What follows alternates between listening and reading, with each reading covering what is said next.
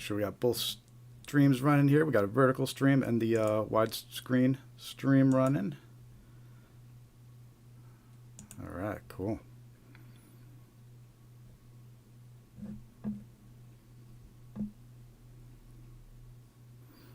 We give everybody a couple minutes to join. We'll start at 5:50. We'll start going over the recent scam headlines and see what's trending out there, what scams to watch out for, what warnings are out there.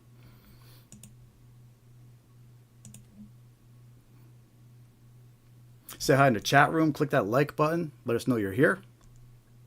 If it's your first time joining one of our streams, tell us in the chat how you found us. We do this stream every week. And our goal is to spread awareness of scams. This way you could protect yourself and your loved ones.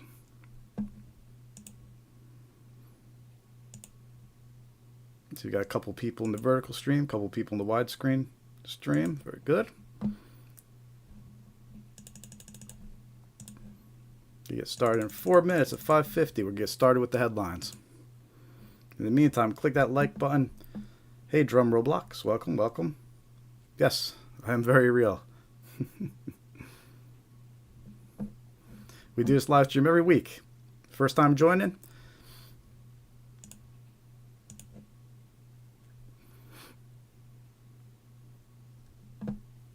We're going to get started in about 3.5 minutes. In the meantime, click that heart, click the like button, give us a thumbs up. Got lots of good scam-related topics to go over and make you aware of so you can protect yourself and your loved ones.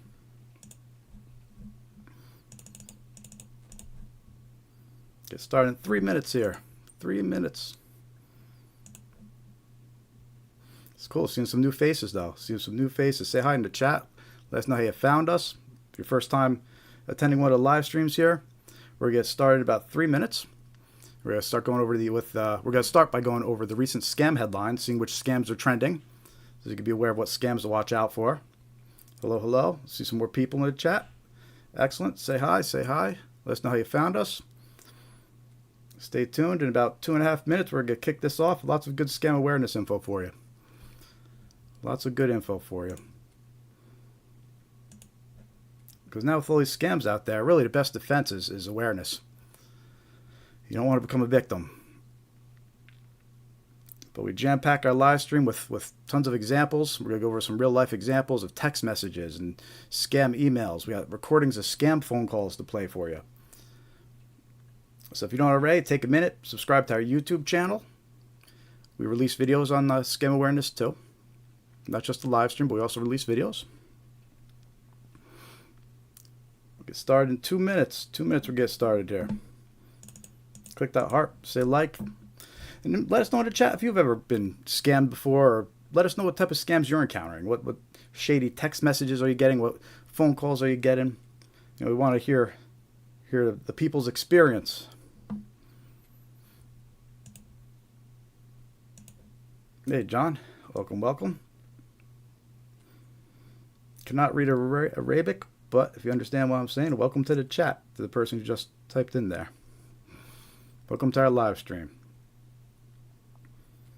Just start in 2 minutes here. Make sure to fill up your ScamAware 101 coffee cup and coffee mug with a fresh cup of coffee. Get started. I'm prepared over here. We usually go for at least 3 hours. Sometimes we can go for 5 hours. So even if you got to take a break and check in later, you're more than welcome to. We should be going for the next few hours. Lots of good stuff. 1 more minute. We're gonna kick this off 1 more minute. First time here, say hi in the chat. Click the heart. Click the like. You can also join our email list too. We'll send out reminders when we do these live streams, and we'll also send you some scam awareness tips. So make sure to join our mailing list. You go to scamaware101.com and click join mailing list.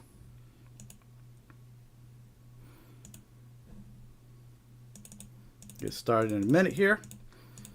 See a lot of new people. Very cool.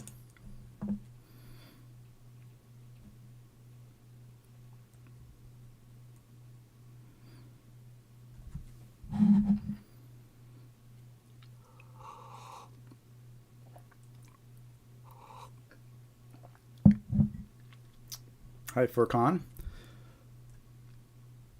On the live streams, I guess I am. I'm more of a presenter. But yeah, I mean, the whole point of these live streams are we're trying to spread awareness of these scams. Show some examples, teach people what to be aware of, so they can protect themselves and their loved ones. Because all these scams, this is the issue. Billions and billions of dollars, maybe even trillions, are getting lost every year to scams. All right, cool. 5:50. So we're gonna get started here. Welcome. I see a lot of new people here. Thank you for checking out our live stream. We do this every week, every Thursday at 5:45 p.m. Eastern Time. We do this scam awareness live stream. And it's run by me, Jared, with ScamAware 101. We have our website, scamaware101.com, and our goal is to create a knowledge base of scams, provide a bunch of tools and resources to people so they can defend themselves against scams, and share overall awareness of scams by creating videos and sharing content. So we do this live stream once a week too, and we also release videos on our YouTube channel. So if you haven't yet, please subscribe to our YouTube channel, and you'll get notified when we upload new videos and when we're having new events.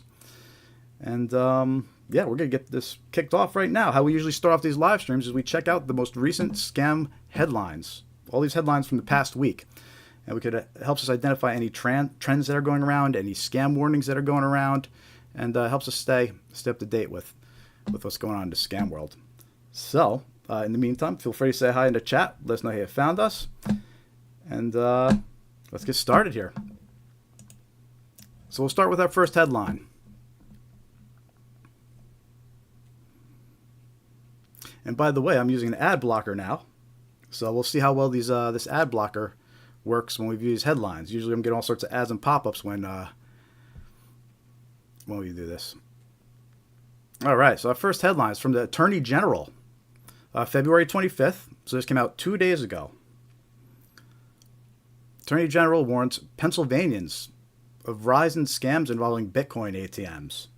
Yep, good old Bitcoin ATMs. We talk about this one every week, and we're going to talk about this when we go over the scammer red flags a little later. But let's read what the warning says. Attorney General Dave Sunday has issued an alert that scammers are now using Bitcoin ATMs as a means to gain access to your money. Scammers will target consumers with urgent messaging such as protect your money or take care of criminal charges during their scam. Unsuspecting consumers may also be persuaded to act because scammers have personal information, such as knowledge of their bank or financial institution. And that's a lot of information to take in there. We can break down all that information and talk about it for a while, which we will do over the course of this live stream. But let's continue a little bit more with this warning here. After coercing a consumer into making large cash withdrawals, the cybercriminals tell the consumer to deposit funds into a Bitcoin ATM. Following that deposit, the cybercriminals ask the consumer to scan or send a QR code which gives the criminal access to the funds. In most cases, it makes it impossible to get the money back. All right, and that's why scammers love getting paid in Bitcoin and prepaid gift cards, because it's very hard to retrieve those funds once they're sent. So Bitcoin ATMs are a big red flag. If you're ever dealing with a stranger over the phone and it gets to the point where they're asking you to deposit money into a Bitcoin ATM, stop and think what you're doing, because that's a red flag. You're probably dealing with a scammer. Many of these financial scams start with a telephone call, text message, email, social media message, or alert on your computer. Scammers will try to alarm, scare, and persuade you to take sudden action before you are able to stop and realize you're being scammed. Then his office offers some advice to protect yourself from these elaborate deceptions. Let's see what they say. Never click on links or respond directly to unexpected calls, text messages, emails, or computer pop-ups. Very true. If you think the message could be legitimate, you should contact the company or agency directly. Never call the number provided in the message. Go directly to the agency or company website to find contact information. It's very true. You can't trust phone numbers and links that were unsolicited and come from somebody you don't know, whether it's a link that's provided in a text message, a link that's provided in an email, and a phone number as well. A lot of times these scammers, they'll send you emails that look legit, and they'll say, call this number. And you'll think that you're calling Apple or Amazon, for example, but you're actually calling a scammer, because the phone number they provided calls these call centers with scammers. Next step is slow down. Scammers want to rush you, so stop and check it out. Before you make any moves, talk with someone you trust. Real law enforcement and real bank personnel will never rush you. If a scammer insists you remain on the phone or instructs you to mislead the bank or financial institution, it's a scam. Very true. Very true. And we actually cover that one in our red flags as well. So far, good tips from the Attorney General here. Never withdraw cash in response to an unexpected call or message. Only scammers will request that you pay vast amounts of money in cash. Never send money through Bitcoin ATM. True. Real businesses and government agencies would never ask for payment in Bitcoin, gift cards, or through wiring money. Anyone who asks for funds this way is likely a scammer. Yep, red flag, red flag. They're repeating a couple of them, but they're worth repeating. Urge your bank to put more protections in place to prevent these scammers. Well, bank employees often know how to spot a scam because people rarely withdraw large sums of cash. The bank has the right to refuse withdrawal if they suspect you may be a victim of fraud. If your bank asks you questions about a transaction, they are trying to keep your money and information safe. Yeah, so it's a pretty good warning from the Attorney General here, warning us about Bitcoin ATMs. And that's very, very true. So if you're interacting with someone and it involves money and they're telling you to go deposit in a Bitcoin ATM, big red flag. Big red flag. How's everybody doing out there? Say hi in the chat if you're just joining us. We're just getting started with our weekly live stream. Just went over our first headline. Gonna go over another one.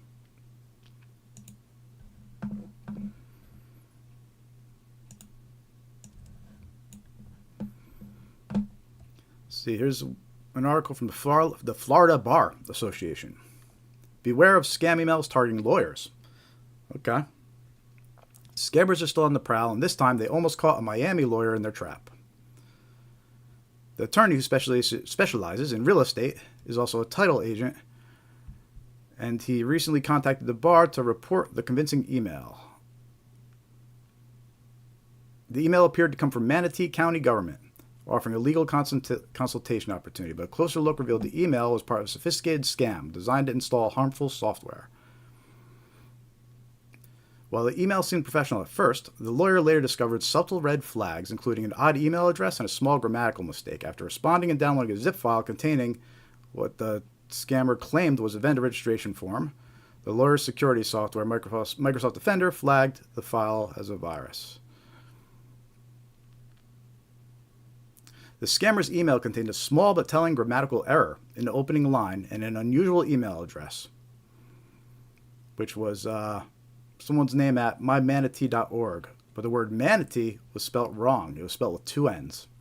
Aha. So mymanatee.org is probably a legit organization. And what these scammers do, they do this for a lot of industries to trick people. They'll register a website name, a domain name, and they'll misspell it.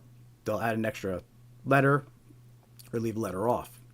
And they'll use that to trick people with emails, because people won't notice the misspelling. They'll take a quick glimpse at the email address and it'll look legit to them and they'll fall for it. So luckily this lawyer, he started falling for it, but his antivirus caught the virus. The lawyer is sharing her experience to warn other legal professionals to stay vigilant. Scammers continue to target the legal community, and lawyers should be cautious of unsolicited emails, especially with attachments or links.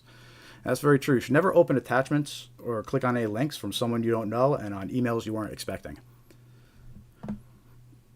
Definitely confirm with someone that they sent you a file. If you could avoid clicking a link, always avoid clicking it. All right, welcome to our live stream. We do this weekly. See some new people here. Say hi in the chat. Let us know you found us.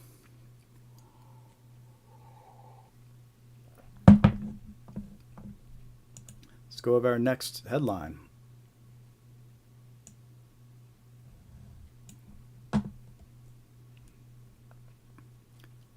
Chicago woman lost nearly $5,000 in tap-to-pay scam, but bank wouldn't help her for months. See, I got my ad blocker running, so this website popped up saying, it looks like you got an ad blocker running. Yep, good, I do.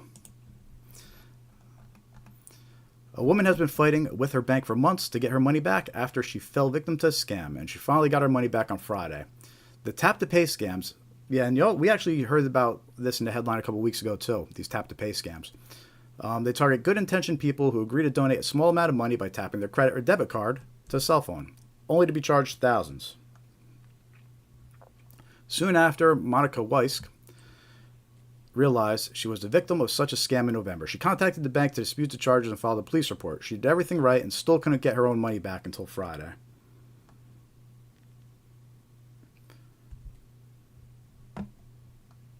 Hardworking people who work hard for their money should feel like the bank is going to protect them and have their back. I didn't feel that, she said. So what happened to her, she was leaving Whole Foods one day, and two men approached, and they asked for a donation and shared a story that pulled on her heartstrings. She believed them at the time. They seemed genuine. She offered them $10 in cash, but they said they don't take cash. And they asked her to donate by tapping her card on the cell phone. So she did, and they were supposed to charge her $10, but instead they charged her nearly $5,000. So they charged her with two $2,400 transactions, seconds apart. Yes, this is becoming a thing. People are in parking lots impersonating charities or asking for donations. And what happens is they'll say that you're donating $10, but they'll enter a different amount in. And then when you tap, you're actually paying that incorrect amount, that higher amount.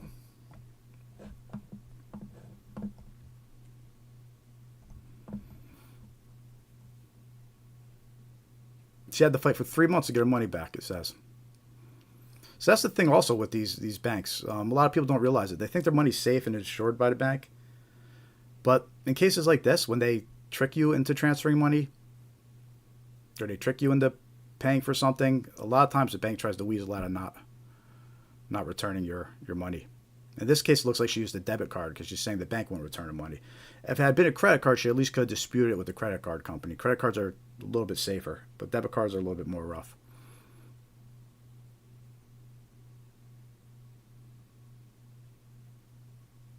Yeah, that's a good example, John. Like people asking to use other people's cell phones, but then they open up Zelle and they send money to themselves real quick. Yeah. Sneaky, sneaky, sneaky. So watch out. You know, if somebody's asking you to donate in a parking lot and asking you to tap your card, make sure you see exactly what's being entered if you're going to do it that way. Cool. So that's that headline. If you're just joining us, welcome to Scamware 101 live stream. We do this every week on Thursday, trying to spread awareness about scams. Right now we're checking out the latest headlines. If you're just joining us, say hi in the chat. Tell us how you found us. Share your experience. If you've ever been scammed, know somebody that's been scammed, click that heart, click the like button. The more likes we get, the more subscribers we get, the more our content will be shared with more people. The algorithm likes our content more if we get more likes. So hit that like button, hit that subscribe button.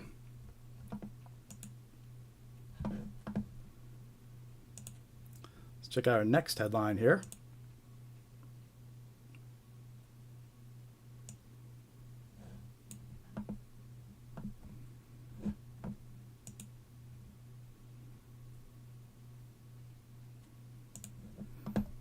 Don't fall victim to this 2025 stimulus check scam. I think I know which one this is. Yep, we're actually going to talk about this one later too. I have an example of this one to share with you. Hey, Katie. Welcome back. It's one of our regulars. So this article is about an IRS scam that's going around, and we are going to talk about it later. I have some examples to share with you, but this is about a text message that people are receiving that impersonates the IRS, and it says you're eligible for a $1,400 stimulus check. The text message then includes a link to click that tries to steal your personal information or install malware on your device. And that one's going around a lot right now. It's tax season, so these types of scams always pick up during tax season. IRS impersonation scams, fake debt collection service scams, or debt forgiveness scams, I mean. So let's see what this article says. A recent scam alert from the Better Business Bureau warns Americans that IRS imposters targeting consumers with false promises of a 2025 stimulus check. The scam text message claims you're eligible for $1,400 economic impact payment and directs you to a purported IRS webpage. This is a phishing scam designed to steal your personal and potentially infect your devices with malware. And even though this is a newer version of it, where it's a text message, the IRS has been warning us for years about these scams. In 2023, they warned us about an email version of this scam, where it claimed that there was an economic stimulus check, and the email asks you to click a link, and that steals your information. So just because this warning is about a text message version of this scam, Be on the lookout for email versions as well, and phone calls. A lot of these scammers, they'll call and they'll impersonate the IRS. So we have a text message, a screenshot of this actual text message to show you later on. And we also have a phone call to play you of another scam service. So definitely stick around. We've got all that good stuff to get to. Let's see what else they're saying about this scam. Why the stimulus check scam is so convincing.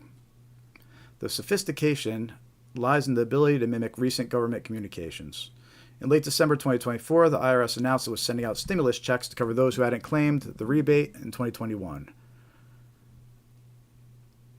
That makes the scammer's promise of a $1,400 check partially enticing. Yep. Scammers also exploit behavioral economic biases. The idea of receiving free money taps into our natural aversion to missing out and the default assumption that any message appearing to be from the government is legitimate. Yep. Some steps to avoid this scam. Let's see what kind of tips they give us here. Verify before you click. Always remember that genuine IRS communications are sent via postal mail, not through text messages, emails, or social media. That's very true. The IRS is always going to try to reach you by regular postal mail first, and they're going to try to reach you many times by postal mail before they really start hunting for you. Remember, the IRS does not contact taxpayers via text, email, or social media, and they will never request information this way. Don't click the link. Be wary of urgency. Scammers often try to create a sense of urgency to force you to act without thinking. We're going to hear that a lot. That's a common tactic that they use. If the message demands immediate action, such as claiming your check or making a payment, be skeptical.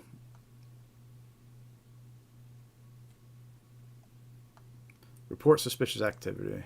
Yeah.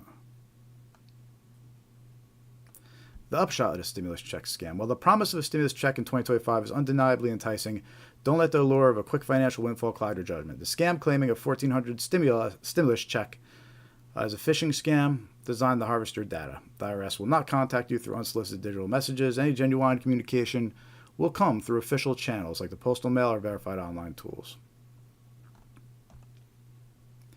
And this is key right here, what they say at the end. Stay vigilant, as it is likely that scammers will continue to capitalize on current events, such as Doge dividend checks. Right? So that's coming. We're going to start getting texts saying, you're eligible for a Doge refund. Click this link. It's coming. We're going to make sure to leave this live stream recorded and up there, because when it comes, I'm going to be able to go back and say, see? But yeah, so watch out for the IRS scam. It's tax season, so we're going to be seeing a lot of those, especially that one that says $1,400 stimulus check. It's fake. It's circulating. A lot of people are getting them, and watch out for that. Don't trust it. It's a scam.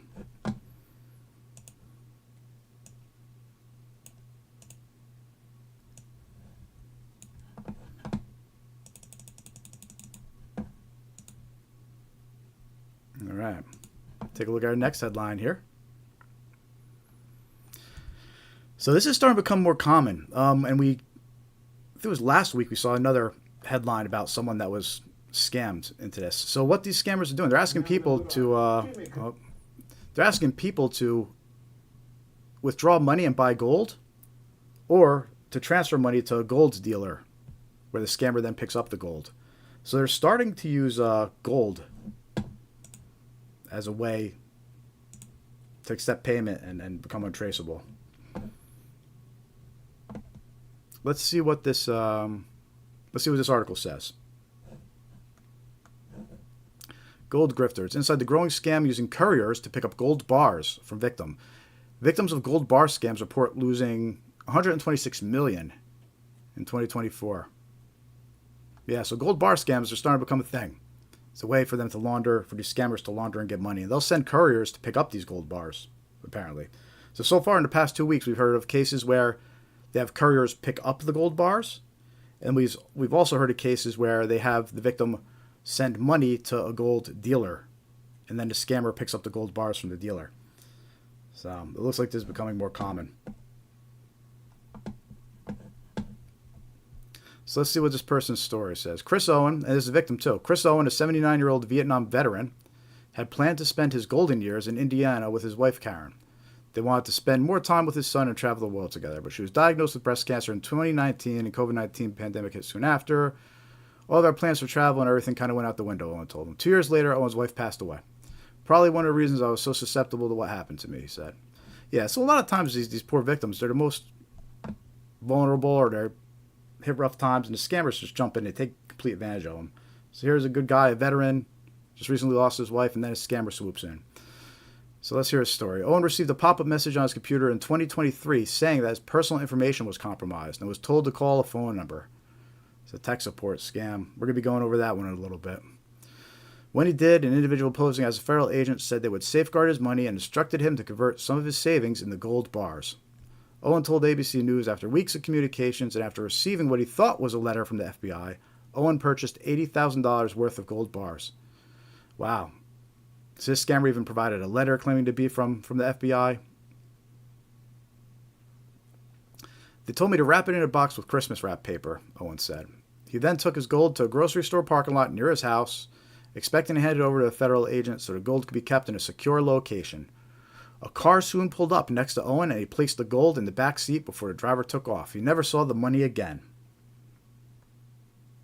Owen soon realized he was the victim of a scam. He is far from alone.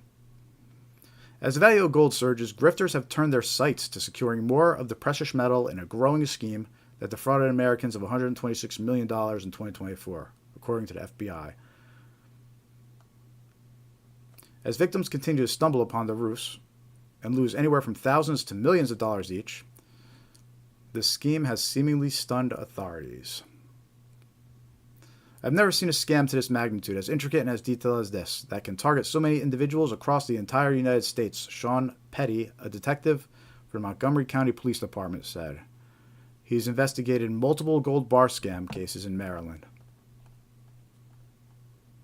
The scam involving gold bars comes as the value of precious metals is worth more now than ever. But as the price of gold surges, scammers have taken notice. Everybody knows gold is worth something, says Chris Delzato, Section Chief of the Financial Crimes Unit for the FBI.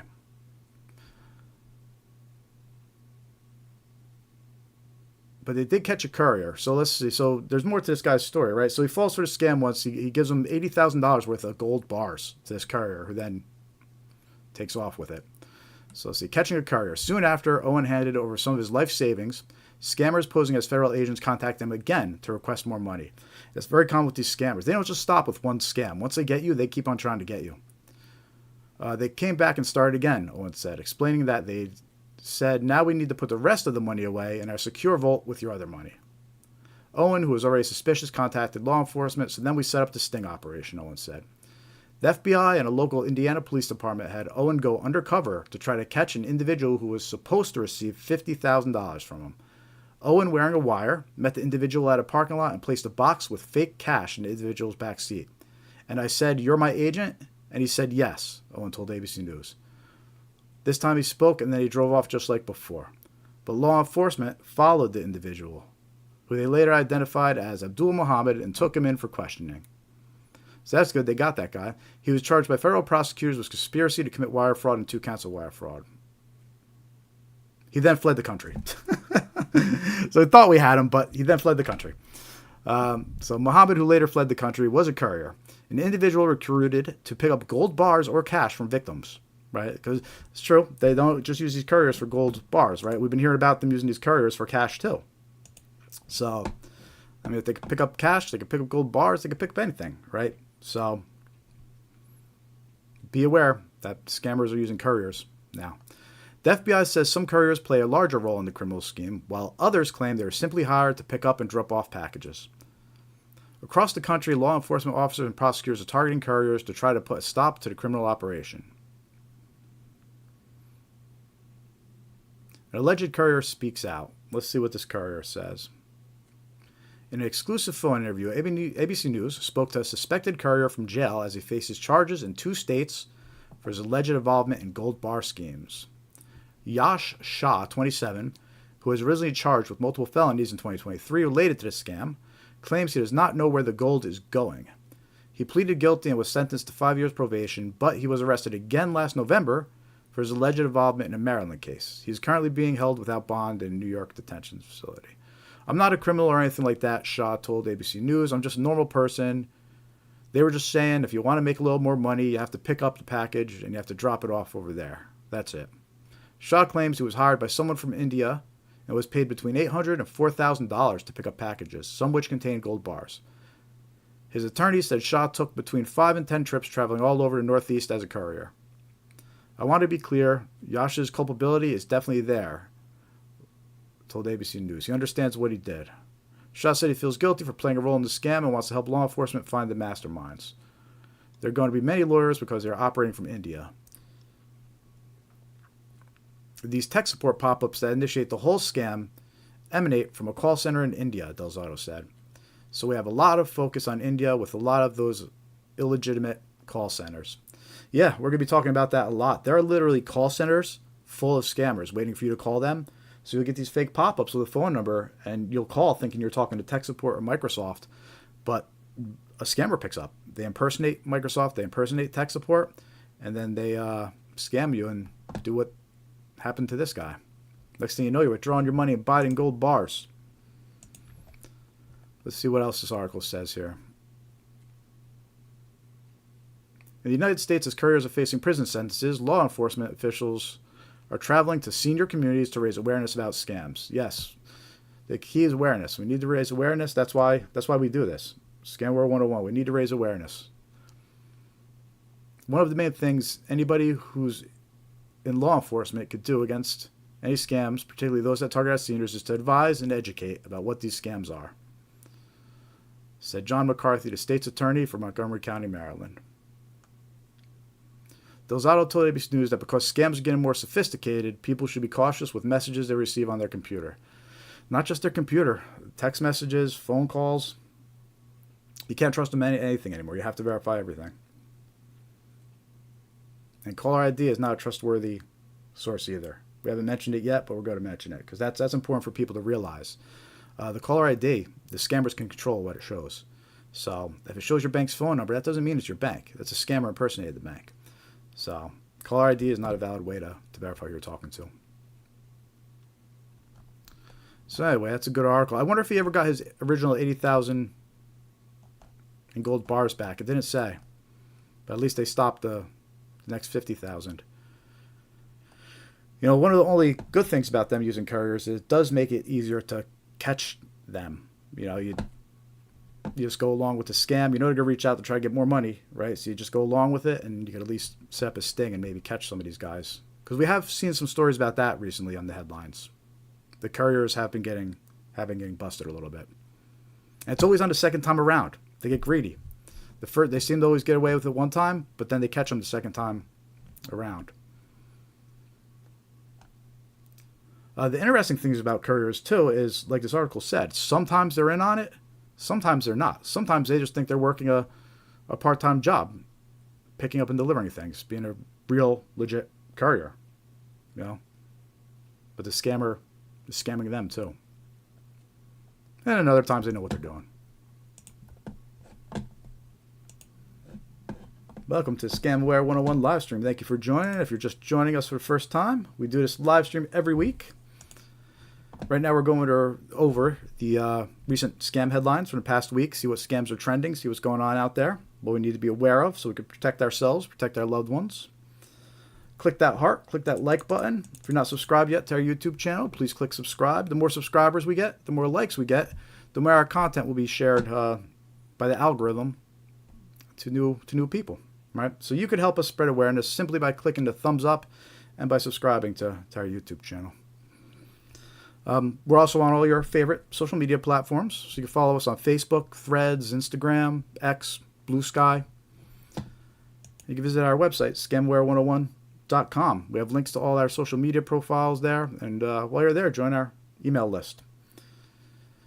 We won't spam you too much. We won't send you junk, I promise. We just send out reminders of when we're doing the live streams and other useful scam awareness tips. So join our email list if you're not joined already. And hit that subscribe button if you're not subscribed yet. But anyway, let's get back to these headlines. Oh, and say hi in the chat. Let us know you're here. Now, back to these headlines.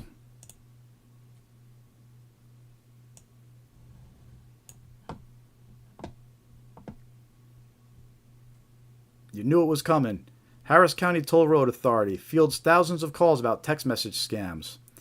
The fraudulent text message asserts that the receiver must follow a link to pay outstanding fast-track tolls to avoid fines and maintain their driver's license.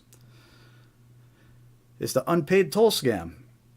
Every week, it gets more and more. It picks up more and more. It's crazy, this unpaid toll scam. There's been so many different versions of this scam since the end of last year is when it's really started picking up.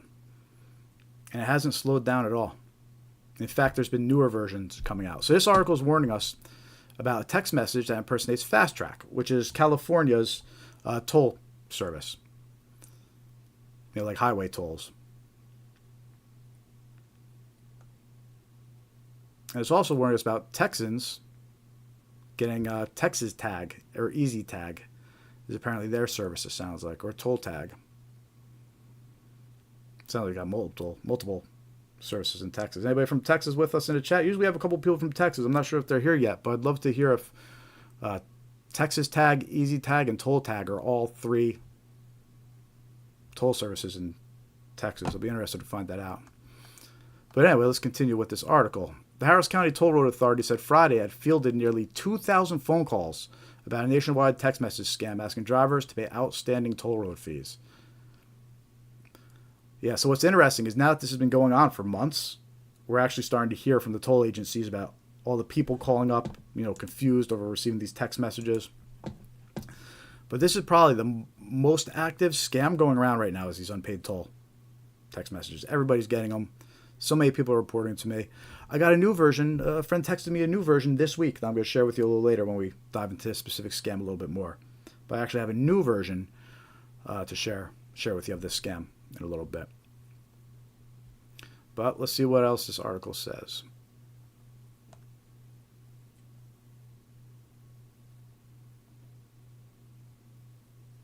Tracy Jackson, a spokesperson for the Harris County Toll Road Authority, said it's been posting alerts about the scam on social media channels since last year. Yep. In the last 4 months, that's exactly what I said. It started towards last year. So in the last year. In the last 4 months, our customer service team has handled more than, 430,000 calls in the last 4 months, Jackson said.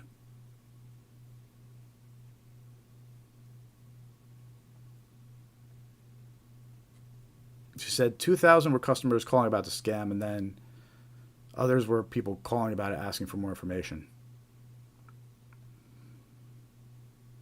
The authority, she said, does not send text messages regarding billing. Anyone skeptical of text messages should contact the authority's customer service desk.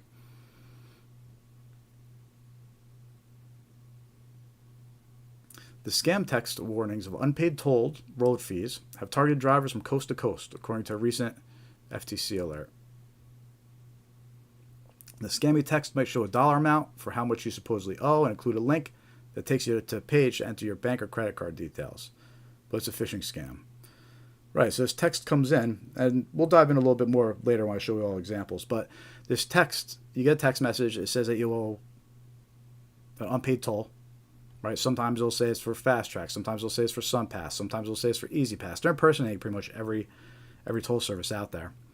And then it will contain a link to supposedly pay that toll. But if you click that link, any information you enter will get stolen, or it will install malware on your PC or device. Yeah, so watch out for some unpaid toll scam. It's still spreading. There's still new versions going out there. We're going to go over it in more detail in a little bit. I have so many examples to show you from the past 4 months of this scam. Let's take a look at our next headline.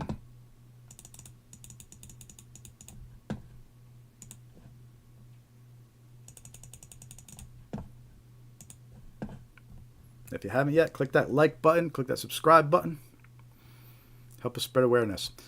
Jury duty scam resurfaces in, I cannot say this word, Calcasiva. Yeah, I'm not going to try. Jury duty scam resurfaces, sheriff says. That works. Lake Charles. See, I can say Lake Charles. What is this other thing? Warning residents of a scam that has resurfaced in southwest Louisiana. Victims report getting a phone call stating they have missed jury duty or have other legal issues and owe fees. The scammer tells the victim to make a payment to void the warrant and avoid arrest. Yeah, so it sounds like it's your standard fake warrant scam or jury duty scam. The call may appear to be coming from the sheriff's office phone number, making victims believe it's legitimate. Right? So that's important right there. I'm going to read that line one more time. The call may appear to be coming from the sheriff's office phone number, making victims believe it's legitimate. So that's what we touched on a little bit before. You can't trust what the caller ID says because these scammers, especially the ones that they're impersonating the sheriff's office and they're impersonating banks, when they call, they will show the phone number under caller ID of the sheriff's office or of the bank. They're able to manipulate what phone number shows. And unfortunately, people that get these phone calls about arrest warrants or missing jury duty, they'll see the phone number on the caller ID matches the sheriff's office or whoever they're impersonating. And they'll think, okay, this must be legitimate. But that's a mistake because they don't realize that the scammer can manipulate the phone number. And unfortunately, because of that, a lot of these victims, that's what caused them to fall for this. They didn't realize that. If they had just realized that, it could have prevented everything. Right? So that's a key piece of information that we need to make sure that people know. So make sure that your loved ones and friends are aware of that. You can't trust the caller ID. It's not a legit way to verify who you're talking to, and scammers are taking advantage of that. There's even been some cases where the scammer will be trying to convince someone over the phone that they're legit, and they'll even tell them, compare the phone number in the caller ID to the phone number on the back of your bank card. And they'll say, see, I'm your bank. But that's not legit because they know that they manipulate the phone number. So watch out for that. But anyway, back to this article. This is your typical fake warrant scam, jury duty scam. The scammer calls up the victim, impersonates the sheriff's office, and they claim that there's a warrant out for your arrest, or they claim that you missed jury duty and there's going to be a warrant issued for your arrest. But if you pay immediately over the phone, they'll get rid of the warrant and you don't have to worry about anything. It's all a scam. It's all a lie. They're just trying to get you to give them money over the phone. And this is actually a pretty common scam, and it's starting to become more common. It's getting a lot of attention, a lot of warnings coming out of law enforcement agencies. They don't take kindly to being impersonated, so that might be why they're giving so many warnings and so much attention to this one. But this one is out there. It's extremely common. We actually did a video about this one. So you can check out the video on our YouTube channel about these fake arrest warrant scams. And one more detail about these fake arrest warrant scams. Scammers have been known to provide fake paperwork that looks legit. They used legit paperwork to generate, this fake paperwork. But they'll provide paperwork that makes it look like there's a warrant out or an order to issue a warrant. So you have to stay vigilant with these scammers. They will provide fake paperwork. They're able to manipulate the phone number that shows. So lots of tricks in play here to be aware of. If you get called by someone claiming there's an arrest warrant out or you missed jury duty, ask them what organization they're calling from, right? And then hang up the phone and then call the organization directly. Make sure you're calling the legit phone number. Go look up the real phone number. But call the organization directly if you're concerned that there might actually really be a warrant out for your arrest. But be aware, this is a very common scam that's going around right now. Lots of warnings coming out. A lot of warnings were coming out from Texas, but these scams are nationwide and even worldwide. A lot of times these scams we talk about are going on all over the world. So anyway, that's that headline about the fake arrest warrants and jury duty scams.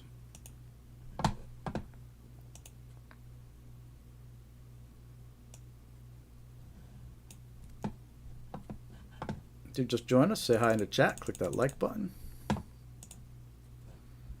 We got two live streams going right now. We got the widescreen one going and the vertical one going. It looks like most of the people are in the vertical one right now, and that's where the chat seems to be happening. But it looks like we've got a couple viewers in the widescreen one too. So don't be shy. Say hi. Click that like button. I'm switching back and forth between both chats, just seeing what's going on in there. All right, let's take a look at our next headline here. Orangeburg sheriff cautions against scam using court documents. Okay, so we were just talking about how these scammers will use fake court documents and legal documents. Orangeburg County Sheriff released a statement Wednesday warning residents about a scam using U.S. District Court paperwork. They received 2 reports of county residents being targeted by this scam. In one incident, the victim told deputies they were contacted via phone from someone claiming to be an actual officer who was calling to inform them a relative of theirs had been arrested in Charleston. Ravenel said the scammer used an actual officer's name. The scammer then instructed the victim to pay a down payment of $2,000, later reduced to $950 for the relative's $20,000 bond via Cash App. So this is what's known as a grandparent scam, and we're going to talk about this one later as well. I actually have a recording of a scammer, trying to pull this one. So that's going to be, we're going to talk about this type of scam more in a little bit. But this one's warning about scammers calling and telling you a loved one's in jail, and they try to get money out of you for bond. There's a second warning here. So 2 types of scams they're warning us about. In a second incident, the victim told deputies the scammer claimed she would be arrested due to order of the court if she did not pay $4,500, which she was instructed to pick up from a local retailer. All right, so that's the fake arrest warrant scam we were just talking about. So we're getting a warning from a sheriff's office about that one. And that one involved paperwork that we were just mentioning. Yeah. Ravenel said both victims were sent texts of documents appearing to be official paperwork from district court in order to back up the scammer's claims. These are absolutely chilling, and that anyone who's familiar with the court system may easily fall for these, said Ravenel. Do not give money over the phone through Cash App or get a money order to transfer over the phone for any legal matter whatsoever, no matter how much paperwork they give you. Ravenel urged citizens to remember that bond can never be settled over the phone, but at the magistrate's office. He also said an arrest can never be dismissed over the phone either. All right, so all good things to be aware of. So this one warned us about 2 types of scams. One scam was the fake arrest warrant scam, claiming that you're going to be arrested and there's a warrant out. And the other scam was your classic grandparent scam, where they tell you a loved one has been arrested. Usually they've been in an accident they're responsible for and they've been arrested. And then they try to get you to pay them money for bond to get your loved one released. 2 very common scams to be aware of and mentioned often in the headlines. Every week we've been reading about these fake arrest warrant scams and grandparent scams too.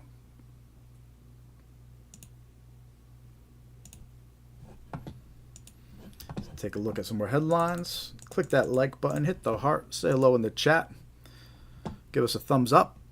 If you don't subscribe yet, subscribe to our YouTube channel. The more subscribers we get, the more likes we get, the more likely YouTube will expose new people to our content. And that's our goal, to spread awareness of these scams.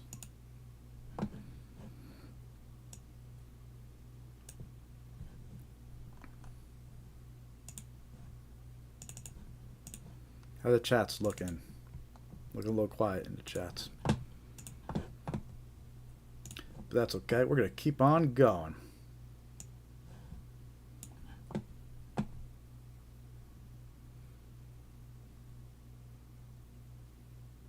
Our next headline. So we have another one about the fake unpaid toll text scam. Just to give you an idea how widespread it is, I included a couple articles about it. This one's in Kansas. All right, so officials with Kansas Turnpike Authority are warning about this one now.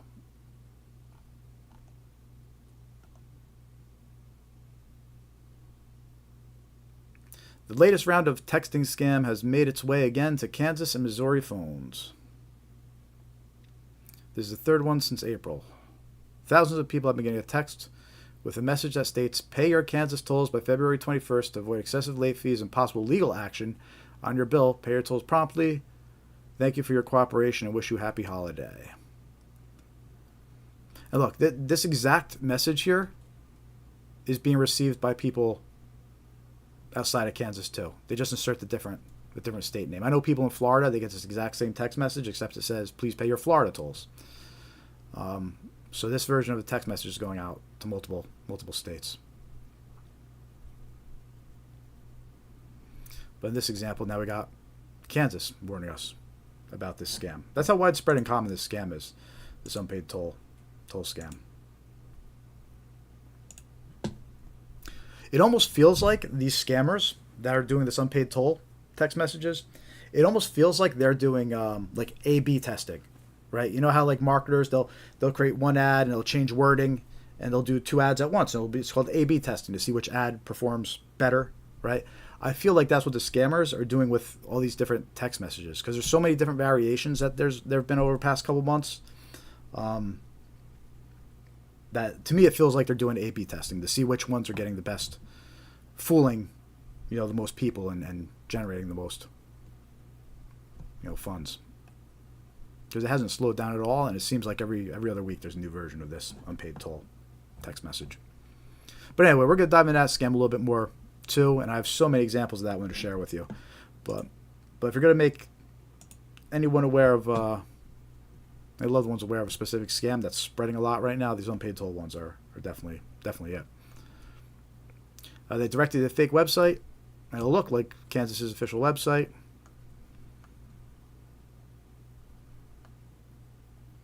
But they steal your personal financial information. So watch out for those unpaid text messages.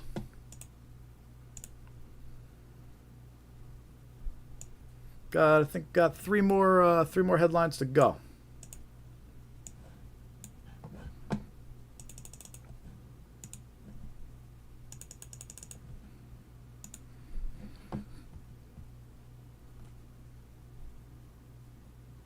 Yes, ad blocker is working pretty good. I put a link to it on our resources page too, so once I go over the resources, I'm going to let you know which ad blocker I've been using. But so far, it's been working pretty good on the headlines. Scam alert. New Milford police warns locals about scam targeting elders. Let's see what scam it is. New Milford police are investigating a surge in scams targeting elderly people in the community. One victim was emailed that their software license expired, which led to a hacker posing as a McAfee representative. The victim sent a significant amount of money to third-party vendors, according to police. Police said a second victim was contacted through an ad pop-up on his computer telling the person to contact Microsoft support. Yes, as a tech support scam. The second victim then was manipulated by a person posing as Wells Fargo and was told to hand a person a large amount of money. So there's a courier involved too. The third victim met someone online who posed as a contractor and pressured them into sending large amounts of money via Bitcoin and wiring, according to authorities. So this is warning us about 3 separate scams targeting the elderly, right? And the first one, actually, I was told not to use the word elderly. I'm gonna say seniors. So I was told seniors is more appropriate. That one's for Dorothy if she's still listening. Right. So the first one they warned us about is just your standard fake phishing email that comes in and it tells you that your McAfee's expired. I actually have a family friend whose father fell for this one recently. And this one seems to be very common, this email that says, per se it's McAfee, and it says that you have to renew your antivirus. Sometimes I'll have a link to click, other times I have a phone number to call.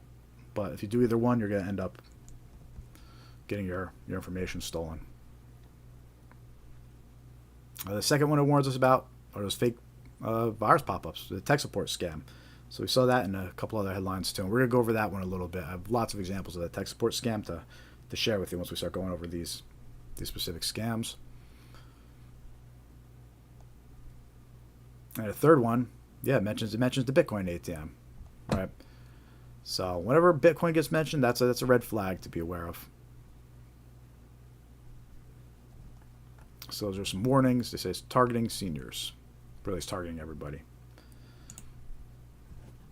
But unfortunately, those ones seem to get seniors the most, those scams.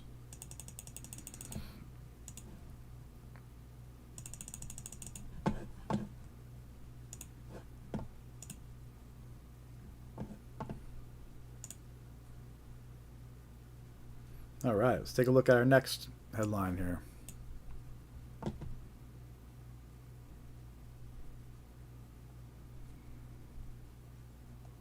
Staten Island doctor falls victim to banking scam, says $43,000 withdrawn from secure. Oh, Is this not gonna let me look at it because of the ad blocker? Oh, this one's not letting me look at it. It doesn't like my ad blocker. Oh well. Well, guess what? We're not gonna read this headline.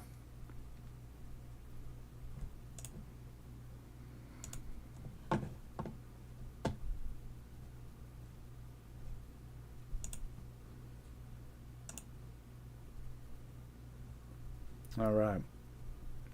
One more headline to go over here.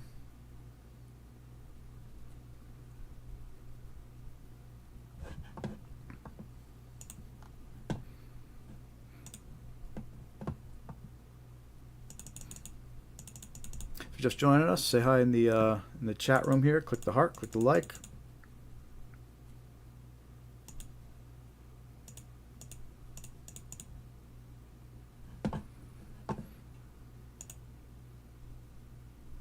John's saying to try that headline again. Let's see. Hey, John, I think you and me are the only ones left here. I'm seeing one concurrent viewer, two concurrent viewers. Looks like we're losing all the viewers here. Hey, if you're still watching, say hi. Say hi and click the like button. Let us know you're here. Click that heart.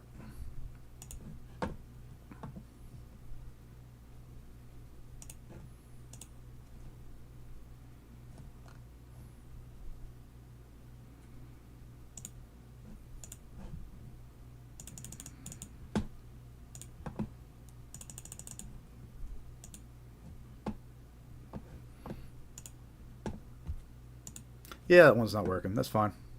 We just skip that one.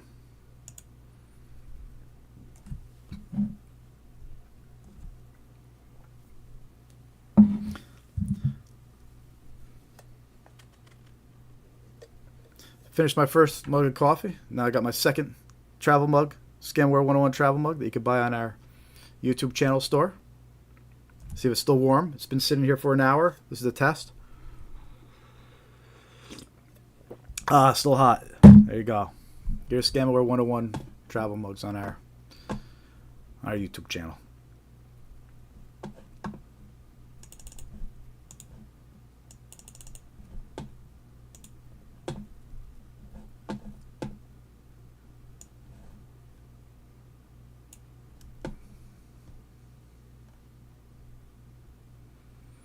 All right, so our last headline here. This one's crazy. We've been following this for a couple weeks. It's about those Myanmar scam factories that are out there. So, a lot of people are aware that, there's call centers with scammers in them. But I think most people are under the impression, these are scammers that choose to be there. They've chosen this life of crime. And in a lot of cases it is. But in the case of what's going on over in Myanmar here, is pretty wild. There's actually scam factories with people that have been forced to operate there. They're actually like trafficked victims that they traveled from their country to Myanmar thinking that they're getting a job, and they actually get kidnapped and forced into slavery, literally. It sounds like a lot of these scammers being tortured and forced to do these scams. And we're not talking just a couple people. We're talking thousands and thousands of people, it appears. So we've kind of been following this past couple weeks because the governments over there decided to finally do something about this, and they've started shutting down some of these places and getting these slaves for, because that's what they are. They're locked up and being forced to run these scams. And a lot of them are getting released now and freed because a lot of these places are getting shut down. But it's pretty wild, and it gives you an idea of what's going on with these scams. Like, this isn't just we're at war. We're really at war. Like, there's bad people behind these scams, huge criminal organizations with lots of resources that are attacking our family, our friends, our loved ones. They have enslaved people attacking our friends and families and love. There's a lot more going on behind the scenes when it comes to these scams. It's not just somebody calling your phone trying to scam you. And it's good to see that it's getting some media attention finally. It's good to see that governments are paying attention to it and trying to do something about it. but we have a long way to go. And the organizations behind these scam groups, very well funded. You know, they're making a lot of money off these scams. Lots of resources. It's pretty wild. So that's what we're up against here. But let's see what this article says. It's a recent update about what's going on over at Myanmar. Beatings, torture, electric shocks. Freed scam compound workers allege horrific abuse. Right, so a lot of these workers, they're being lured by the promise of well-paying jobs in Southeast Asia. Thousands instead allegedly end up enslaved in jail-like compounds and forced to carry out online scams. It looks like this is happening over in areas of Asia and China. From what I could tell, the scam call centers in India seem to be voluntary, at least from what I've read. But these ones in Asia are pretty bad. The Chinese would shock me with electric probes almost daily. I endured this continually for 9 months, claims Saya, a 27-year-old woman who was one of hundreds of alleged trafficked victims who streamed across the Thai-Myanmar border this month. She was among 260 people, more than half of them Ethiopian, who were transferred across the border to Thailand this February by a rebel group. So rebel groups are kidnapping these people, and several among the group agreed to be interviewed on the condition they use only their first name. They were subject to frequent abuse and forced to scam people around the world.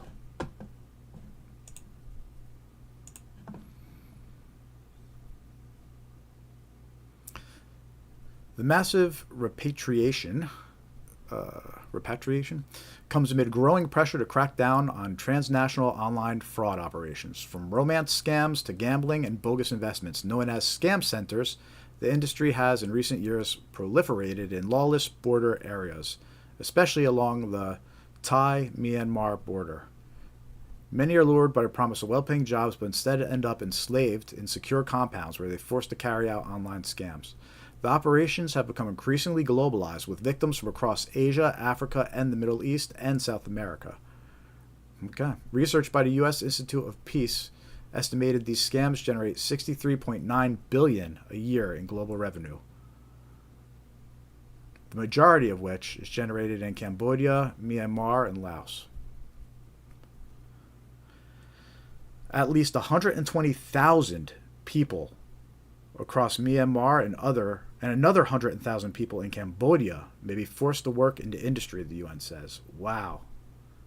Right, that gives you an idea how big 120,000 people in Myanmar and 100,000 in Cambodia being forced to do these scams. Basically enslaved and trafficked and forced to do these scams.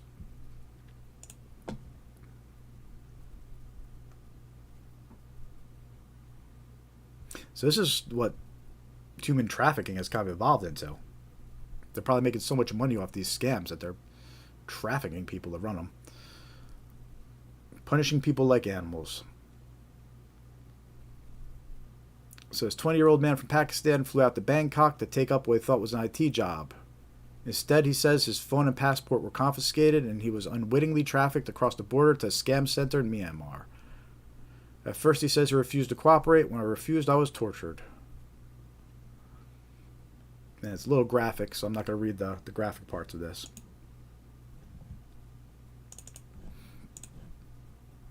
But it's pretty wild what's going on out there. Later, they sold me to another compound for $10,000, saying I wasn't working well. They exchanged the money right in front of me, he says. So they're selling these people to other scam compounds, and like they're animals. It's wild.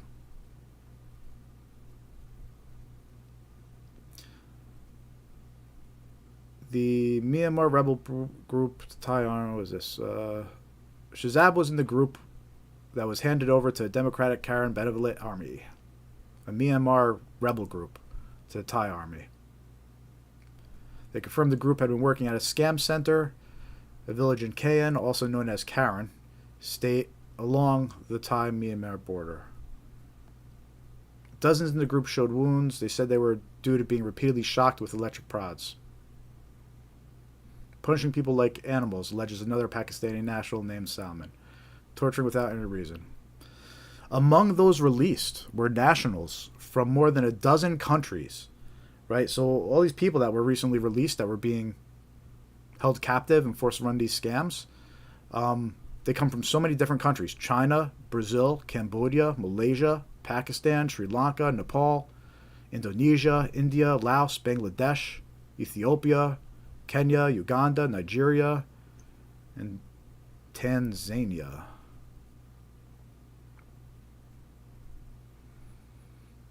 This one guy's saying that they ordered him to torture his team members. Thailand has in recent weeks launched a crackdown on the industry, with authorities cutting the internet, electricity, and fuel to 5 areas where crime groups allegedly operate. Yeah, we were talking about that a couple of weeks ago, how they have entire areas and cities that are basically run off these scams. They actually cut the power to the internet to entire regions.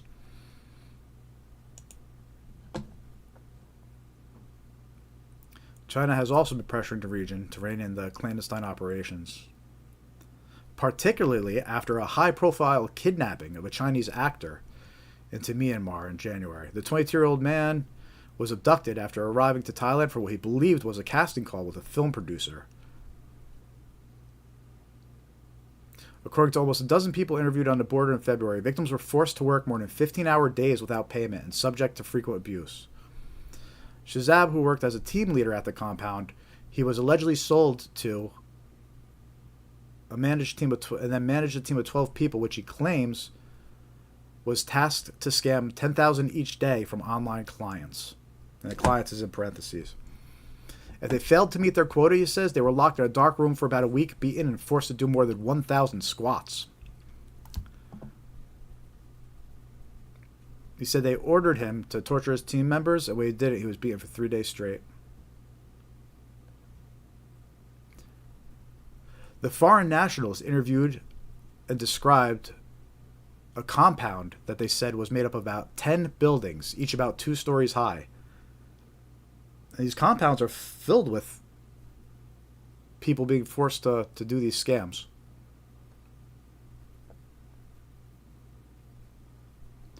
The Thai police general and director of the Anti-Human Trafficking Center said it is believed that between 30 and 40 Chinese criminal gangs are running the centers. So that's what I'm saying. You know, these scammers, these are real gangs behind it. Very dangerous, rich gangs with lots of resources, and they're pretty ruthless. He does say that claims of violence and abuse should be examined carefully. Some of them voluntarily go there and work, try to scam other people, get lots of money, and go back, he said. Adding that in other cases, people were forced into criminality and subjected to violence.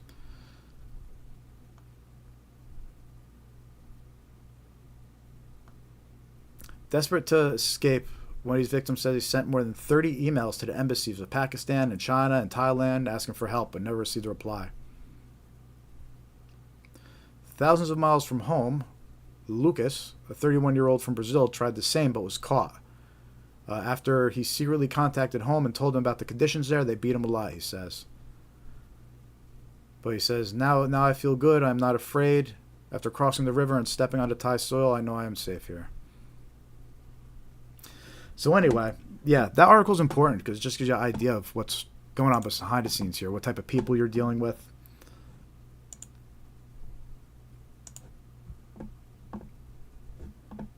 And who's funding these operations.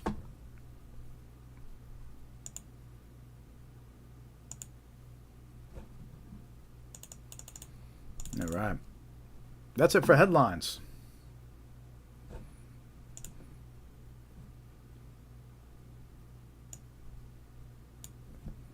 Who's still out there? Who's still watching? Click that heart. Say hi in the chat. Let us know you're here. Let us know you're watching. We got 2 different live streams going. We got the vertical stream going. We got the widescreen going.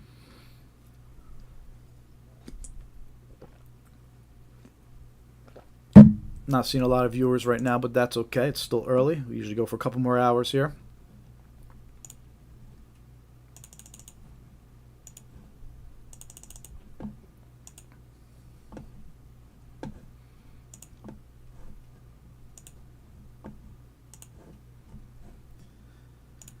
All right. So let's dive into a couple examples of some scams that are going around right now and pretty recent. So I'm going to start off with a recent scam for a Social Security scam email. This was provided to me by a friend of mine a couple weeks ago.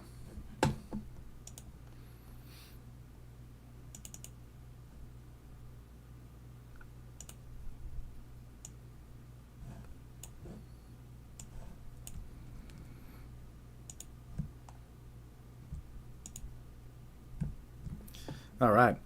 So this is an example of an email that my friend received that's impersonating Social Security. It's a little tricky to detect on the phone that it's a fake email. So the first screenshot that I have up here now is how the email looks on the person's phone. And, without looking into it further, it almost looks like it's legit. Looks like the links to socialsecurity.gov. Looks like the from might be legit. But after further inspection, you'll notice that the email address itself is actually, I believe it's from Kenya. It's .co.ke. I think last week we were going over this example and it ended up being a Kenyan email address, which obviously that's not the Social Security Administration. And then that link that looks like it links to socialsecurity.gov, if you hover over the link and see where it really points, it actually points to a fake website. And what's interesting about this email, it's trying to impersonate a report that was emailed to you from Social Security Administration. That's what it's trying to say here. It's trying to say that there's a report from Social Security for you to download. What's kind of funny about it and what's a red flag, though, is at the bottom of the email, it does say, this file works on computers only. All right, so that's a little bit of a red flag. They're trying to get people to click that link and infect their computer with a virus. So, but this is an example. This came in February 6th, so it came in earlier this month. It's active and new. And you need to watch out for this scam email that's going around impersonating Social Security Administration. And we're going to be seeing more scammers impersonating Social Security Administration, especially as changes are being made and there's more media attention and news about Social Security and what's going on with it. Right? So scammers will take advantage of that. They'll use that as an opportunity to send out more scam emails and piggyback off of what's in the media about these types of things. So be on alert for Social Security scams. And even though it's just an email scam, these scammers are known to call people on the phone and impersonate Social Security as well. So don't trust any emails, any phone calls that claim to be from Social Security.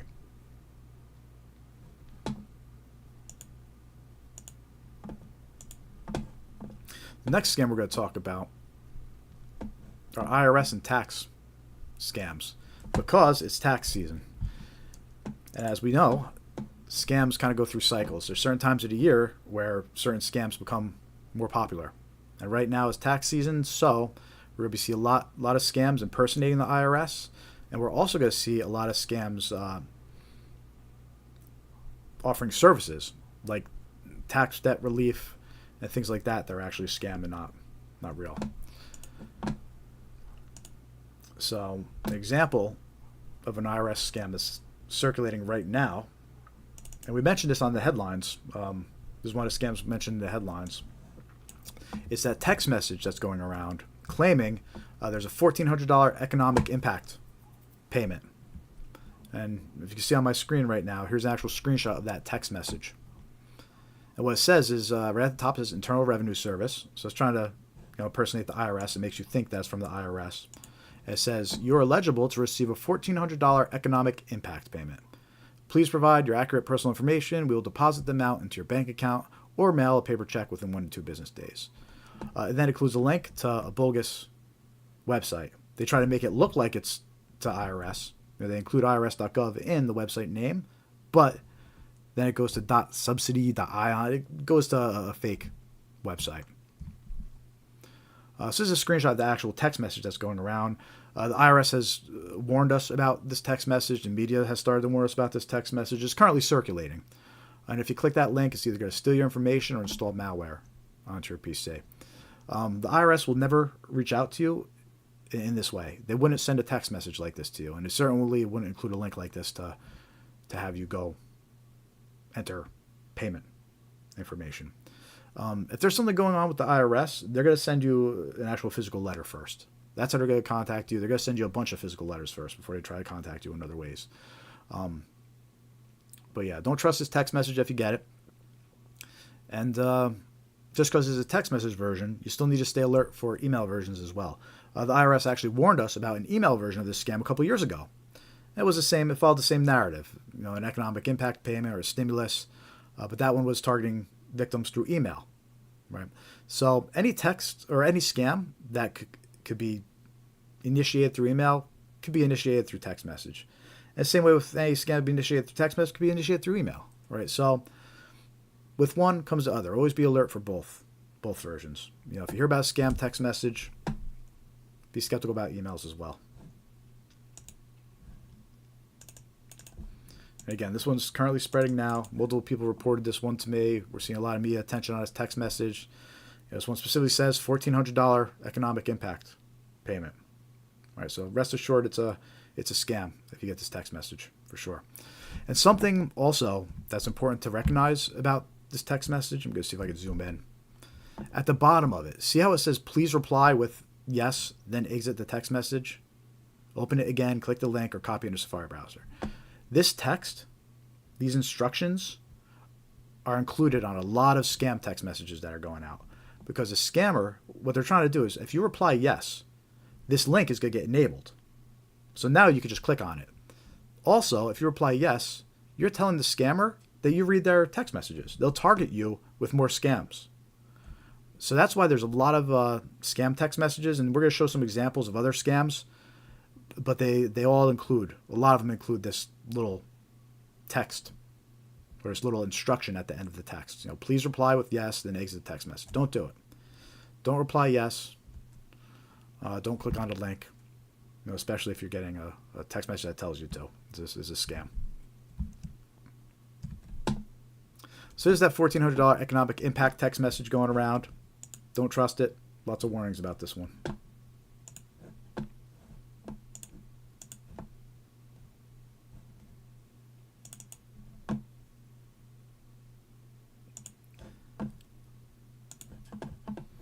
Is anybody just joining? Say hi in the chat room. Click that heart. Click like. If you don't subscribe yet, please subscribe to our YouTube channel. Help us spread awareness. That's our goal here. We do this live stream every Thursday. The goal is to spread awareness about scams. We just finished going over the headlines. The first hour of the live stream, we usually go over the most recent scam headlines. And now what we're going into some specific examples of scams. And we'll actually show you examples of text messages that are circulating, emails that are circulating, and some common scams to be aware of and to let your loved ones know about as well. Because you'll save a lot of time and headache being aware of these scams and preventing them than you will trying to recover from one of these scams. Most victims never recover money that's stolen by these scammers. It's sad, but it's true. So awareness is very, very important. So right now we're talking about some IRS scams. We just showed you a text message that's currently circulating about a fake economic impact payment. But the next example is actually a phone call. And I had multiple reports about this phone call that I'm going to play for you right now. Multiple people received the exact same phone call, including myself. I actually received this phone call. And what this is a tax forgiveness scam. It's a scammer impersonating a service that's going to offer tax forgiveness. So let me play this recording for you, and then we'll break it down afterwards.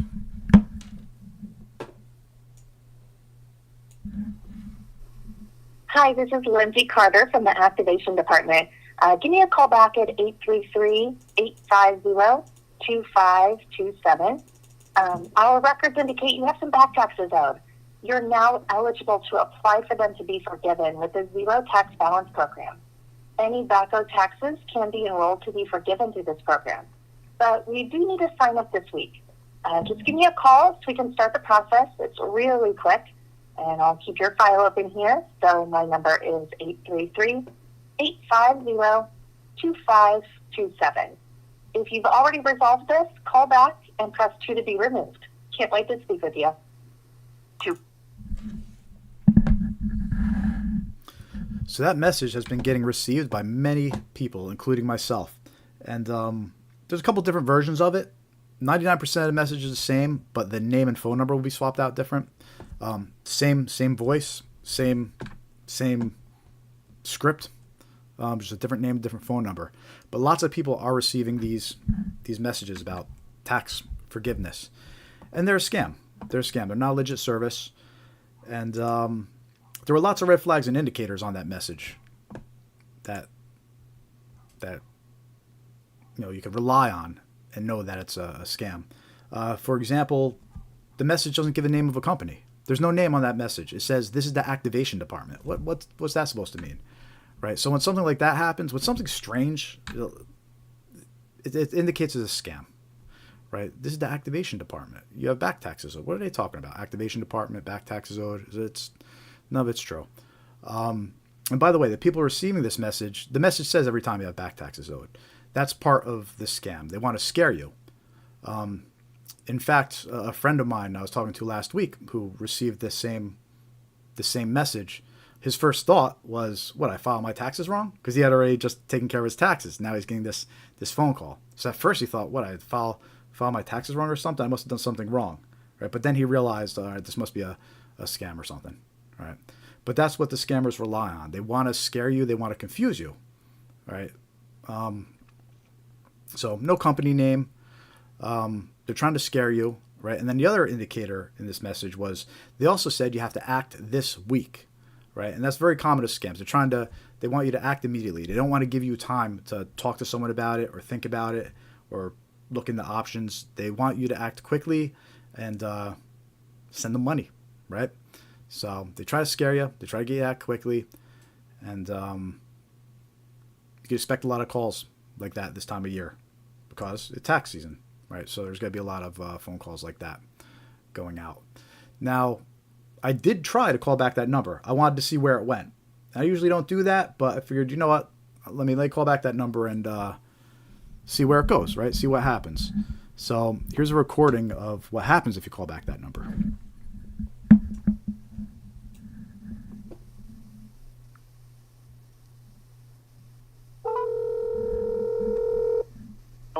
I'm Ava, a virtual assistant that can help direct your call. Now, if you're responding to a television commercial, radio ad, letter, or phone call you received about programs available to eliminate your debt, please press 5 now. If you are only calling to be removed from our mailing or telephone contact list, and you are calling from the phone number connected to your account, press 8. Pressing 8 will automatically remove your phone number from our calling list, as well as any physical address associated with the account from our mailing list. Please note that agents in our call center cannot remove you from either of these contact lists. You can only be removed by pressing 8 here.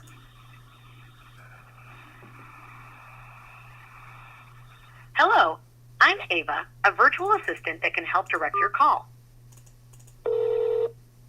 Nobody is available to take your call. Please try back later.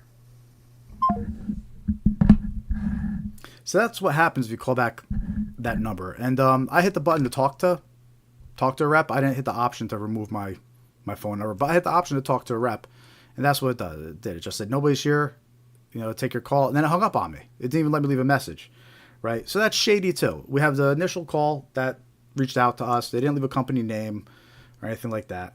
You call back the number, you get some shady recording, right? It still didn't say the company name. Notice that? It still didn't say the company name, and you get some shady recording. You hit the button to talk to somebody, another shady recording, nobody's here, and then boom, it disconnects. Don't even let you leave a message. So the whole thing is just some shady operation going on there, where even if it wasn't a scam, you wouldn't want to use those people. But I'm pretty sure 99% that this is a scam, because we know that tax forgiveness scams are very common this time of year. And that phone call had red flags all over it. Especially since other people I know received that call, And no matter what, it claims that you have back taxes owed. They don't know. That's all part of the scam. They're just going to say it every call. So be aware of phone calls claiming you have back taxes owed, especially when you don't. And they're offering tax forgiveness. Could be a lot of scams going around right now. So be aware. Be aware of them. Don't fall for them. Right. Only trust your own accountant. Trust your own tax guy. Don't trust these random people calling up and leaving messages. Can't trust it. And also, I'm going to take a moment here just to talk a little bit more about how to protect your tax return too. I don't have a slide or an example in this case, but another common scam going on right now is identity theft, meaning that the scammers, they'll file for your tax return. They'll steal your refund. Right? They'll file as you, and they'll steal your refund. And that's important to be aware of because it doesn't require that much information for them to file as you. And unfortunately, a lot of our personal information, thanks to data breaches and being sold on the dark web, is not that hard to get our personal information. So how do you protect yourself? How do you protect that refund from a scammer that's going to file as you and steal it? Well, the official recommendation, there's two things you could do. First, file your taxes as soon as possible. If you file, you basically want to beat the scammer to the punch. If you file your taxes first, you're going to get the refund. If the scammer files as you first, they're going to get the refund. Right? So you want to file your taxes early. You want to get it done. You get your refund. And then if a scammer tries to file as you, they're not going to get the return. The IRS sees that the return was already sent, and they're not going to send it to the scammer. So that's recommendation number one when it comes to protecting your tax return. File as early as you can. Get your return this way. If a scammer does try to file as you, they won't be able to get your return. Not the best, approach. Doesn't, you're pretty much just trying to beat the scammer to the punch, but that's one recommendation from the IRS. The second recommendation as far as protecting your taxes and your tax return from identity theft and somebody else stealing it is you can actually set a security PIN code on your IRS account. No changes can get made to your IRS account. Nothing can get filed. Your taxes can't get filed or anything. You need to provide that PIN code to make any changes or submit any paperwork. Now that will really protect your IRS account and your refund. So especially if you've had your identity stolen before, I know people that they've had their personal information stolen, breached, and they know that scammers are out there creating accounts under a name. In a case like that, you really should set the security PIN code for your IRS account, and by doing that, it'll prevent anyone else from being able to file, falsely as you and steal your tax return. As long as you keep that PIN code private, obviously, don't give it out. But yeah, use that PIN code to protect your tax return. So that's some info about IRS and tax scams going on right now. We just showed you that text message to watch out for. $1,400 economic payment text message. It's a scam. Click report as junk and delete it if you get that text message. Watch out for emails too. Okay, and we also played you a recording of a lot of these scam services that are going around right now, offering tax forgiveness and stuff to watch out for. So this tax season, watch out. The next scam we're going to talk about here, and we mentioned it during the headlines, is the fake arrest warrant scams and jury duty scams. Let me bring up my examples here.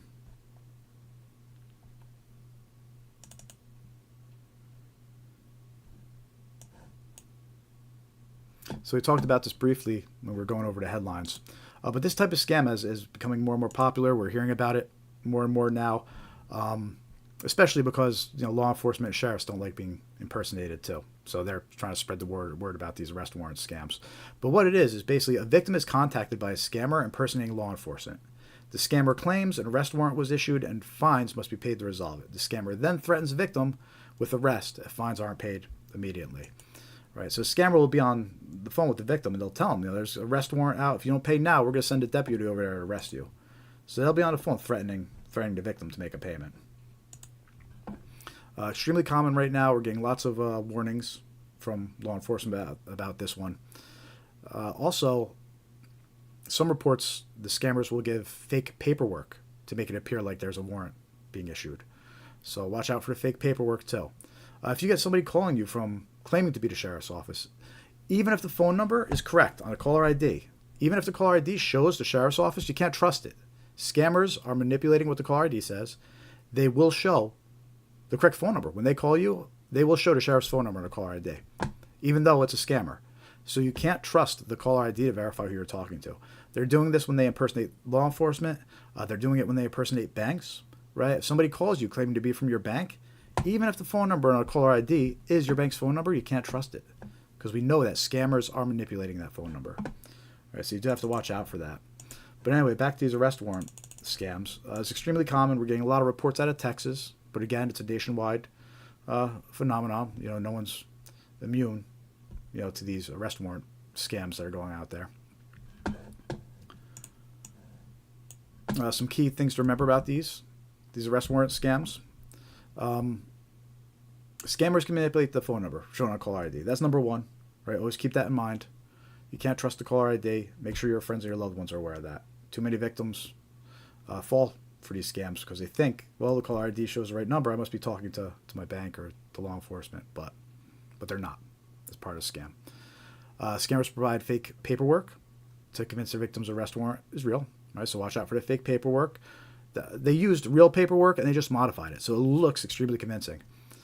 If someone urges you to make immediate payment over the phone, it's a red flag, right? And the news article we were reading earlier about this, the sheriff made it very clear you can't settle this type of stuff over the phone. Right? You can't just make a payment over the phone and make it go away. You actually got to go in and take care of it. And 4, if you get a phone call claiming a warrant was issued for your arrest, right? So if you're concerned that it's real, okay, what you want to do is you want to ask the name of the organization that issued the warrant, and then you hang up and you call the organization directly. Do not engage with the person that called you. Tell them you need to verify, hang up, and call the organization directly. Make sure you're calling the right phone number, though. Make sure you're calling the real phone number of that organization. A lot of times people will go to look up a phone number. They won't realize it, but they'll go on a fake website that gives a scammer's phone number. All right, so you got to be careful. Always make sure that you're dealing with the real website and real contact information when you're calling, a sheriff back or a bank back. So that's arrest warrant scam and jury duty scams. A lot of times they'll say the reason there's going to be an arrest warrant issue is because you missed jury duty. So watch out for that. Red flags.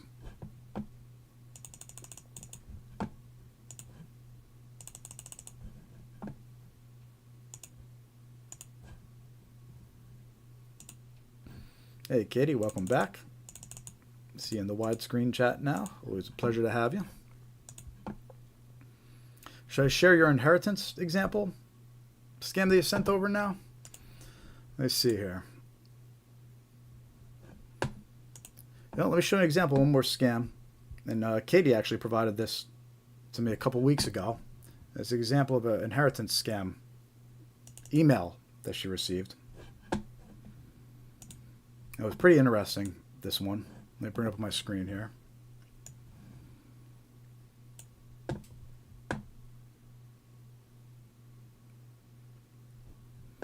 So she got this email for a potential investment partnership opportunity. Right? And right off the bat, red flag number 1, it came from an Outlook.com email address. It didn't even come from a real law office domain or anything like that, or holdings domain. So that's red flag number 1, that it came from Outlook. And let's see what it says. Dear friend, I hope this email finds you well. My name is Joel Mercier, and I am the CEO of JMH Holdings LLC and Circulating Resources LLC, originally from France, but I'm based in the U.S. I'm reaching out to explore the possibility of establishing a partnership to pursue profitable investment opportunities in your country. In fact, hold on a sec. I'm just going to add this to the list here.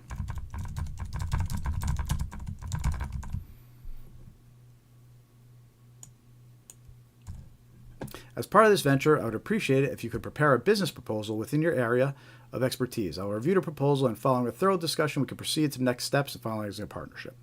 In addition, since you will be facilitating the introduction to this business, I am entrusting you with the management of the investment portfolio on my behalf. Once we engage in detailed discussions, we can further align our approach and finalize an agreement to guide our collaboration. For this investment, I've allocated a budget of 70 million USD and would welcome your professional advice on how best to allocate and utilize these funds for maximum profitability. Attached below, a copy of my passport for identity confirmation. So this is the first time I'm seeing an investment scam where they just, right off the bat, they're giving you a passport, which I can almost guarantee is probably a stolen passport, if not fake.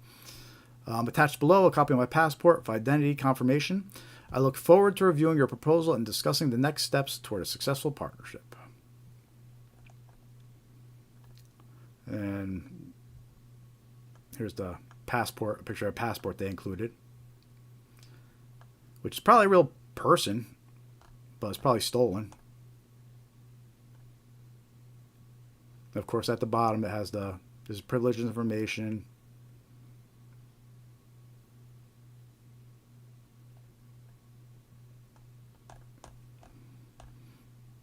So yeah. Hey, Katie, do you deal in finance or anything? Like, is there any reason you might have been targeted with this for like, or it's just completely random? There's no. I'm just curious, like, if they targeted you because you deal with the finance industry, or if this was just kind of like there's targeting everybody with it. But anyway, this is a good example of. Let me know in the chat if you deal with finance or anything like that. Maybe that's why you're targeted. But anyway, thank you for sharing this sample with us about fake inheritance scam email that you got. And another red flag is they include WhatsApp as their contact. They want you to contact them on WhatsApp. They don't give a website to look at. Yeah, so there's red flags all over this.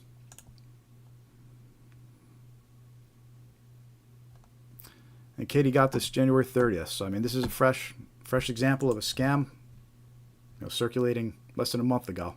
So be on the lookout for these.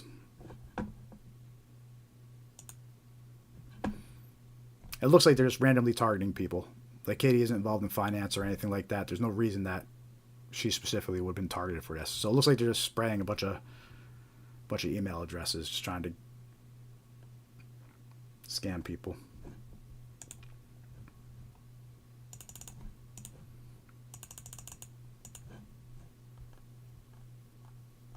And it's wild how they just included us.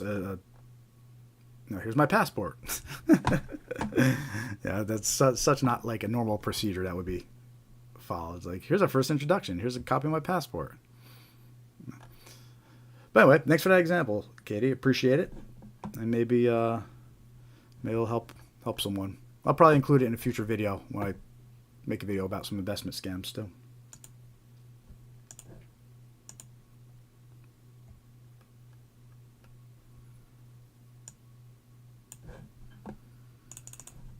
All right, cool. Everybody's just joining us. Good to see you. Click the heart, click the like. We do this live stream every week, every Thursday. The goal is to spread awareness about scams so you can protect yourself and your loved ones.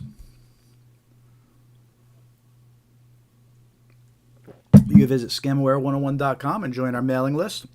We won't spam you too bad. We just send out reminders about our live streams, and we'll send you some scam awareness tips.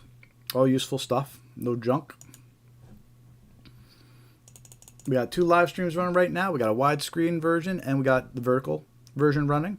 Looks like most people are chatting in the widescreen version now. Before it was the vertical. Now we're looks like the widescreen is getting more views. So that's cool.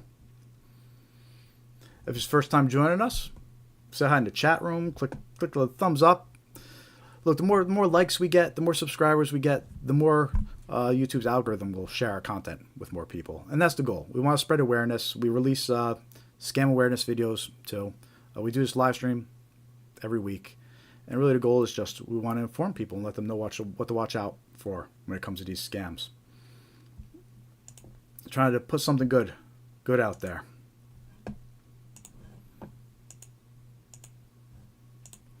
All right, so those were some common scams. We got a lot more scams to go over in a little bit, but right now we're going to talk about red flags. We did a video about these red flags too. So if any of these red flags you think would be useful, I mean, all of them are useful to know about. But if you someone specifically comes to mind that any of these red flags would help, we do have a video on our YouTube channel, and you can share the video with them about these red flags that we're about to go over.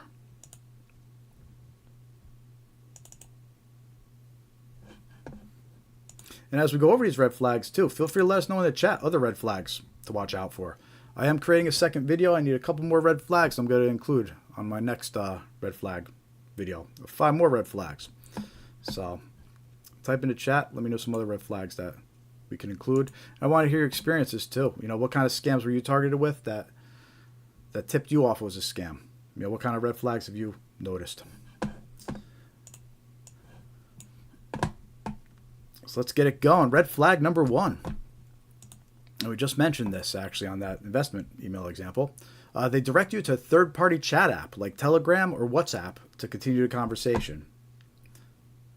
And this was a perfect time to segue into this red flag, based on that inheritance scam email example we just showed you, because the only contact information they gave you was WhatsApp, right? So they reached out by email, and then the only communication method they included was WhatsApp.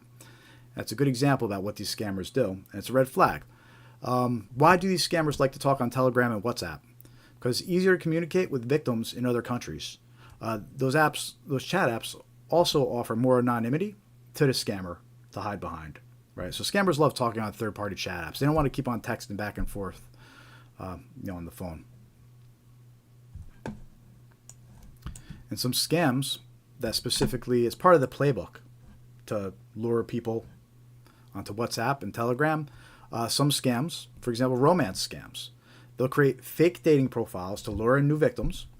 They'll start a conversation with the victim, and once they're conversing with their matches, on the dating websites, they'll direct the potential victim to continue talking on WhatsApp.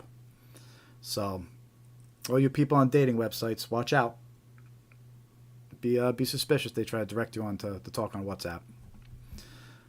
Wrong number scams, right? They'll start with a text message probing for new victims, and then when somebody replies, usually let the scammer know, oh, you have a wrong phone number. What they'll do is they'll try to continue the conversation, and they'll direct you to continue it onto WhatsApp. A lot of scammers, they like to have you on WhatsApp because they could also build up more of a personal relationship with you. They could send videos, pictures. They could do video calls, right? So they could kind of get more personal with the victim and build trust. So you need to watch out for this red flag, directing you to continue a conversation on Telegram or WhatsApp. Hey, Cal, welcome back. Remember you for last week. Cool, good to see you again. So far, we went over the weekly headlines, went over a few common scams like IRS scams. Now we're going over some red flags, and then we're going to roll right back into some more common scams. But right now, we're on red flag number 1. I'm glad you joined this week. Good to see you. Hit that like button, click that heart. Thanks for saying hi in the chat. There's Art. I see Art now. There we go. Art's my biggest fan. My biggest fan over in the vertical chat there. All he does is click the hearts. All right, cool. And then another example of a scam that uses this red flag, investment scams, which we actually just talked about. It's funny because in this example, what I say about investment scams, I say they direct the victim to Telegram or WhatsApp group to pump up an investment or appear more legit. Right, and in this example of red flag, a lot of times they'll have bots in the Telegram, Telegram room, or a fake community, a group chat on WhatsApp, right? Because they want to build fake interest. They want to make it look like there's interest in this investment, right? So that's usually how this red flag pops up. But in the inheritance email we just looked at earlier, the example that Katie provided is a different example of that, where the only contact information provided on that fake investment email was a WhatsApp number. So that's a red flag as well, right? So red flag number 1, they try to direct you onto Telegram or WhatsApp to continue a conversation. Watch out for it.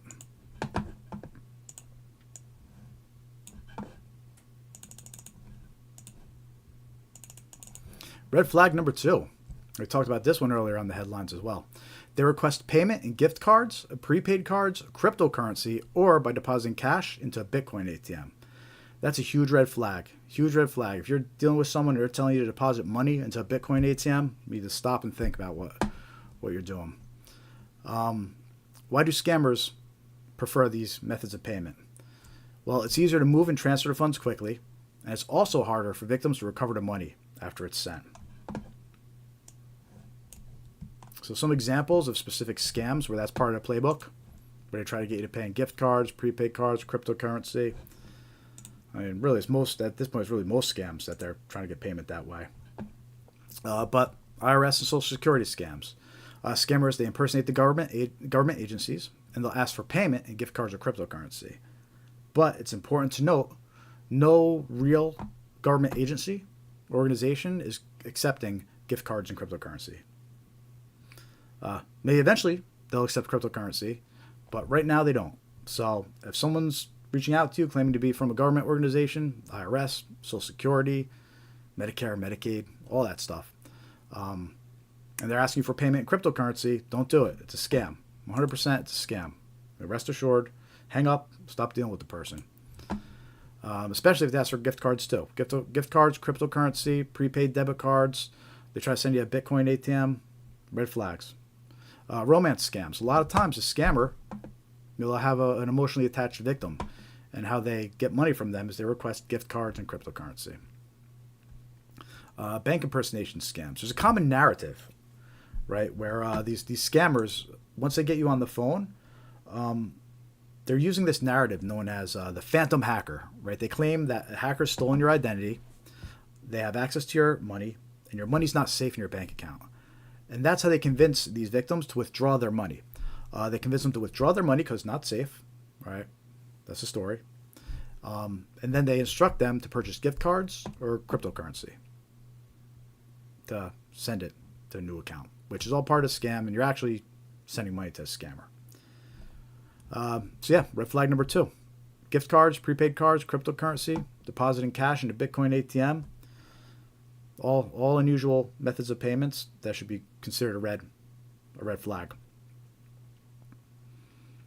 And on the second video we do about red flags, I'm actually going to have part 2 of payments. We're going to include Cash App, Zelle, Chime, because those are also red flags, those forms of payment. So watch out. That's red flag number 2. Forms of payment like gift cards, prepaid cards, and cryptocurrency.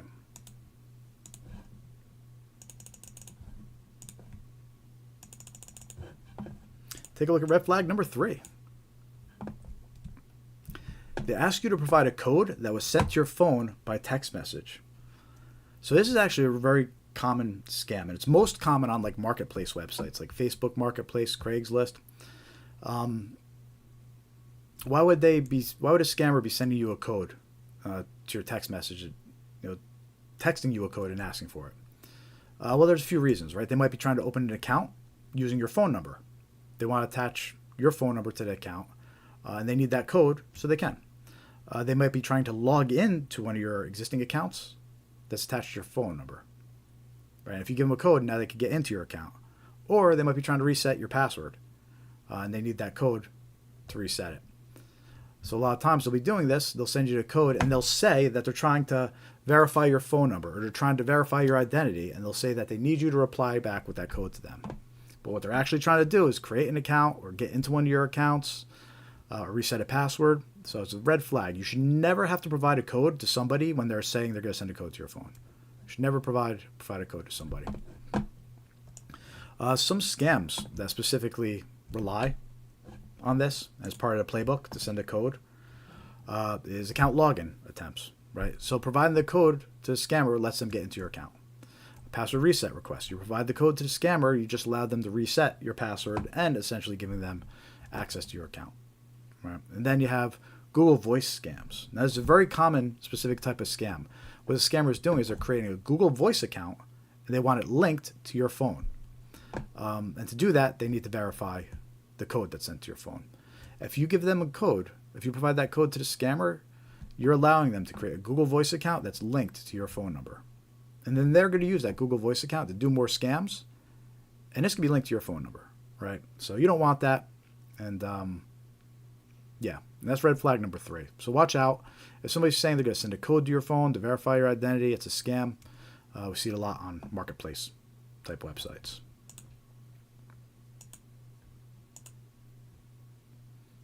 They also might be trying to log into your bank accounts too, actually, so keep that in mind as well. They might be trying to log into your bank account, and if you give them that code, you just give them access to your bank account. So that's red flag number 3. Red flag number 4. They ask to connect your PC to assist or investigate an issue. Yes. So, you can't let these scammers on your PC. They love to get on your PC. If they get access to your computer or your device, it's a gold mine to them. So it's actually becoming a lot more common for these scammers to try to get onto your PC now. Why is it a gold mine if they get on your PC? Well, they can steal your passwords. If you have your passwords and logins stored in Google Chrome, they can extract that information, right? They get on your PC, they can extract your logins they have saved. They could, they'll have access to all your files, right? They'll encrypt your files, they'll steal your files, they'll have access to your pictures, they could blackmail you, right? They could steal any financial information you might have stored on your computer. So any files you have, they're going to have access to, and they will steal them, they will encrypt them, and they will use your own files, against you. A lot of extortion going on out there. They'll attempt to access your banking websites. They could steal your cookies, right? So a lot of us hear about cookies. Well, what could they do by stealing your cookies? They steal your cookies, they put them on their own computer. Now they could access your banking websites as if they were already logged in, right? They could bypass MFA and access the website, your bank account, directly. And that's all because they were able to get on your computer and steal, your cookies and your files and your data. So that's why it's so common for them now to try and get onto your PC. So you want to keep these scammers off your PC for sure. Some examples of scams that this is specifically part of the playbook where they try to get onto your PC. Fake virus alerts, otherwise known as a tech support scam. I have a lot of examples. We're going to go over one of the scam in a little bit. But basically, they impersonate tech support to help you remove a virus. And that's how they access your PC. They ask to get onto your PC, help remove a virus. But they're really a scammer. They're not tech support, and you just let them onto your PC. Fake order scams. They'll impersonate customer support to assist you with an order. Right? You'll get a notification. We're going to talk about this scam in a little bit. But you'll get a notification that an order was placed in the call number. It's a fake notification. There was no order placed. But when you call that number, you'll be connected to a scammer who offers to connect your PC and look into the issue. Once they're on your PC, they do their thing. They start stealing your passwords. They start stealing your files. They start getting into your banking. And then there's the fake fraudulent activity. Right? So they'll call you up. They'll impersonate an agency investigating fraud. And that's when they go into this phantom hacker narrative, right? Where they say that somebody has access to your account, somebody's stolen your identity, and they'll offer to connect to your computer to check for suspicious activity. And that's the red flag. They're trying to connect to your PC. So you do not want to let these people on your PC. You do not want to let these scammers on your PC. You never know what they're going to install on your PC. You let them on once, they can install software that lets them on whenever they want. All right, so always a red flag. When it comes to letting somebody on your PC, everybody should have their own computer guy. Right. So if you get an alert, if you get somebody telling you they want to connect to the PC, no, I got my own computer guy. I'll have them look into it. Right. Whether it's the local computer shop, somebody you work with, maybe a family member. Right. You should never let a stranger onto your computer. You should never call a random number and let somebody you don't know on the other end, onto your PC. So that's red flag number 4. Let's take a look at red flag number 5.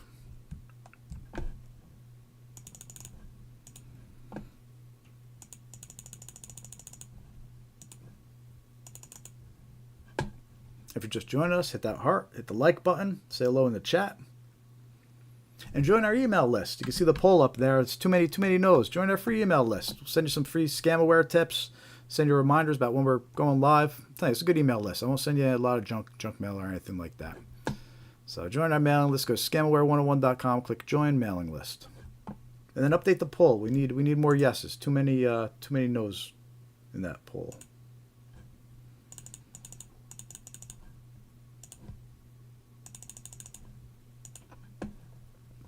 So red flag number 5, they request that you keep the matter confidential or secret. It's very common for scammers to ask you for confidentiality. They don't want you to discuss the situation with other people. The more people you talk to, the more likely you'll be told it's a scam, right? So they'll always have an excuse for you to keep it confidential or to keep what's going on secret. And some examples of specific scams where this is part of the playbook, where they specifically ask you for confidentiality or secrecy, is a grandparent scam. And we'll show you a recording about this scam later in this live stream. It's a good recording. But a grandparent scam, it's when they say a relative has been arrested and needs money for release. But what they'll do is they'll claim the relative is embarrassed about the arrest and ask you not to tell anybody. That's the request for secrecy. Right?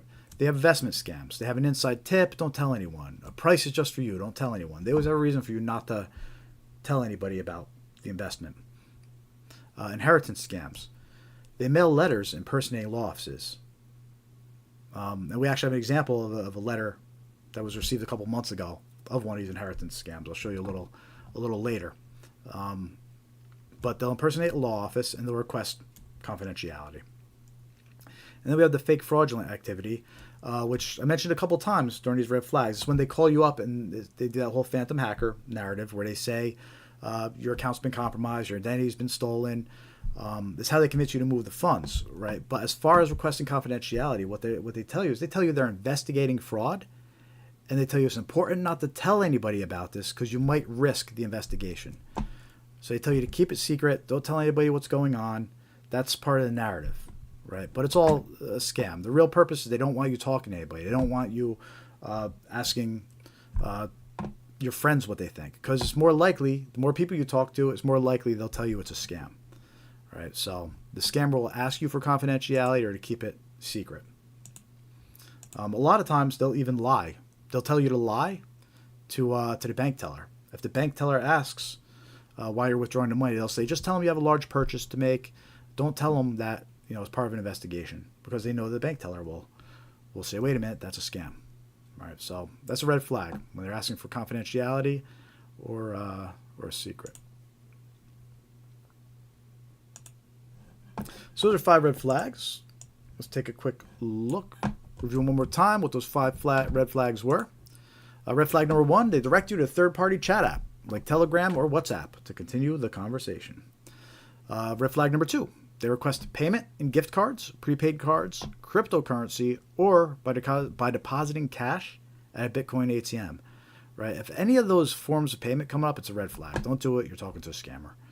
Red flag number 3, they ask you to provide a code that was sent to your phone via text message. Don't do it. They're trying to get into an account. They're trying to create an account. They're trying to fraudulently use your phone number. Right? So don't provide any codes that are sent to your phone to a stranger. It's one thing if you're trying to log into a website and you're entering a code into a website, but when it's somebody claiming that they're sending you a code, it's a scam. Red flag number 4, they ask you to connect to your PC to assist or investigate an issue. Red flags, don't let strangers connect to your PC. All right, we got to go over a couple more scams in detail that include that as part of their scam playbook. And when I say PC, I mean device. Don't let them on your PC. Don't let them on your Mac. Don't let them on your iPhone. Don't let them on your Android. Don't let these people connect to your devices. Once they're on, you never know what they've done and what they've installed or left behind.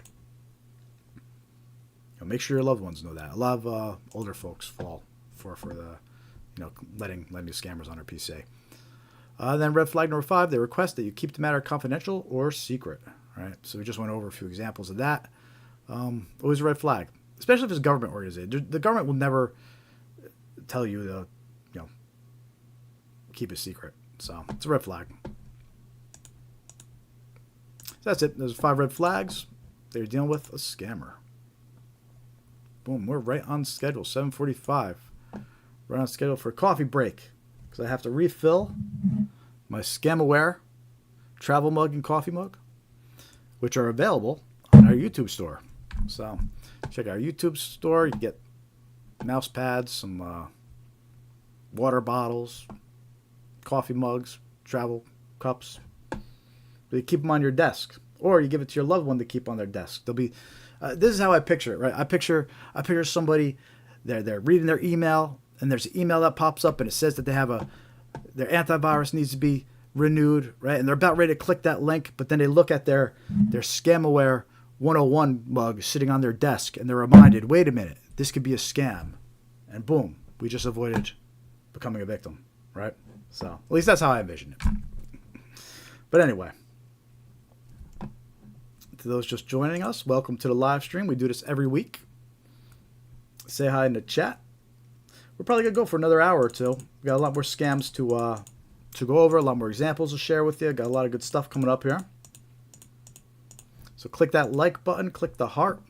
If you don't subscribe to our YouTube channel yet, please subscribe. The more subscribers we get, the more likes we get, the more our content will be shown to new people, thanks to the algorithm. So help the algorithm spread awareness of these scams.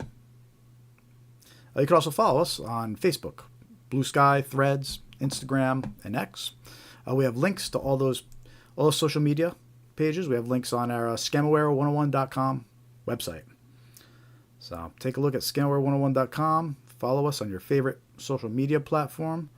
And while you're there, join that mailing list. Click join mailing list and get on the list. We'll send you live stream reminders and some useful scam awareness tips that you probably want to share with your friends.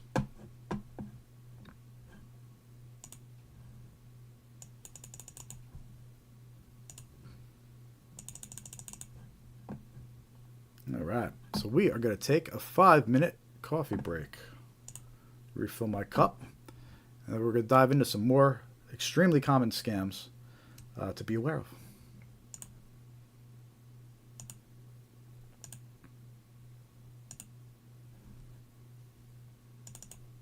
In the meantime, say hi in the chat. We'll check it out when I get back in 5 minutes here.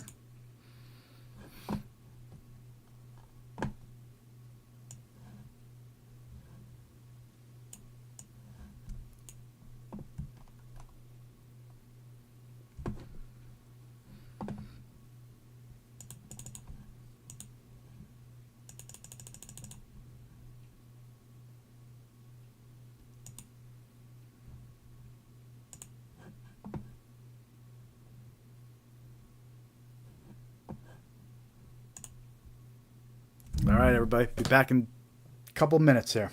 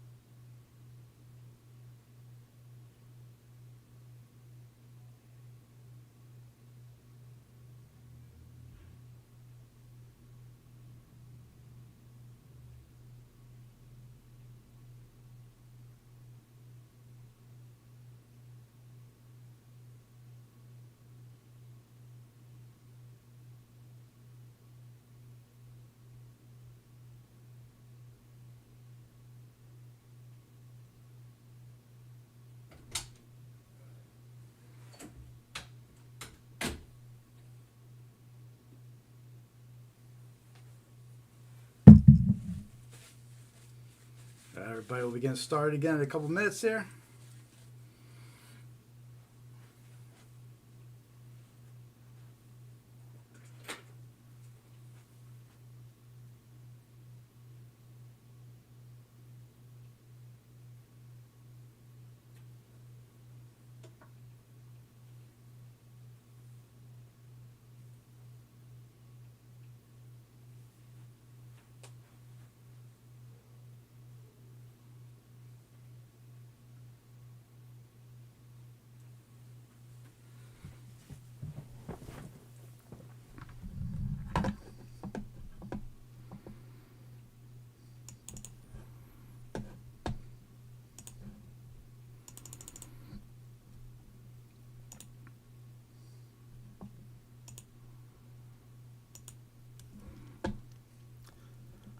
All right, we're back for part 2 of our weekly Scam Aware 101 live stream.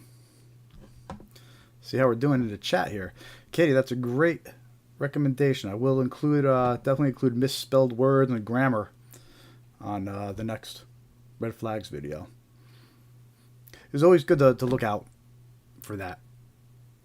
Unfortunately, because of AI, we're going to be seeing less and less of bad grammar and misspellings because the AI is just going to kind of do it for the scammers now. But there'll still be some that slip through the cracks, I'm sure. So that's a good one. Thank you. I'll make sure to include that on the next red flag video for sure.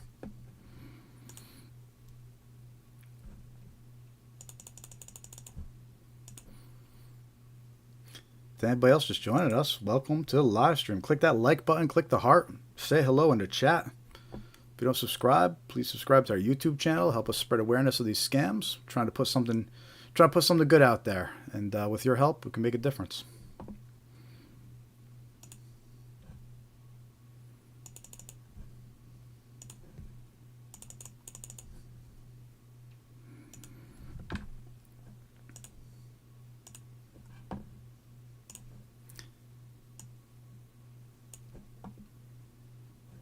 All right, cool.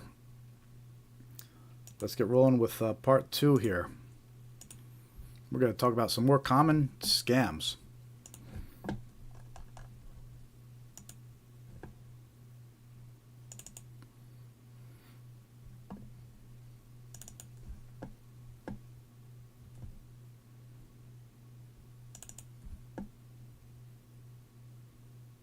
Okay, let's start with bank impersonation scams. So, these bank impersonation scams are extremely common right now. And victims are being targeted by phone, by text message, and by email as well. But on my screen, you can actually see an example of a real text message that was received a couple weeks ago by a friend of mine. And this text message impersonates TD Bank. And what it is, it's trying to impersonate one of those text messages you get about fraud warnings or a purchase was made, unusual purchase was made, right? So you know how you get these warnings when you use your debit card. Sometimes you're traveling out of state and you'll go use your card and you'll get a warning like this. So that's what this text message is trying to impersonate. It's trying to impersonate a transaction warning or a fraud alert from your bank. Now, this screenshot again was provided, by my friend. A couple weeks old. The scam's currently circulating right now. But what's interesting is before she received this text message, immediately before, she got a phone call, right? And the phone call showed the caller ID, it showed the correct number of TD Bank, right? But she didn't answer the phone call. Immediately after she didn't answer the phone call, the text message comes in, impersonating TD Bank, right? So these scammers, the way this scam is happening is first they're going to call, in this case, first they called the phone. They manipulated the phone number to show TD Bank's phone number, right? So we're going to mention it again. You can never trust the phone number that's on a caller ID. Scammers can manipulate that phone number. Just because it shows the correct phone number, it doesn't mean you're actually talking to that person. We know this is happening. We have warnings from sheriff departments about this. Scammers are impersonating the sheriff's office. The caller ID shows the sheriff's office phone number, even though it's a scammer. We know that's happening. These scammers that are impersonating banks, we know what's happening with them. They call up, it will show the bank's phone number on caller ID, but it's actually a scammer, right? So caller ID is not a valid way to verify who you're talking to. It's really important that you're aware of that and that your friends and family and any other loved ones are aware of that. But anyway, back to this bank impersonation scam here. So first the phone call came in, she didn't answer. Then a text message comes in and it asks her to reply yes or no if she made a transaction. So what's going to happen if she replied to this text message? She would reply no, right? Because she didn't make that transaction. She would reply no, right? Well, what's going to happen is then the scammer knows that, one, you read the text message. So they'll target you with more scams now. They know that you're an active user. You read the text message, you reply to them. They'll target you with other scams that come in from all different phone numbers, right? So that's the first thing that would happen if you replied. But also, they would try to continue the narrative and get your information, meaning if you reply back no, you'll probably get a text message reply back saying, your account has been locked. Please confirm your user ID. Please confirm your password. Please confirm your social security number. Please confirm this. Please confirm that, right? And they're going to try to pull information out of you that way. And that's the point of these fake text messages. What they'll actually do too, they might actually try to log into your bank account and ask you to give them the code that's sent to your phone, right? We just talked about that scam. And it does get used to access bank accounts, right? You'll get a code sent to your phone and the person will say, hey, I'll just verify your identity. You know, in this case, they're actually impersonating the bank, right? So they'll offer to send a code to your phone. You're actually giving a scammer access to your bank account, right? So these bank impersonation scams, extremely common right now. A lot of people are falling for them. You know, they get the phone call and they think it's a bank because of caller ID, right? So they're falling for them because of that. But also these text messages. So we actually reached out to the bank. Well, I say we. My friend actually reached out to the bank to confirm some details about this text message and how to identify that, whether it's from the bank or not. And we actually got some good information from the bank, right? So a couple things about this text message and how you can identify that it's actually a scammer. So the first indicator is that it comes from an actual phone number, right? If this had been from the bank, it would have came from one of those little 5-digit short code numbers. It wouldn't have come from an actual phone number like this, right? So that's red flag number one. The alert came from an actual phone number. You know, again, if it was from the bank, it would have been one of those short 5-digit numbers that you get text messages from. So that's red flag number one. The second red flag is if this had been a real alert for the bank, it would have indicated what account it was referencing, either by listing the last 4 digits on there or starting with, ending with. They would have put something there to just indicate which account they're referencing, right? You know, looking for that's not 100% foolproof. Scammers may know the last 4 digits of your accounts already. So, you know, that's the text message you get might be even more personalized with your last 4 digits. But if it's missing it, you know right off the bat that it's a scam. And then you do notice some capitalization that's a little off in here. Like every other word is capitalized, right? Transaction, reply, not. It's just weird capitalization in there that kind of gives away that it's also not a legit text message. All right. So be aware of this bank impersonation scam. And in fact, right, so if you had replied to this text message, they would have tried to pull more information out of you, right? Ask your username, ask your password. They might try to send you a code where they're accessing your account, you know, behind the scenes. If you had answered the phone, they would probably go into the phantom hacker narrative, right? You answer the phone, they tell you that they've found suspicious activity on your account. Somebody has access to your account. You need to transfer your money out, and they'll trick you into transferring your money to them, the scammers. Right, so that's kind of the narrative that they would have went into if you had answered the phone. So a lot of stuff to take in about this scam right here. You know, a lot to be aware of. But the main points are, you know, always be aware that a scammer can manipulate what the caller ID says. So your bank's calling you, just because it says the bank's phone number doesn't mean it is. They're targeting victims by phone and text message, all as part of the same scam. If you don't answer the phone, don't be surprised if you get a text message right after. All right. Yeah, and if you get texts like these, click report as junk and delete them. Don't even reply. Don't reply. So that's the bank impersonation scam. Watch out for it. They're targeting people on the phone, text message, emails too, of course. You know, we don't want to forget about the classic ways, the fake emails that impersonate the bank. You always be suspicious of links. So that's the bank impersonation scam. Anybody else just joining us? Say hi to chat. Click the like button. And you're here just in time for the most common scam going around right now. the unpaid road toll scam. So we're going to talk about this one for a few minutes. I wish there was more viewers on right now because this is an important one, but it is what it is.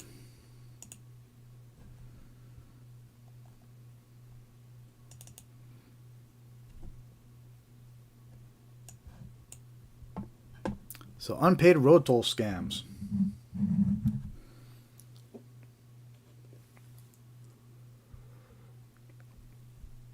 Victims are contacted about unpaid tolls and asked to pay quickly through a link or risk penalties. These scams exploit urgency and fear of fines. Very true. And this has been going on for months and months now at this point. And even on the ScamAware 101 website here, right on the homepage, we have a couple links to some common scams and unpaid road toll scams. You can see it right here to the right. This links right to our knowledge base. We have a knowledge base of scams we're building out in ScamAware 101. So if you click unpaid road toll scams here, it brings you to a page that has a definition of an unpaid road toll scam, but it also has the video we made 3 months ago. So just to give you an idea of how far ahead we are, we released a video 3 months ago about this unpaid road toll scam. So you can see it on our YouTube channel, and we also have it right here on our ScamAware101.com website. So definitely share this one with your loved ones too, because this one's crazy right now, this scam. Which I'm going to show you some examples right now, how many different examples there are. But first, let me show you the example that just came in this week for this scam. This is the first time I'm seeing this version of the text message scam. It's similar, but the wording is different now. So this is the first time I'm seeing this version of the scam. And you'll notice it comes from an international phone number, right? +63 939 422 8169. It's an international phone number, right? Except this version of the unpaid toll scam, what it says is the toll roads notice of toll evasion. So now it's saying there's a notice of toll evasion, right? And then it ends the text message with the toll roads team wishes you a great day. So this is the first time I'm seeing examples of this one referencing a toll roads notice of toll evasion, right? Usually they've been saying that it's SunPass or Easy Pass or tolls by mail, right? But now they're saying it's the toll roads team is saying that toll evasion. The other versions of this text message, I don't recall saying evasion either. It just said like you have an unpaid toll balance that's due. But this one, you know, it's worded differently. And you can see in the link they include the word SunPass in the link, right, to try and sound more legit. But it links to a fake website, a .top/VIP website, like all the other text messages. And then here's an example too. If you were on earlier when we were talking about these text messages, I noticed how I explained how they usually include this instruction at the end. Please reply yes, then exit text message, open it again to activate link. Right. So here's another example of a scam text message going out that includes that instruction at the bottom. That's a red flag to be aware of. So if you get text messages like that, they're trying to trick you into activating the link. If you reply yes, it activates the link, and it also lets the scammer know, you know, to send you more scams because you read them and reply. But this is the latest version I've seen of these unpaid toll text messages scams. But there's so many. And they've been impersonating pretty much any toll service you could think of. They've been impersonating. There's text messages going out impersonating SunPass, Peach Pass, Quick Pass, Good to Go, which is Washington State, Easy Pass, the NTTA, which was North Texas Tollway Authority, and then more recently some other Texas toll authorities that we just read about today during the headlines. Fast Track, Drive Easy Maryland, right, and then Easy Drive Massachusetts, which isn't even listed on this screen here. But that was the second version of this unpaid toll text messages. So let me show you some more examples of these text messages.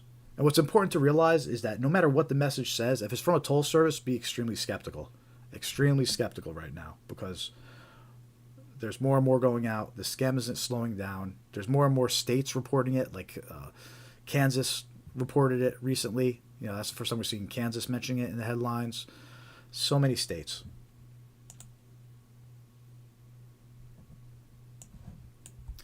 So here's another example. Please pay your toll in Florida. This is the one where that was being reported by the Kansas article.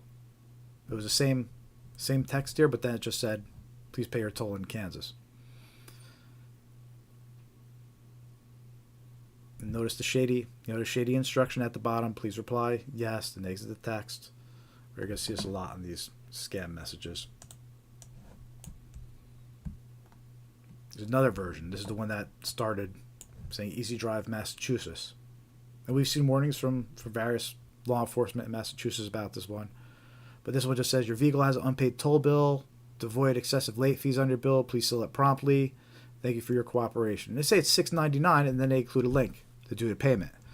I think why so many victims fall for this is they figure, it's only $6.99. They click the link. They don't bother looking into it or thinking about it. But they don't realize they're actually giving their financial information to a hacker and a scammer. Right? And obviously, these scammers are making a lot of money because this scam it just keeps on picking up more and more. Here's a version for Fast Track. Pay your Fast Track lane tolls to avoid a fine and keep your license. Right? So this one's trying to scare you a little bit more, saying you're going to lose your license. It mentions Easy Drive MA in the website, the fake website link again.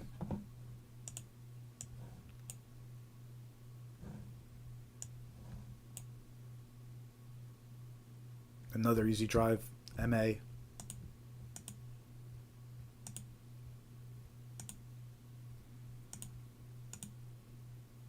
So you had the first one that didn't mention it up here. You only see Easy Drive MA in the URL of the fake website. But then here's another version of the text where it opens with Easy Drive MA reminder.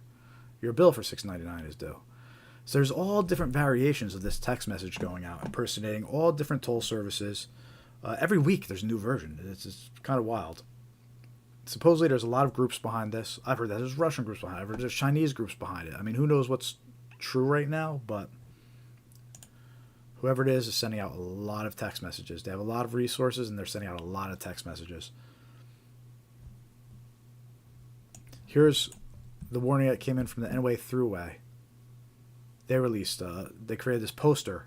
It's a little blurry, but this poster shows what the scam text message looks like, and then it shows what a real text message would have looked like.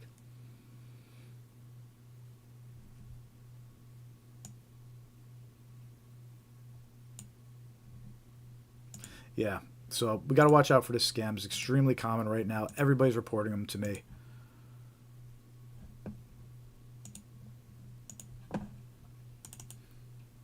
Just to give you another idea, here's some of the older examples of the original version of this one. Right, so this is the original version of this text message that you can see on my screen. All different states: California toll services, North Carolina toll services, Illinois, Ohio, Virginia, New Jersey, Pennsylvania, New York, Florida. And in this original version, it would say a small toll is due, but then it would threaten you with fines 10 times as high if you didn't pay. But you can see they follow the same narrative. They include a link that they try to make it look real, but it's fake. It links to a fake website.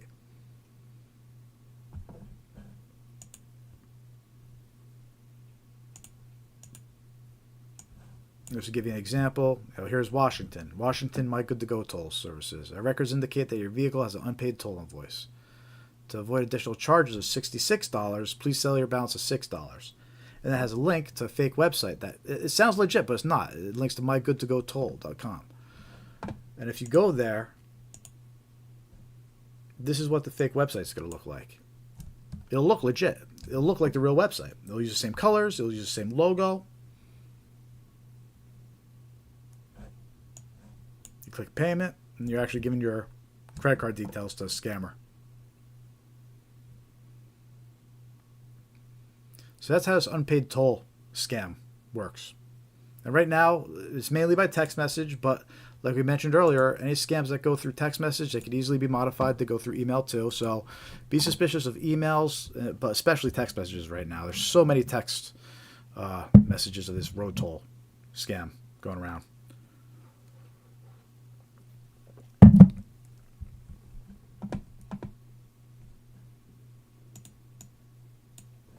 Next scam we're going to talk about is tech support scams. We talked a little bit about them during the red flag conversation and also during the scam headlines, a lot of seniors fall for this one. A lot of older folks fall for this. So, yeah, it's an important one.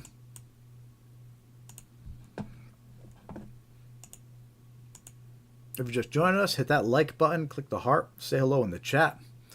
Just trying to spread awareness about scams so you can protect yourself and your loved ones. We got 2 streams going, a vertical stream and a widescreen stream, so feel free to join each one. Got some chat happening in both. If you're not subscribed to our YouTube channel yet, please subscribe. The more subscribers and likes we get, the more the algorithm will share our content. And that's our goal, is spread awareness about these scams so you can protect yourself and your loved ones. You can also visit scamaware101.com and sign up for our email list. It's free. We'll send you reminders about these live streams. We'll also send you some scam awareness tips.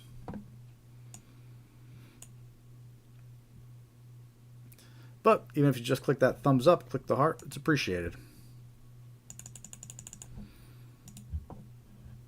All right, so let's talk about our next scam here.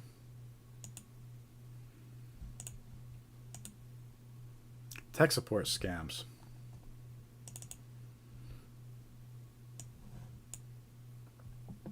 So I have a lot of examples of this scam to share with you.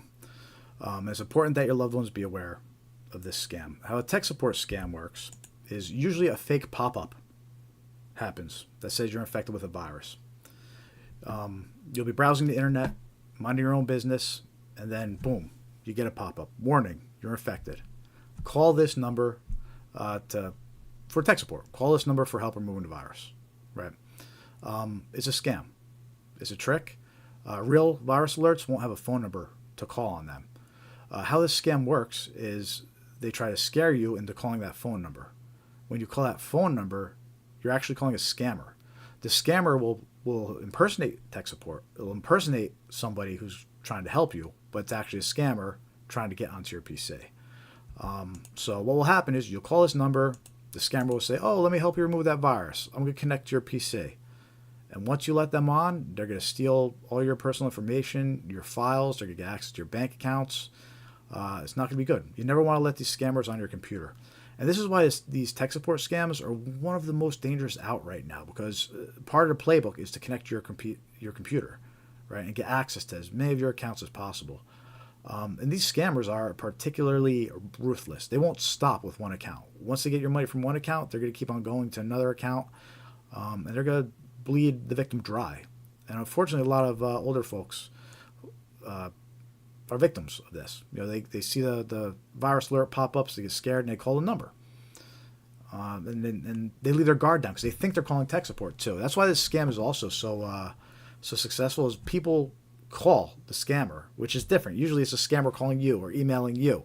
But in this case, people are calling the number, not realizing they're calling a scammer. So they let their guard down. You know, they're not thinking, oh, I'm talking to a scammer. You know, they called the number. So anyway, these tech support scams, you got to watch out for them. I have a bunch of examples of this scam to share with you. We're going to start off with some generic versions of these pop-ups that you might see, and then we're going to get to some of the more convincing ones.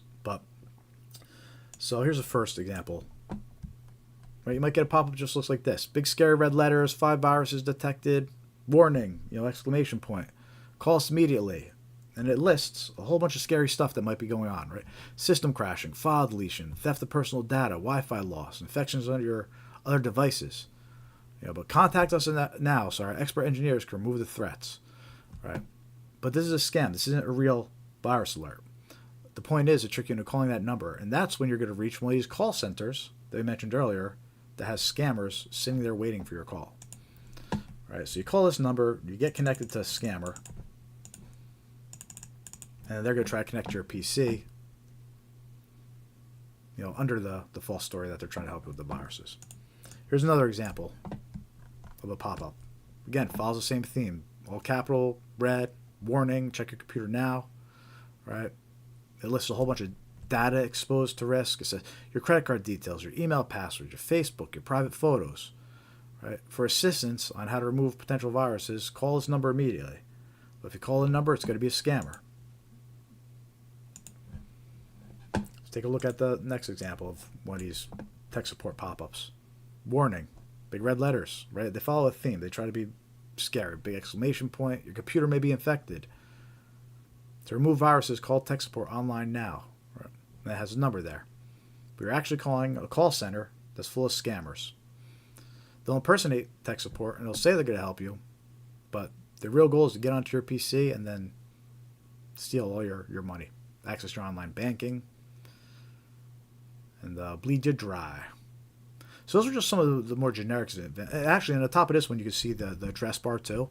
So like, if you're more familiar with computers, you can see little things where it's like, all right, I know this is fake. But if you're someone that's not really, computer literate, and you get one of these pop-ups, it's scary. Big red letters, exclamation points. Oh my God, my computer's infected. I'm gonna lose everything, and they call the number. But anyway, those are a couple of generic examples of these tech support scam pop-ups. But let me show you some more convincing ones. Here's some ones that impersonate Windows software, which is another important point. Everybody's vulnerable to this type of scam, whether you're using a Windows operating system or Mac OS. Even if you're on your Android device or your iPhone device, these pop-ups can still occur. And everybody's vulnerable because it's going to show you a phone number to call. You call that number, you're getting pulled into the scam. But here's some more convincing pop-ups that you might get. This one looks like a McAfee virus alert. And it's pretty convincing. It uses the same colors. It uses the logo. Call McAfee helpline. It has a 800 number there. But that 800 number isn't McAfee. It's a scammer. It's one of these call centers. And again, if you're familiar with computers, you can see at the top that there's an address bar and it's a website that's doing this pop-up. But for someone that really has another way around a computer, especially if they have McAfee antivirus, this can be very convincing to someone. And they'll call that number, they get connected to a scammer, they let them on their PC, and it's a problem. Next example, this one impersonates Norton by Symantec. System critically infected. If you're not able to click on this button, immediately contact support. So something that's kind of funny about this pop-up is it says if you're not able to click on this button, immediately contacting support. But the pop-up is designed so if you try to click on a button, nothing's going to happen. So it's like the whole point is for you to try to click on a button, nothing happens, and then you see this to call support. But again, you call that number, it's going to connect you to a call center full of scammers that are going to try to steal your money. They'll impersonate Norton and Symantec. They'll say they're with support and they're going to help you, but they're actually a scammer. Again, this is known as tech support scam. It's a very dangerous scam. A lot of people have been falling for it, a lot of older folks, and lots of money have been lost due to this specific scam. Every week we usually see a headline that involves some kind of tech support scam like this. Some more examples of the tech support scam targeting Windows. This one impersonates Windows Defender, right? It has the same colors as Windows Defender, the blue colors, and it has Microsoft's logo right there. And it has a pop-up listing a whole bunch of scary things that are going to happen if you don't call this number, right? It says that the following data has been compromised: email credentials, banking passwords, Facebook login, pictures and documents. And that says contact Windows support. But, of course, the phone number is actually going to call a scammer. It's not Windows support. They'll impersonate Windows support, but it's not. And here's one more example of Windows tech support scam that's targeting Windows users. Again, it impersonates Windows Defender. Same colors, Microsoft logo. What the pop-up says, access to this PC has been blocked for security reasons. Contact Windows support. Has an 800 number there. But it's not going to call Windows. It's going to call a scammer. So those are some Windows versions of these fake pop-ups. But, like I said, everybody's vulnerable to this type of attack, this type of scan. Because here are some pop-ups that target Mac users. Mac and Apple users, right? So this one targets Safari specifically. Follows the same theme: big scary red letters, virus found, your Mac computer has 13 infections, please call tech support as soon as possible. It lists all the scary stuff that's compromised now, that's at risk: your credit card, your email, your Facebook, your private photos and sensitive files. Your webcam could be accessed remotely by hackers, but technicians are standing by to provide you free diagnosis and assistance. But if you call that number, it could be a scammer. So this one targets Mac and Apple users. It's got the Safari logo there. There's another one. Targets Apple users. Warning, macOS is infected with viruses and other malicious applications. Call Apple support. And then you call that number to impersonate AppleCare, but it's a scammer. They're going to try to take your money, get onto your computers, get into your bank accounts, and take everything you got.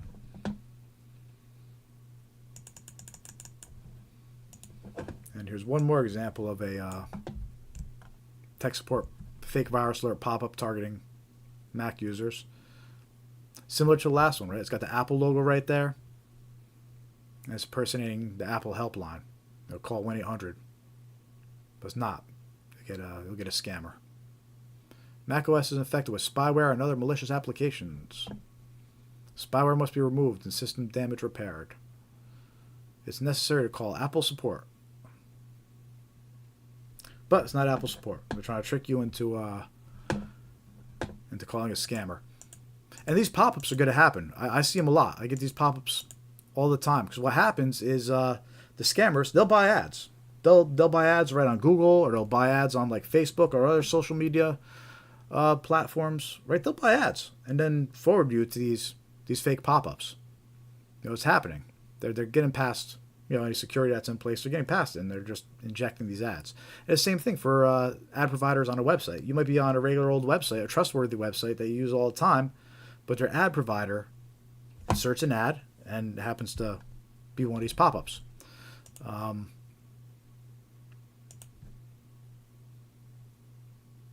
Yeah, so anybody's susceptible to getting these pop-ups. Doesn't matter what type of device you're using. And scammers always find a way to kind of make these pop-ups appear, whether it's purchasing ads, or hacking websites. They'll hack websites and just add their pop-ups to the websites. So yeah, that's known as a tech support scam, because the whole point is they trick you into thinking you have a virus. You think you're calling tech support. You're actually calling a scammer. Very common scam. Be aware of it. Watch out. The next scam we're going to talk about, by the way, anybody here, click the heart. Give us a thumbs up if you're just joining us. Click the like. Subscribe. Could use as much subscribers and likes as we could get. Help spread awareness. We do this live stream every week, every Thursday. Discussing the latest scams, showing you examples, letting you know what to be aware of to protect yourself and your loved ones.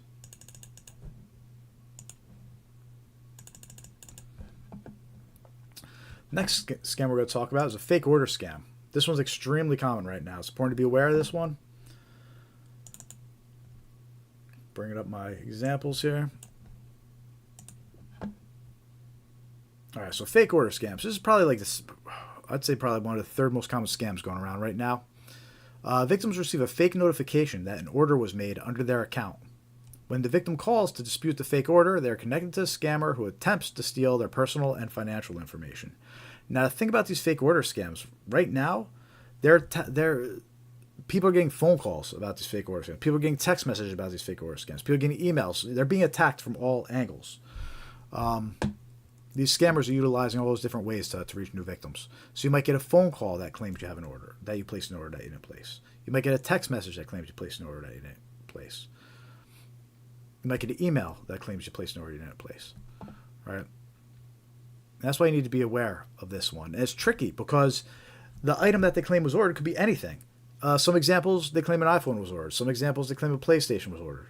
Right? The vendor could be anybody with these fake order scams. We have some examples where they claim it was Walmart. We have some examples where they claim it was Amazon, right? So the initial contact with victims, it can really claim any item was purchased from any vendor it was purchased. The whole point is it's a fake order notification. It's to trick the victim into disputing the order.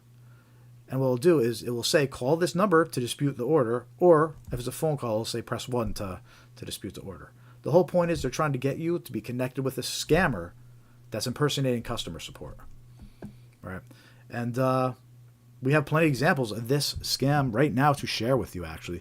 So first, let's start with a text message. And multiple people reported this text message to me. Apple approval notice. We have noticed your Apple iCloud ID was recently used at an Apple store for $143, paid by Apple Pay pre-authorization, right? And then it says, you scroll down a little bit more, if not you, talk to an Apple representative. Call this number immediately to cancel the charge. right? The whole point of this text message is to scare the person to think, wait a minute, I didn't do that charge. Someone used my Apple Pay to make that purchase. That's not me. I got to dispute it. I got to call that number and dispute it. But when you call that number, you're going to be talking to a scammer. It's not going to be Apple support. So this is similar to how the tech support scam we just discussed works. The whole idea is to trick the victim into calling this phone number. So this is the text message version. And again, multiple people reported this exact same text to me. So this one's going around a lot right now. If you get a text message like this, report it as junk, delete it. Don't call a number. All right. So this is the text message version. But there's also phone call versions going around right now. And I actually have 2 examples to play for you right now. The first one, it impersonates Amazon and claims a MacBook Pro was purchased. Right. So let's take a listen to that one.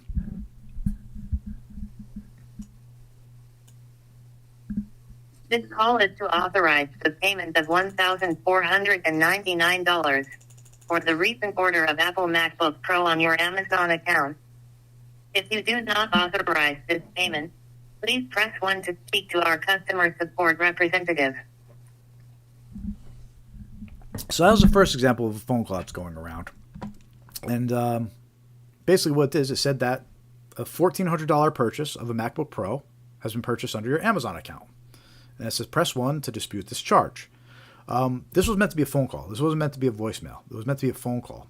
So the idea is you pick it up, it says that a charge has been made that you didn't make, and they want you to press 1 to dispute the charge. If you press 1, you'll be connected to a scammer. And then the scammer is going to feed you this whole narrative. Your identity's been stolen. Someone's making purchases under your, with your bank account, credit card details, right? And they're going to try to get your money. So that's one phone call example of a fake order scam. Okay, let me give you a second phone call example we have here of a fake order scam.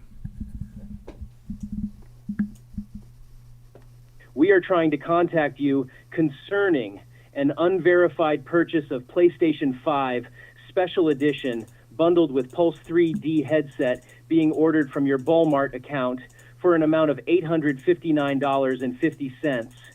If you did not authorize this transaction or wish to cancel, please press 1 or return our call on same number at your earliest convenience.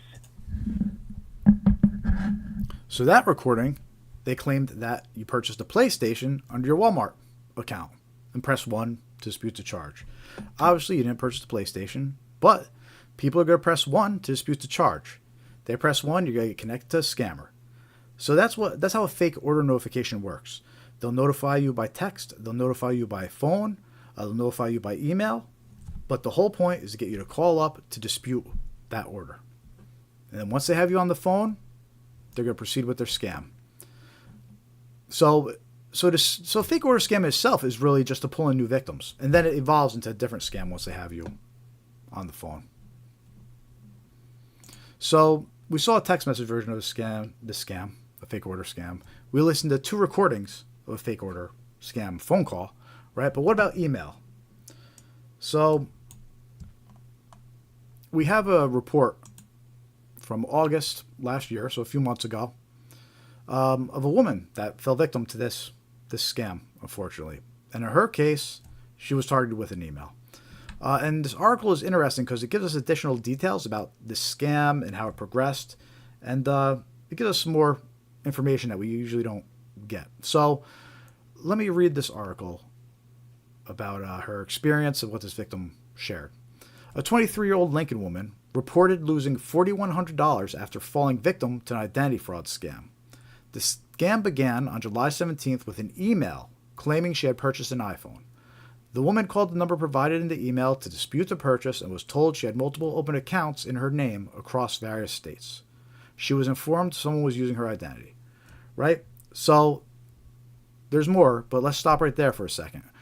She received an email claiming she purchased an iPhone. That's the fake order notification. Right? She called the phone number in the email to dispute the purchase. That's all part of the scam. When she called that phone number, she thought she was calling the vendor, whoever, to cancel an iPhone purchase. She was actually calling a scammer. So this is an example of the email version of these fake order scams going around. And then once she got connected to the scammer, they went into that whole phantom hacker narrative. Somebody's stolen your identity, somebody's making purchases, somebody has access to your bank account. All right. So let's continue reading here and see see how it progressed.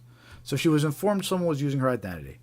According to police, scammers then connected the woman to a person posing as a CIA agent, who instructed her to withdraw $3,600 from her bank account. The next day, she was directed to use money to purchase Walmart gift cards and send photos and receipts. Additionally, the woman sent another 500 cash cards as scammers. Lincoln Police reminds the community no government agency will demand money over the phone or via gift cards. All right, so there you go. This is a version of a tech support scam. It was this is a version of a fake order scam received by email.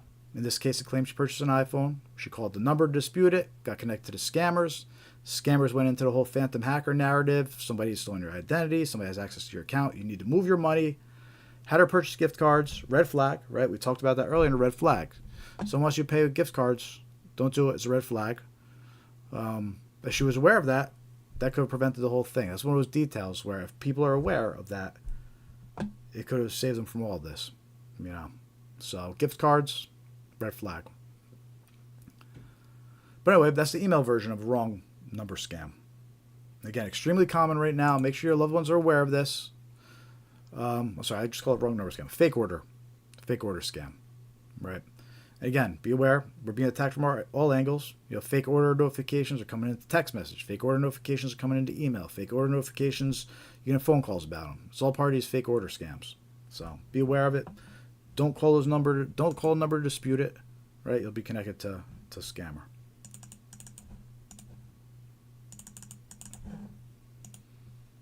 All right, cool. So that concludes that batch of common scams that we were going to go over.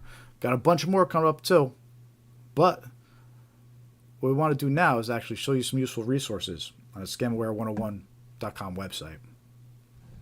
So who's still with us? Click that heart. Click the like button if you haven't already. If you're just joining us, say hi in the chat. It looks like the West Coast is probably just getting out of work right now. It's 5:30 on the West Coast. So maybe we'll get some viewers from the West Coast joining us. Let us know where you're from in the chat. Say hello. Tell us how you found us. We want to hear your stories, too. If you've been scammed, you know somebody that's been scammed. Or even if you're being targeted by scams, let us know which scams you're being targeted by. If you're getting all those annoying unpaid toll text messages, let us know.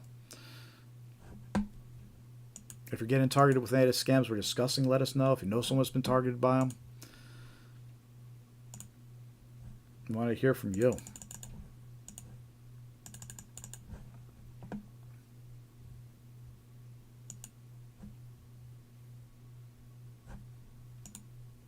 All right, cool. So let's talk about some really useful resources on the scamaware101.com website. So we're really trying to build out our website to be a reference for scams, where we're building out a knowledge base, where we want to include all sorts of examples and explanations about how scams work. We're building out our tools and resources pages, where we're linking to software and some free resources, some paid resources, educational resources, all regarding scams and scam awareness. And also we have our mailing list on here. So if you haven't joined yet, join our mailing list. It's free, and we'll send you all good information, and we won't abuse it. You can always unsubscribe if you don't want to get it anymore. But let's talk about these tools and resources. So we recently just broke it down into multiple pages. Before we had one long page. It was getting too long. We were putting so many useful resources on here. It was getting too long. So you come to our website, scamaware101.com, and you click on tools and resources. I've broken down into two sections right now. I've probably broken down even more eventually. But right now we have it broken down into tools and services and educational resources. Right. So right now let's talk about the tools and services. The first four links on our tools and services page are data breach lookup tools. Right. All four of these lookups are free. It's free to do a lookup. They'll try to sell you something afterwards. They might try to sell you some dark web monitoring afterwards. Whatever. Doesn't matter. What's important here is that these four scans, you click on each of these links and run a scan. It's free. And you can see what data breaches and what information of yours is being exposed. On the first link here, have I been pwned? What it does is you can put in your email address, and it will tell you any data breaches that your email address has been exposed in. And what this means is it tells you what information is being sold on the dark web about you. So what does this have to do with scams? Scammers have access to this information. They use this information that they have about you, that they purchased off the dark web, that's been involved in data breaches. They use this information about you to target you with more convincing scams. So, for example, the last 4 digits of your social security number may have been exposed in a data breach. A scammer will now contact you, maybe by email, by phone, and once they get a hold of you, they'll say, I'm with the Social Security Administration, and I'm calling you to confirm some billing information. We have the last 4 digits of your social security number to verify that we are who we are, right? So they'll provide the last 4 digits of your phone number. They might provide the last 4 digits of your bank account number.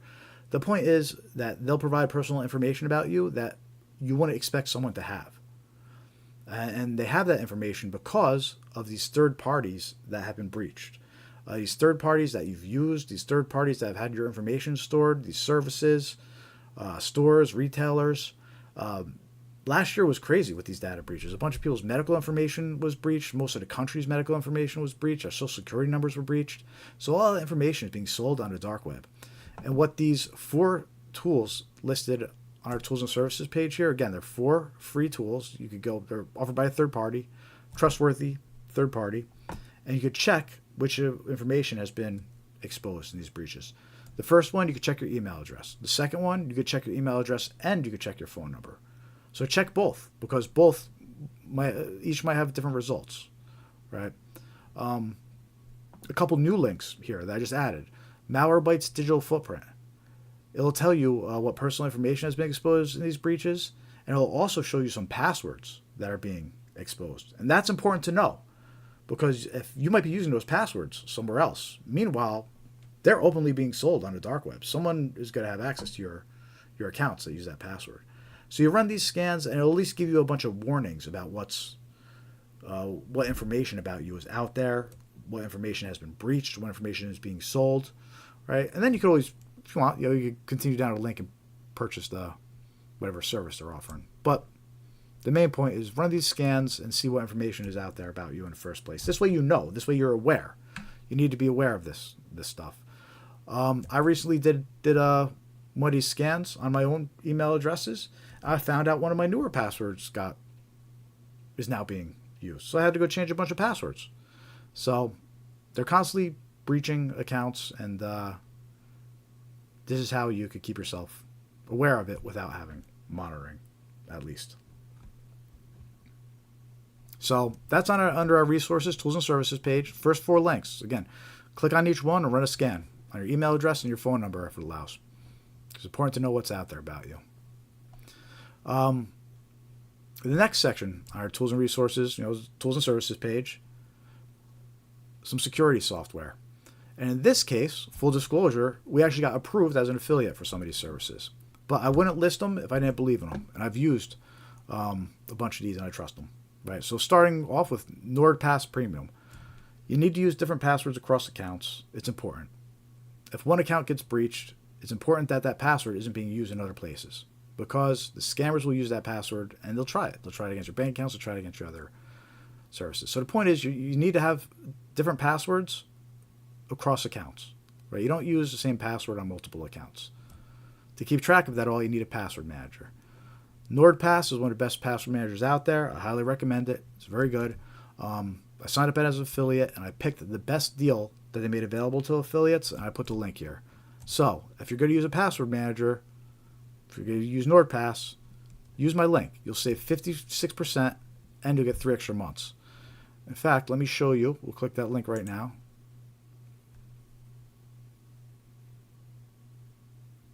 I'll tell you right now how much it's going to be. It's so low.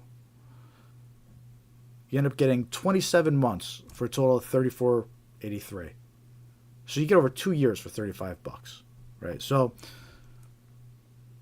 that's with my link, though. So if you're going to use NordPass, you need a password manager. $35, you get it for 2 years. Just make sure to click my link, and you'll get that deal. Again, it's under resources and the tools and services page. We also have a link to NordVPN. It's got a good deal there, too. The thing about NordVPN is they include NordPass with it. So if you want to get a VPN, NordVPN is very good. It's the VPN I use. Never had any issues with it. But if you get the... First of all, use my link, you'll get like 72% off. But if you get the Plus version, that actually includes the password manager with it too. Right? So if you're looking for a VPN, go with NordVPN and definitely go with Plus because that'll include the password manager. And by using my link, you get 2 years of NordVPN for $105. That's a Plus version. That includes the password manager. If you don't want the password manager, you just want the cheapest, the cheapest version you get, just the VPN, use my link, $81 for 2 years. Not bad, right? It comes out to like $40 a year. You see on my screen. But again, I recommend the Plus because you get the password manager too. So $105, 2 years. By using my link on the resources, tools and resources page. We also have a link here to Delete Me. And this will help remove information about you off of the public internet. It's not going to help you with the dark web, but, you Google your name and you see all these random websites popping up with personal information about you, like Spokeo and websites like that. And Delete Me, this service Delete Me, they monitor it for a year and they remove you from those sites. So, again, it doesn't help you with your information being sold on the dark web, but it at least gets a lot of your basic information off of these websites on the public internet. Use my link, get 20% off. These guys are a little bit pricey, in my opinion, but they force you to sign up for a year. Right, so you sign up for a year, get 20% off. How much does it end up being? 1 year, one person. Right? They have the one they're making stick out has 2 people. No, that you don't need 2. You get the one person right here. Ends up being $103 a year. And that's with 20% off. So they force you to get a year. They monitor all the websites for a year. They remove your information if you keep on popping up.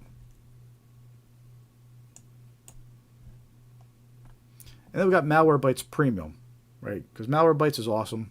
We have the free version down here as well under it. But the free version only lets you run scans. It's not real-time protection. If you want real-time protection, you can go with Malwarebytes Premium. I've got a link here, 25% off. So if you're looking to have the premium version of Malwarebytes, use my link, and you'll get a year for $38. Not bad price for to pay antivirus. Oh, and if you go to leave, it'll give you an extra 25% off. So there you go. By the way, use my link if you go to upgrade Malwarebytes and you want the paid version that has real-time protection.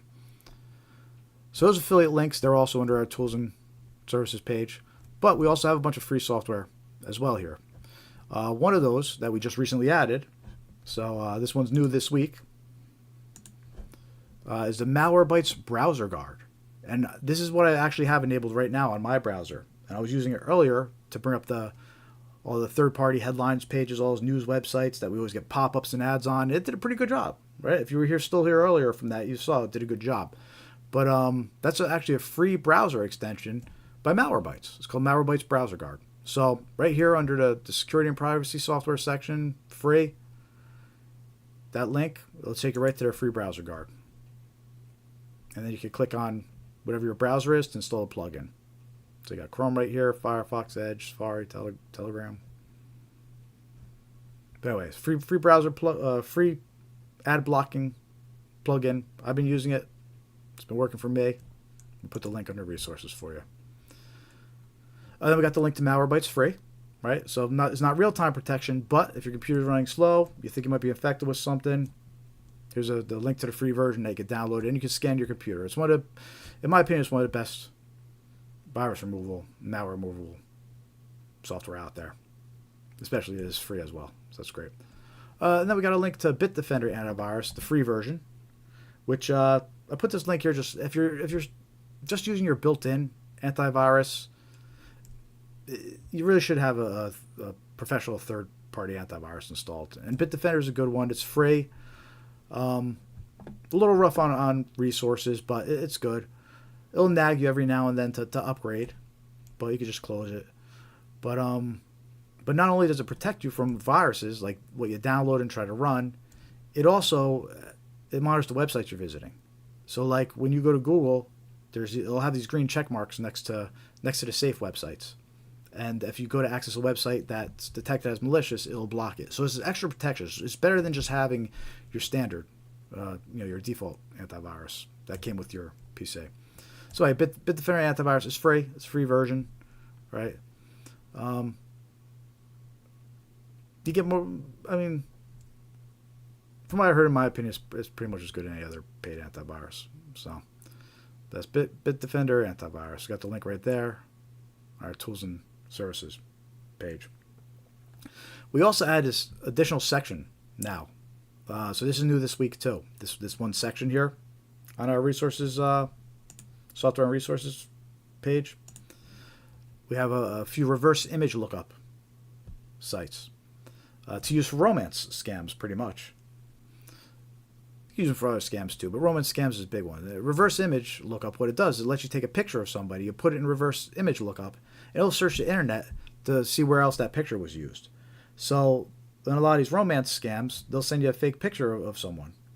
They'll steal someone's picture, and they'll be impersonating that person. But what you could do, you go to one of these reverse, you should use all four, you go to these reverse image lookups, you upload the picture of them, and you'll see if it's being used on any other profiles, which indicates that it's probably stolen. It's you're not talking to the person they're claiming to be because they found the picture elsewhere, right? So we link to TinEye, is the one service. That's one of the most popular ones. It's free.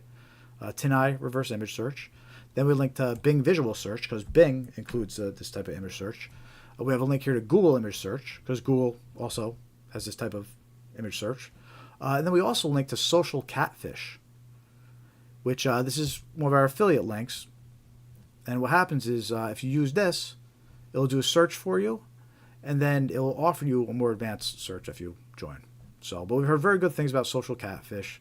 They also offer consulting services too. So if you're concerned you're talking to a catfish, somebody pretending that they're someone they aren't, they'll actually investigate it for you too. They have services like that. So we have the link there to use their reverse image lookup and also find out more information about them. So that's a new section that we added to our resources, our tools and software page. Then we have the links to scan websites, right? We got 3 links here where you can pop in a website and see if there's any ratings or reviews for it, if it's been marked as unsafe or dangerous to visit. We got Norton Safe Web. They'll tell you if there's any bad reviews or ratings. We got Google Safe Browsing. That's the one that tells you if it's unsafe. But then we also have Virus Total. So that will tell you if there's any malware or breaches detected for a website.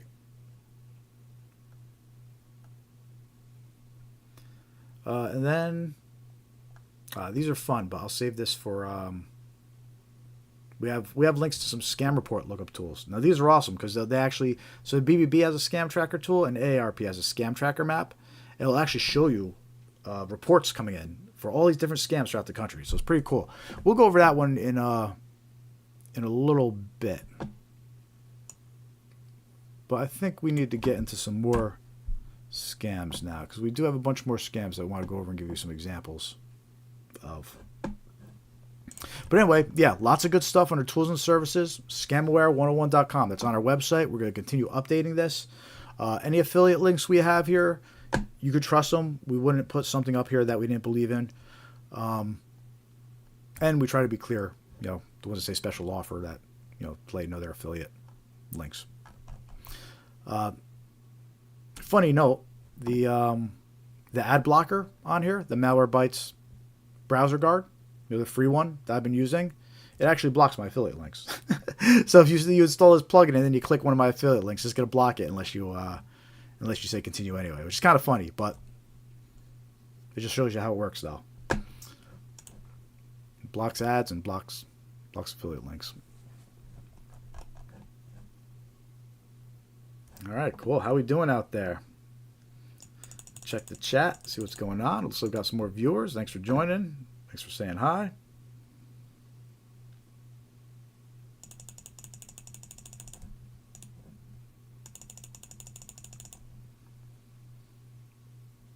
Just catching up on the chat here.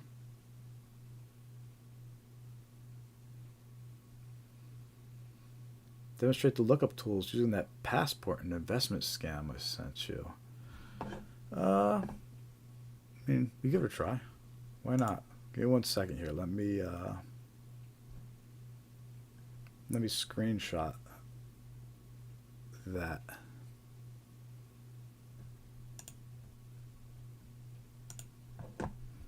That's a good idea. So what Katie's recommending is, in one of our examples, we had a passport that somebody included as part of a scam. And we're going to use the reverse image lookup to see if it detects that passport image anywhere else. Let me just screenshot that.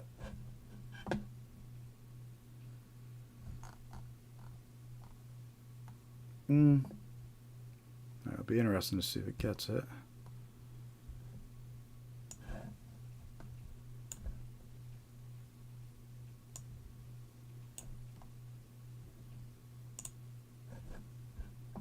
Okay, I'm just screenshotting it right now.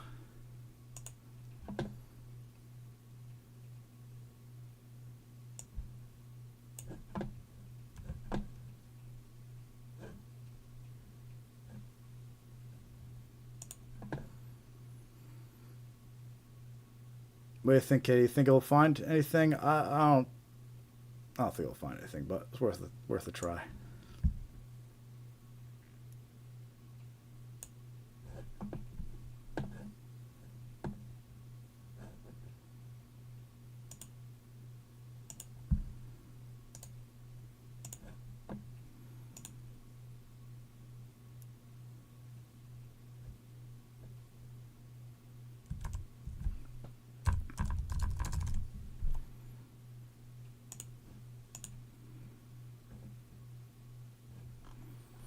All right, got the image of the passport screenshotted.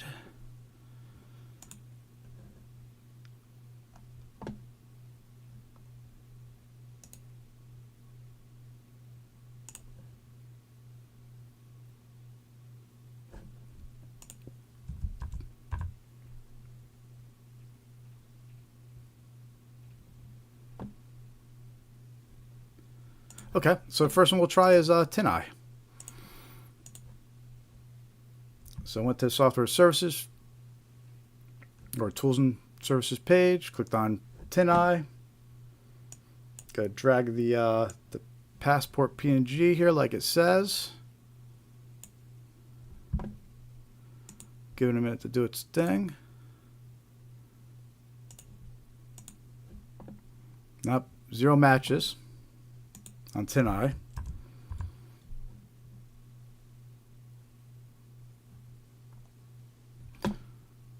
All right, so next one we'll check. We'll do Bing Visual Search. Next.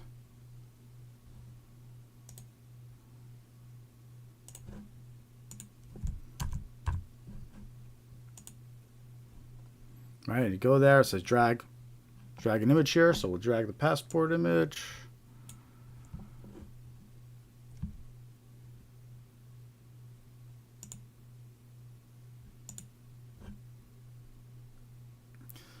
So this one's interesting. It found a bunch of similar looking passports in general, but not this one specifically. But it picked up a lot of other passports because of the similarity.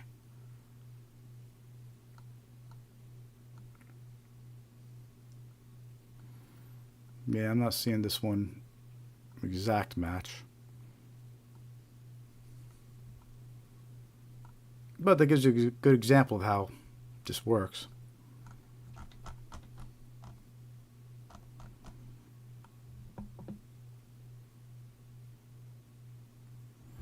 All right, let's check. We'll do Google next here.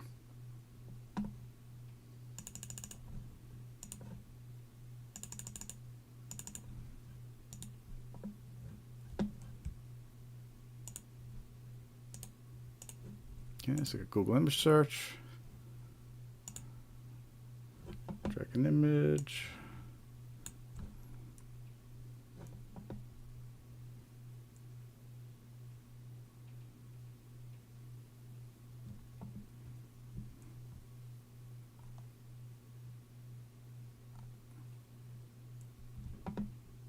So this one found some similar looking passports, but not an identical one.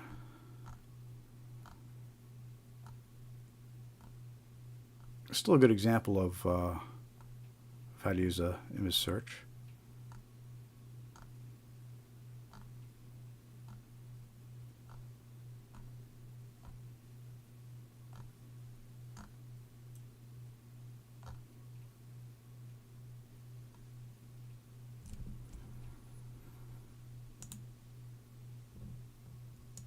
And then, we'll do social catfish. I think they might force us to email or pay, but let me see how that one goes.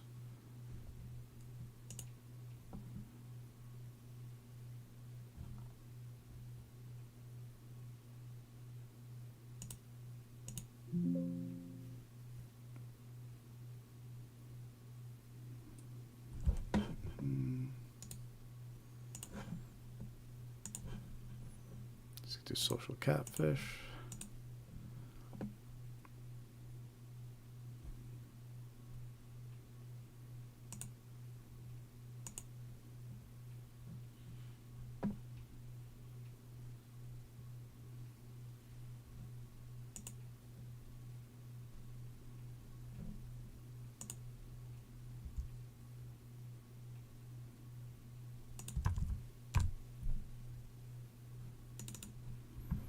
All right, uploading that passport image. We'll see how it goes. I see John recommended a few more. I'll get those added to the website for next week, and maybe we'll test those out next week.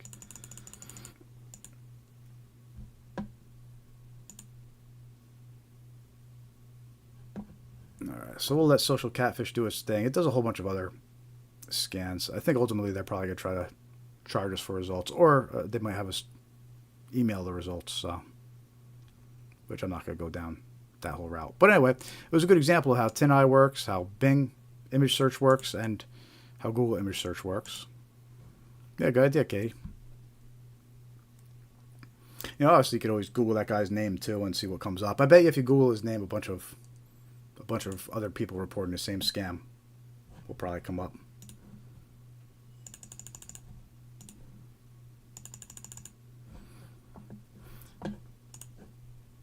All right, cool. So let's get started with some other common scams. I'll keep on checking back with social catfish.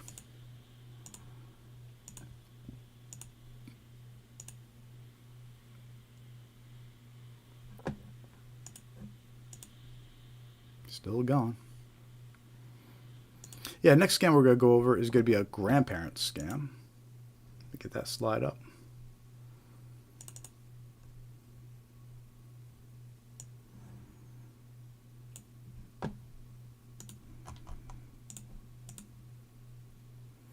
Social catfish still running. So grandparent scams. Scammers impersonate a distressed relative, often claiming to be in jail, and request immediate financial help. Victims, usually seniors, act quickly to assist the loved ones. Yeah, so grandparent scams. This one's pretty bad. These scammers, they call these innocent older folks and they scare them and tell them that their loved ones are in jail. They'll impersonate a police officer, they'll impersonate court personnel, they'll impersonate bail bondsmen, and they'll bleed the senior dry of all their money.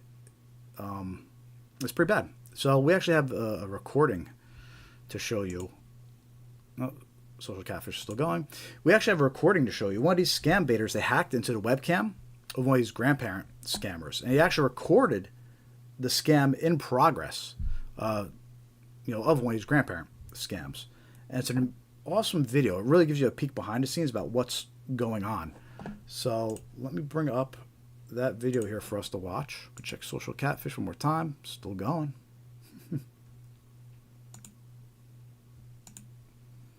Oh, I'm sure it'll be done once our grandparent scam video is done. So take a look at this video. This is an actual scammer whose webcam got hacked and was recorded while trying to perform a grandparent scam on somebody.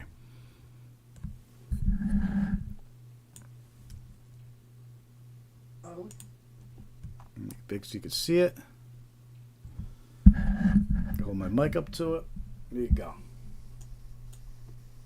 Oh. Mom, I had a car accident. Huh?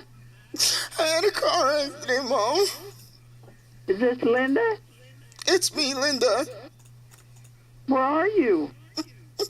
I got a car accident. What happened? I'm gonna put the officer on. I got arrested. You got arrested? Hi, ma'am. Yes. Hi, are you Linda's mom? Yes. What I'm gonna need you to do is grab a pen and paper and write down Linda's case number, ma'am. I need you to hurry up, please, ma'am. Case number? It's the number 2. 2? The letter B as in boy. Can you read that back to me? 2 B. Now, I'm gonna read what's going on, ma'am, okay? Okay. Linda was involved in a car accident. It was stated in the police report. She admitted that was her fault. While she was driving, she was using her phone. That's what caused the accident, ma'am, okay? Oh, man. The woman that was driving the other vehicle was 7 months pregnant. We had to rush her into the nearby hospital. She might lose her baby. Oh, really? Yes. Now, we actually confiscated her cell phone for legal evidence, so she cannot receive or cannot make calls. This is going to be her only last call. Are you with me, ma'am? Yes, I am. Now, she actually wrote a note down here saying that she didn't want anyone to know about this. Let's honor her wish for right now because it's too much for her right now. That's what she's saying. Okay. What I'm going to need you to do, ma'am, is stay by the phone and wait for the lawyer to call, okay? Okay. Okay, bye-bye, ma'am. All right, bye. The next. So that video is fascinating. That's actually a grandparent scammer whose webcam got hacked and was recorded while doing a grandparent scam. Now, the good news is the guy that recorded this and got to a webcam, he was able to contact the victim and warn her before she had her money stolen. So the senior lady, in that recording, she didn't lose any money, luckily.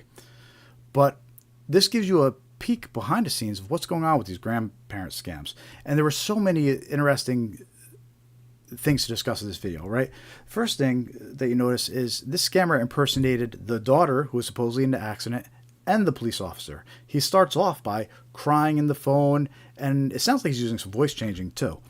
But he impersonates the daughter, and then he immediately switches over and impersonates a police officer. When he impersonates the police officer, you could hear police scanner chat in the background. So he's playing a recording of police scanner sounds to make it sound more legit, like it's actually a police station, right? Then there was the red flag where he asked for secrecy, right? Did you notice that where he said, and your daughter's embarrassed about this, so she asked you not to tell anybody, let's respect her wishes, right? That's the red flag where he's asking for secrecy, okay? And then also notice how he said that they confiscated daughter's phone. He says this so the victim doesn't try to contact the daughter to confirm whether or not she's actually in jail. So it's a very detailed scam. Now this guy is only the opener, right? There's actually closers involved too. So he opened the scam, and now he ended the call by saying, stand by your phone, and well, I think he said the prosecutors or lawyers are going to call you back, right? Now what he does is he hands this off to other scammers, and those scammers are known as closers, right? So what we just watched was the opener, right? And unfortunately, I don't have a video of the closer, but the closer is who tries to get the money from the victim. So this scammer that we just watched, he's actually located in the Dominican Republic. So, but let me know what you think of that video. I mean, I think it's great. It gives you a peek behind the scenes of what's going on with some of these scammers. So click the heart, click the thumbs up. Let us know what you think of that video. Also, let's bear with me a sec. Also, we have a news article about this specific scam and what was going on in the Dominican Republic. That's right, Sam Tam, I agree. He certainly is. Certainly is. Sorry, just answering the chat here. So, again, that video was of a scammer in the Dominican Republic. And what's interesting is we actually have a news article here about a grandparent scammer ring in the Dominican Republic that got busted. Don't know if it's the same guy or not. Hope it was, because he deserves to get busted. But here's this news article. NJ Federal Court charges 3 additional Dominicans a grandparent scam. They were appearing in Newark, New Jersey court. They were extradited from the Dominican Republic. And they were actually among 11 Dominican nationals charged in a 19-count indictment filed in New Jersey. And according to the indictment, the conspirators engaged in a long-running grandparent or family in need of bail scam against hundreds of seniors across the United States, including New Jersey, New York, Pennsylvania, and Massachusetts. One of them was alleged to have led a network of call centers, right? Because we spoke about this earlier. There's scammers in call centers. This is what they do all day long. Scamming people from these call centers.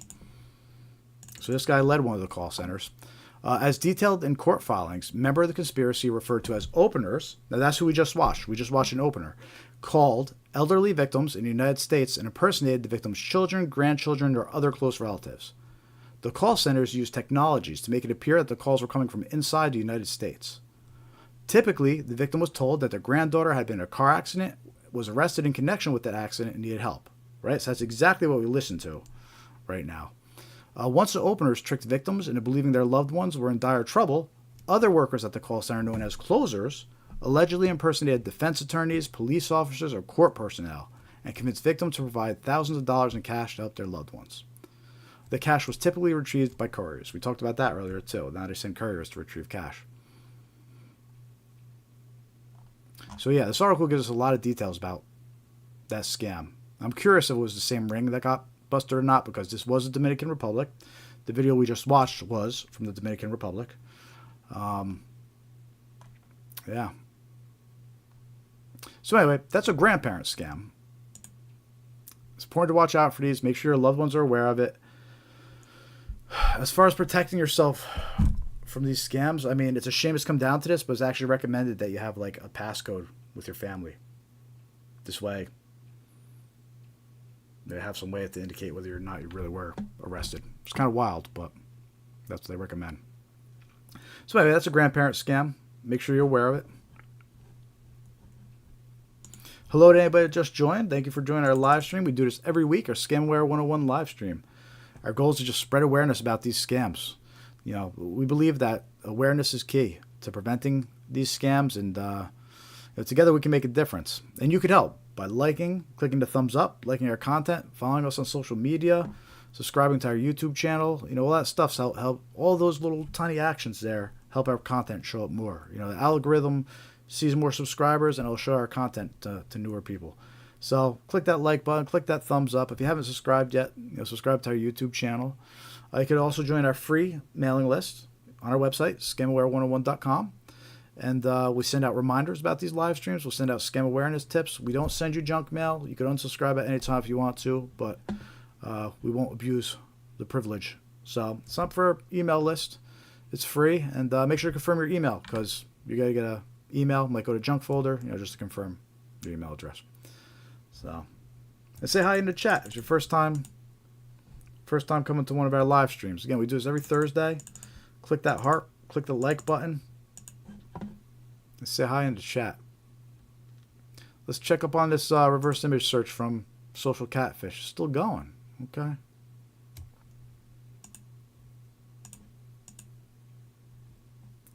Well, we'll continue into some more of these scam examples, right? So that was a grandparent scam. Okay, hold on. So Social Catfish just finished. Yeah, they make you email to unlock the result. I'm not going to go through all that right now. But according to this, it found 45 possible matches.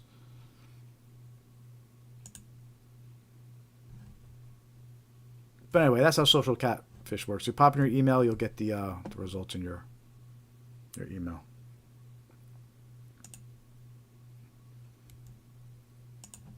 But anyway, all right, back to our scam examples here. Next, we're going to talk about a wrong number scam. Extremely common. If you've ever wondered why you get so many text messages that are wrong numbers, it's because it's a scam. It's a very, very popular scam too. And the beauty of it is people don't even realize it's a scam. So we released a video about this scam. It's actually our most popular video.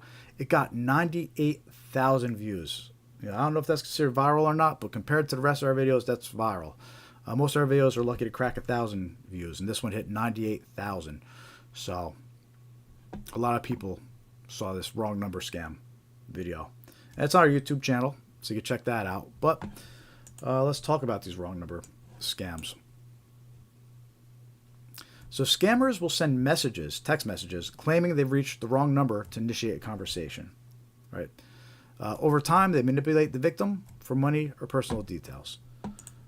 So what am I talking about? All right. So a wrong number scam can start in any kind of way. It just starts with a random text message.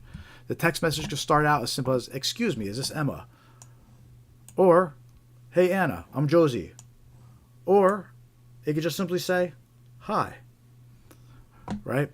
So the point is, it wants you to reply. And once you reply, they're going to claim, "Oh, I'm sorry, I got a wrong phone number." And they're going to start asking your personal details. And that's known as a wrong number scam. So let me show you some examples of how these conversations will typically go. And again, just to be clear, the reason why it's called a wrong number scam is because you get a text message, they claim it's from a wrong number, but they're just trying to reach new victims. They're trying to get you to reply. They want you to reply and say, "Oh, it's the wrong number." Because that tells them, one, you read the message. They'll target you with more scams. But two, it gives them an opening to continue this conversation, which is what they'll do. And let me show you some examples of that. So here's one example. In this case, it started with, "I'm Margaret. Are you Lillian?" Person replies back, "I'm Izzy." The scammer says, "I'm really sorry. I made a mistake. Put the wrong number in. Hope I didn't disturb you." Right? Izzy replies back, "That's okay." At that point, the conversation should end.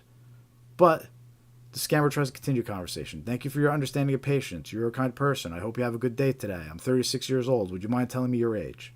This is how you know it's a wrong number scam. If you're going to continue the conversation, at this point, there's no reason to continue the conversation. It's been established it's a wrong number. But the scammer continues and they start asking you information about yourself, including your age. Right? They're going to ask your age, they're going to ask your name, they're going to ask where you're located. So this is one example of how a conversation, wrong number scam will go. Here's another example. This one opens up with, "Have a cup of coffee together." So of course the person says, "Who is this?" That's when the scammer comes back. "I got your number from Laura, Zoe." They give you some fake, story. Say, "Yeah, it's a wrong number." Conversation should stop at that point. But it's a wrong number scam. The conversation is not going to stop. The scammer's going to keep on replying and try to get more information about you. "I'm sorry, I thought this was Laura's number. I think I dialed the wrong number by area code. I hope I'm not bothering you." They try to be nice. No, have a good day." They keep on going. "Thank you for your kindness. I just realized I entered wrong. Where are you from?" Right? So now they're asking where you're from. So last example, they start off by asking your age. This one's asking where you're from. Right? Here's another example. In this case, they actually knew my buddy's name, but he has no idea who this person was. And this is just an example. A completely random person pretending that they reached out to you.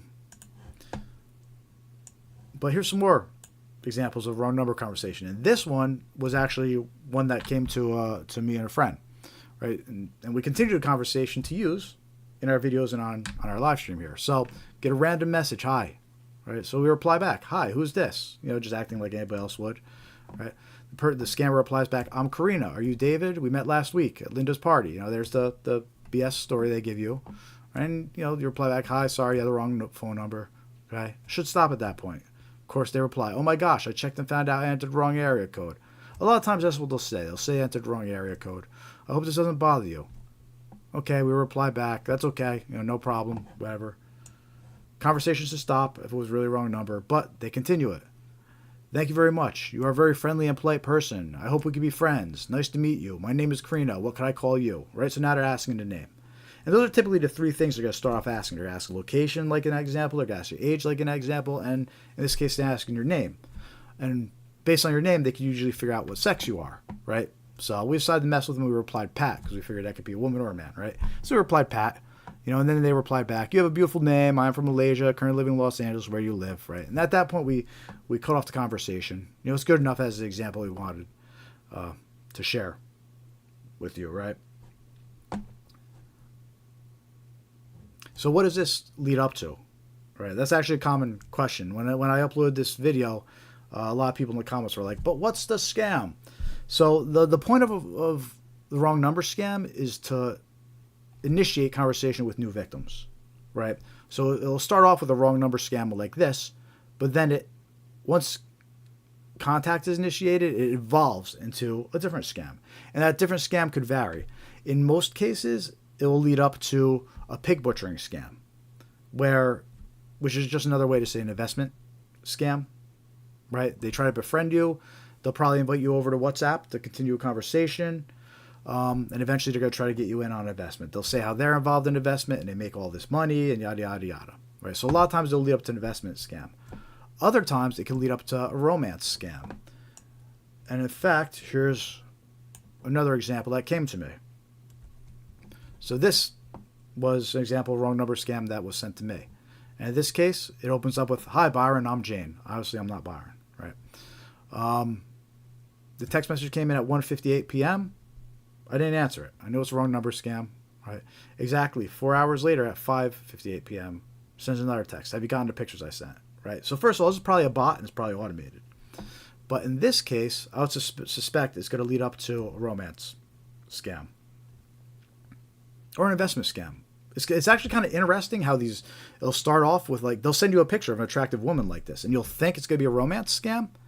But as you befriend the fake woman, a lot of times the narrative might switch to, I have a boyfriend and I invest in all this and that. And then she tries to pitch you on the investment. So it really could go either way. Usually it's typically a pig butchering investment scam or a romance scam. But yeah. In this case, when we posted the video, a lot of people said they got the exact same text message, the exact same picture. You know, because they'll use it. They'll include an attractive. You know, scammers don't care. They'll include a picture of an attractive woman to try and get a reply. You know. So that's an example of a wrong number scam, and that explains why people get so many wrong number text messages. There's so many text messages that just say hi or something random from numbers you don't recognize, because it's a scam. And it sucks because you want to be nice, you want to reply and be considerate and be like, oh, you got the wrong number. But even just replying and saying you got the wrong number, I mean, now the scammer knows. And also, keep in mind, now they can reply with a link and it's going to be active on your phone. You already replied to them. So now your phone's going to activate their link that they send to you. So it's always better off not to reply at all. And a lot of people that commented, there was a lot of comments from people saying how they mess with these scammers. They'll just reply back and mess with them and say messed up things to the scammer just to try and waste their time, right? But you do have to remember, by replying back, you will have any links they send you will be activated. So best thing to do is just ignore these, report them as junk, delete them, and move on. And unfortunately, I think in that example I showed you earlier, you mentioned she was in Malaysia, and it turns out we covered this during the headlines. A lot of these scammers running the pig butchering scams, they're over in Asia, and a lot of them are actually being forced over there. They were trafficked over there, and they're actually being held in these scam compounds and forced to do these scams with people all day, these pig butchering type scams. So it's pretty crazy. They say there's thousands and thousands of people in these compounds being forced to do these scams. But anyway, I don't want to go off track. That's a wrong number scam. Very common. Watch out for them. Lots of people fall victim to these.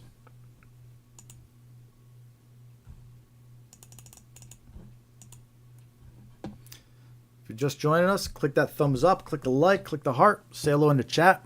Our goal is to spread awareness. We do this live stream every week, every Thursday, 5:45 p.m. Eastern Time. Yeah, we're going up, 3.5 hours so far today. Sometimes we go 5 hours long. I don't know if I'll make 5 hours today, but I'm going to keep on going. But the idea is we want to spread awareness. We check out the latest headlines, see which scams are trending and we're being warned about. We share lots of examples of scams. And yeah, we just try to spread awareness and give you the information you need to protect yourself and protect your loved ones. On our website, scamware101.com, we have our free email list. You can sign up. We'll send you reminders when we're having these live streams. We'll also share some scam awareness tips and warnings as they come in. So if you haven't signed up for our free email list yet, please do. And also, yeah, definitely subscribe to our YouTube channel. It helps us spread awareness, and you'll see when we do these live streams every Thursday. And of course, we're on your favorite social media platforms. Facebook, Threads, X, Instagram, Blue Sky. So you can follow us on there too. So let's continue with some more of these scam examples. The next one is a gift card scam. This one's a quick one, but it's definitely one to be aware of. So in this scam, this is the email version of this scam. Let me bring up.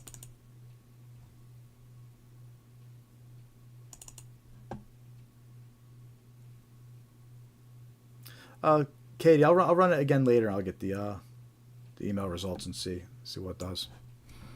I'll do it after the live stream later or tomorrow.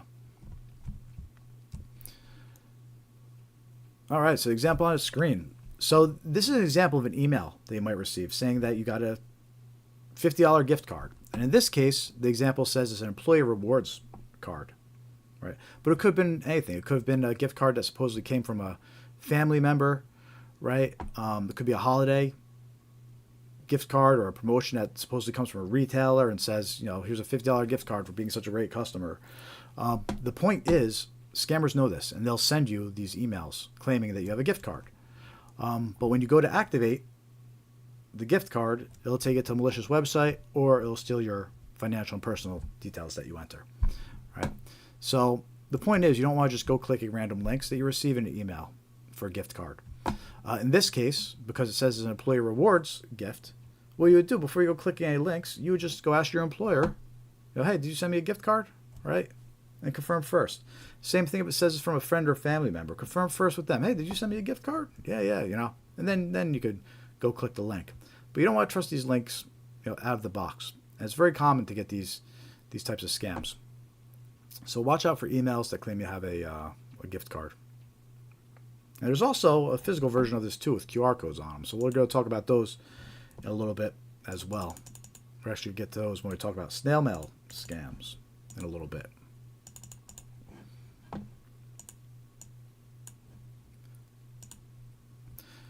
So that was a fake gift card email.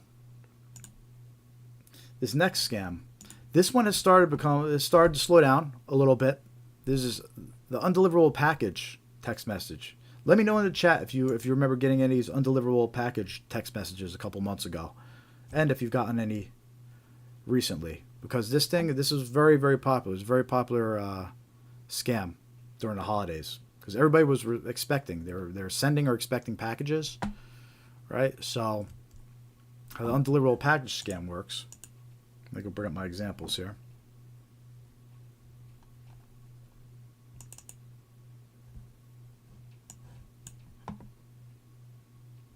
Undeliverable package scams. Victims receive fake notifications about undeliverable packages and are asked to click a link to resolve.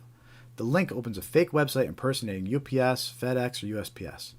Any personal or financial details provided by the victim are stolen by the scammers. There never was a package, right? So again, this scam was very, very popular during the holidays. I'm sure it's still going around now, so it's important to be aware of. And it's going to come back.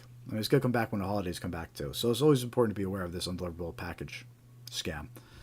And how it works is basically, we've seen two different versions. We've seen text message versions, and we've seen email versions. So first, let's talk about the text message version of an undeliverable package scam. So there's an example of a text message. Oh, before I get started, I just want to answer the chat here. Geek Squad. No, we actually have a video of that though. Let me. I I can though. I think I have an example to show you. Let me bring that up, before I get too deep in this text message one, then let me bring up that one real quick.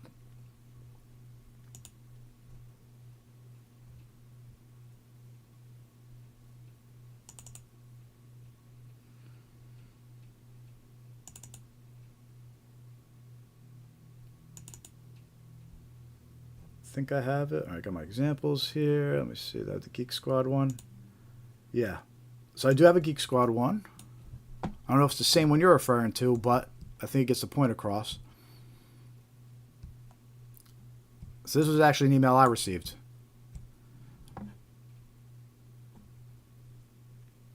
And it's a fake Geek Squad invoice. Is this kind of what you were talking about, Sam? I'm sure it's different variations. Maybe sometimes they got the logo in different colors and things like that. But this scam's extremely common right now. It's a fake invoice from Geek Squad. And it'll have your information too. Where it says subscriber, I blurred it out because it actually had the email address of who they were targeting. Right. So it tries to add a little bit of legitimacy. They include the email address to kind of personalize it.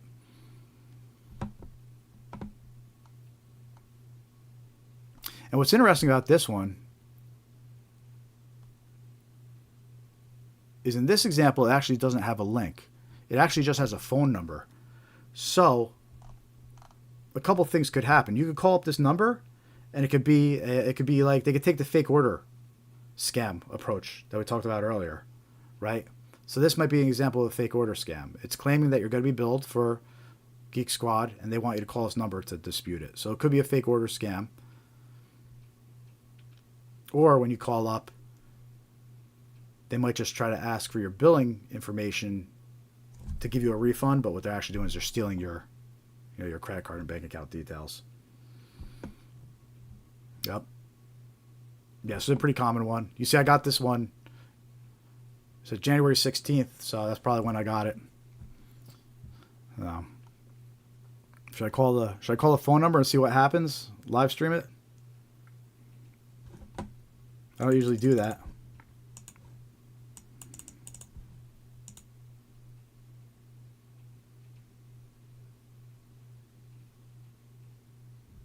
Screw it. I'm going to call it live.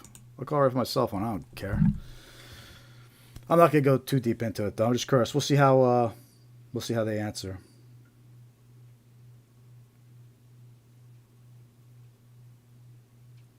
It's an old email, too, so a number might not even work anymore.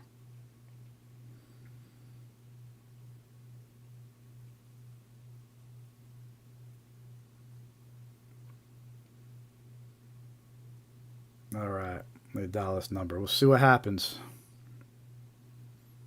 We do it live out here. 859.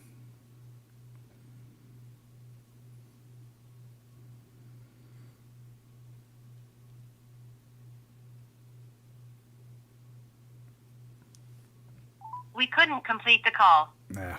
Please check the number and try again. Oh, well. Yeah. So whatever number they were using is dead by now, which is common. I mean, sometimes the number only works for a few days. I've had that happen a few times where I've been like, all right, let me actually call that number, for a scam that came in. *67. That's right, John. I'll show you *67, but I live life on the edge. What can I say?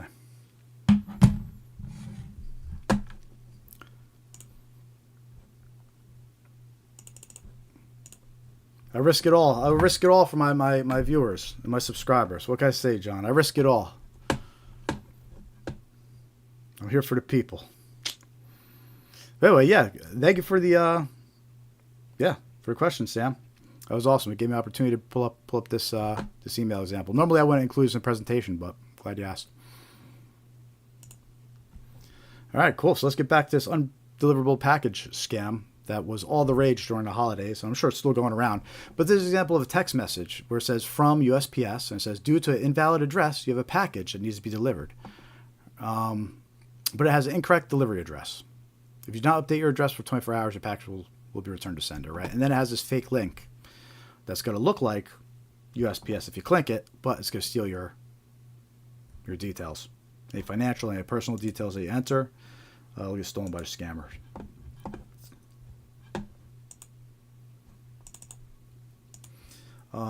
There's many versions of this text message that was going out. That was one version. Here's another one. Looks very similar, a little different, but USPS package has arrived at the warehouse, cannot be delivered due to incomplete address. Please confirm your address within 12 hours, and then it links to a fake website that's going to steal your information. And again, notice that the little instruction at the bottom, please reply yes, then exit the SMS, right? We talked about that red flag, and we saw a bunch of examples of other text message scams, and they include that same instruction. So that's a red flag. Watch out for that. Here's another example. This is one that was sent directly to me, and it's actually a group text message, a group chat, and they named the chat USPS. So it comes in, it looks a little different. So someone might think like, oh, this is USPS. It says right at the top, USPS. Yeah. So that's one little trick that they tried to use that didn't work. And there's a couple more examples. These text messages actually come in with attachments. So in these two examples, in the first one, it has an HTML attachment and it has the USPS logo in it, right? And if you open that attachment, it's gonna have a link to the fake website. And then same deal with this other example. It was a text message. It came in, USPS logo, but it has an attachment with a PDF file. And that PDF file is gonna have a link to the fake website. And it's important to remember, never open attachments in emails, text messages, any attachments that you weren't expecting, right? Because at the very least, they're going to include links to a malicious website, but at the worst, they can install a virus, on your PC, especially these HTML attachments here. So never open attachments that you weren't expecting. Now, even if they're from somebody you trust, if you weren't expecting,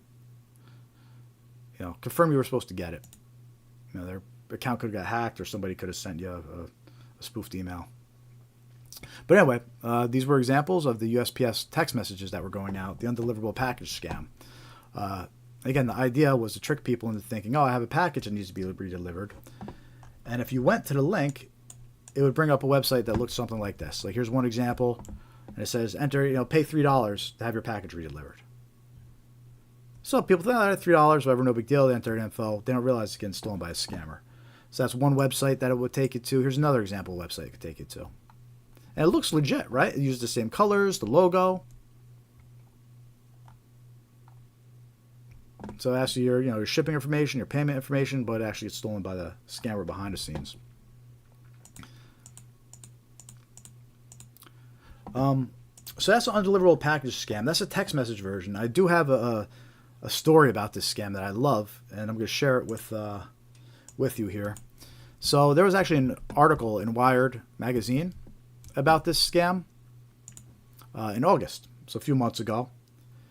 And basically what happened is this IT guy, Grant Smith, if that's his real name, his wife actually fell for this undeliverable package scam. She fell for it. She provided her credit card details, and the scammers got their credit card details. Well, Mr. Grant Smith didn't want to just take this sitting down, and he fought back. He actually hacked into the scammers' systems. He infiltrated their scam system. And he found out all these details about this specific scam. And in this case, the undeliverable package text messages, they were actually being sent out by a Chinese organized crime gang. They were sending out 100,000 scam texts per day. That's how many text messages are sent out. 100,000 texts. And this is only one organization, one crime organization. Right, so 100,000 scam texts per day globally. He found that people entered almost 500,000 unique credit cards. 438,669 unique credit cards. That's how many credit cards he found that these scammers had gotten so far. And this was like half a year ago at this point. So 500,000 credit cards. That's how successful these scammers are. And that's why they're sending out these text messages, because it's working. People are falling for it. He said he saw over 1,000 domains used by the scammers, right? Because one domain dies, they switch out, use another one. Many people entered multiple cards each. He said that 50,000 email addresses were logged. Some of those email addresses were university email addresses 20 of those email addresses were military or government email domains. So military and government contacts were falling for this scam. The victims were spread across the United States. California was the state with the most.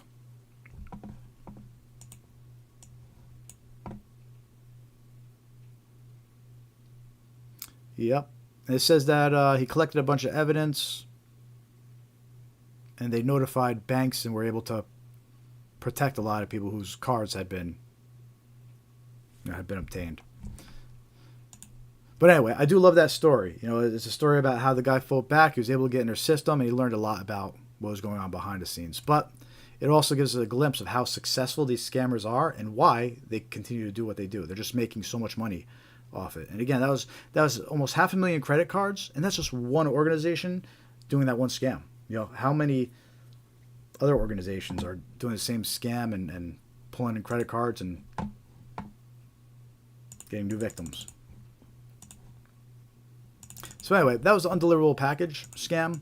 FedEx, UPS, USPS, right? They'll never going to send you text messages like these. The only text messages you'll ever get is ones that you request. You could actually go and request for a specific package to text you updates. But by default, you're not going to get text messages about packages that were missing or packages that are delayed, right? So that's a scam. It's slowed down a little bit. I've been getting less reports about those, but it's extremely popular during the holidays. So watch out for that one. And there's actually a second version of this scam. It's the email version. So let me show you a couple examples about that one too.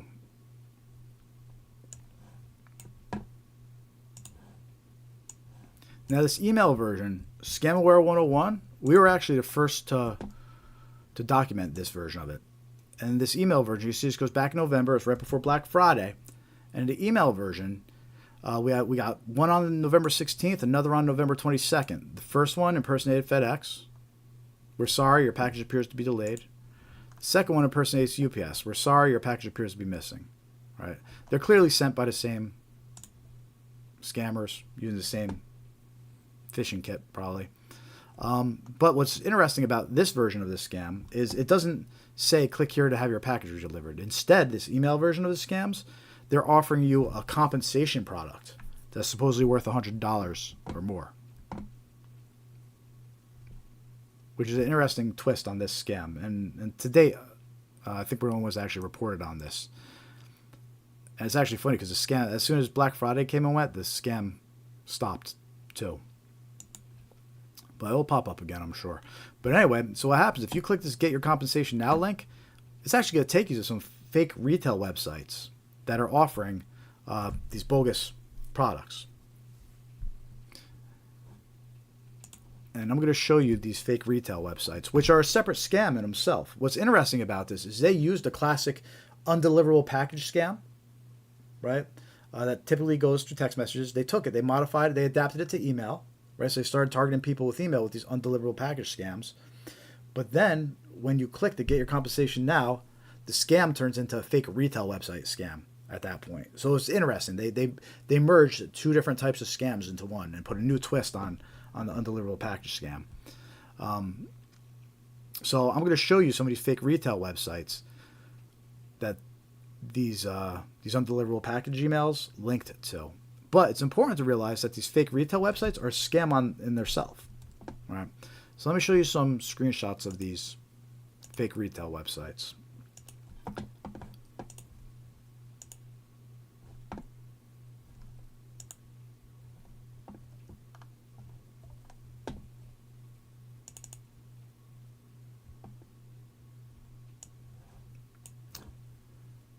So these are some pages that the undeliverable package email linked to. But what's important to realize about these fake retail websites is scammers use all different types of methods to get you onto these fake retail websites. You know, in the case I just showed you, in the example I just showed you, they used an email and told you had a free compensation product, right? But they could be directing people here in many other ways. They might direct people here with fake ads, offering a special deal, right? They might direct people here with an email that says, thank you for being such a great customer. Here's a special offer for you, right? So they might send out emails with special offers. They might have ads popping up on Google results or on social media saying, click here for a special offer on wireless headphones. And you'll see how this offer, they'll say that the headphones, for example, are valued at $175, but the scam is you just pay for shipping. Pay $8 for shipping, right? And we'll send you this wireless headphones that are worth $175. That's the scam, right? They get you to enter your credit card details to pay shipping. You never get the item, and they steal your financial details. So this is a screenshot of one of the pages linked to offering the wireless headphones. Here's a screenshot of another page offering a portable heater, coincidentally worth $175. Just pay for shipping $8. And then here's another page that they linked to for earbuds, valued at $175, but get them now for $8 shipping, right? But if you enter your details, they get stolen by a scammer. You'll never get the product. You can see how at the time, when I took these screenshots, they had Black Friday banner up top. Right? But the key to spotting these fake retail websites is look, if the offer's too good to be true, like if they're offering you a $175 pair of earbuds for $8 for shipping, right, it's probably too good to be true. So you want to do your due diligence when you see things like this. You want to go see if there's any reviews on the website. You want to search Google for what anybody else is saying about the website. In this case, none of these websites even had results. They were so new and put up just for the purpose of doing this that they didn't even have any reviews or results. And that's almost as bad as having negative reviews or results, right? So if you're going to enter your credit card details into a website like this, do your due diligence. Check and see if it's got some reviews, if other people reported any issues, ordering from these sites. And be suspicious of sites that have no reviews because they might be brand new and just put up for the purpose of scamming you. But again, if the offer's too good to be true, keep your guard up. It probably is too good to be true, right? It says fake retail website scams. Oh, something interesting I learned about this specific scam too is that a lot of these websites, they're actually live. And what I mean by that is as you enter your data, as you enter your information, it's actually logged in real time. So you don't even have to click submit or order to submit the info. Like it's actually being logged. So you could sit here, maybe you don't realize it's a scam, you type in all your info, you put in your credit card details, and right before you click submit, you realize, oh wait, this is probably a scam. They still have your info because you typed it in. They don't need you to click submit. So I thought that was pretty interesting. So be aware of that. Just because even if you realize it's a scam, if you typed in your info, they're going to have it. Even if you didn't click submit.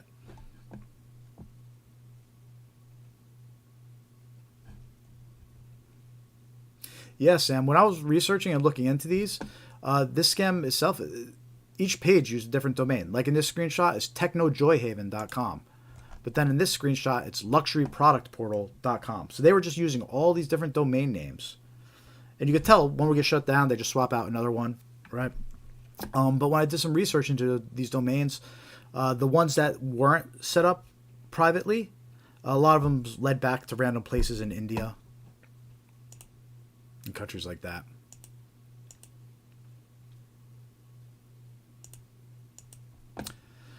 Yeah, so that was a bunch more common scams.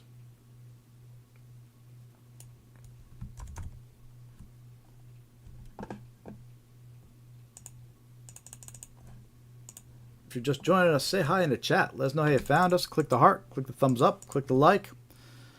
If you don't subscribe yet, please subscribe to our YouTube channel. Help us spread awareness about these scams. We do this live stream every Thursday, and the goal is to just spread awareness. We want you to be aware of the latest scams, the latest trends, so you could protect yourself and your loved ones. All right? You join our mailing list. Go to our website, scamware101.com. Click join mailing list. We'll send you live stream reminders and some scam awareness tips. We won't spam you, I promise. Lots of useful information on our website, too. We have a knowledge base that we're building out with lots of scam examples. We also have a lot of tools and resources that we went over earlier in the live stream here. But yeah, definitely say hi in the chat. Click the heart. Give us a thumbs up. And help us spread awareness.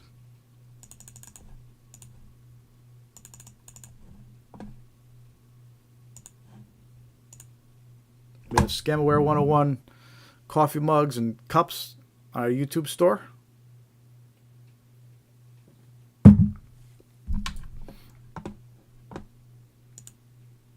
All right.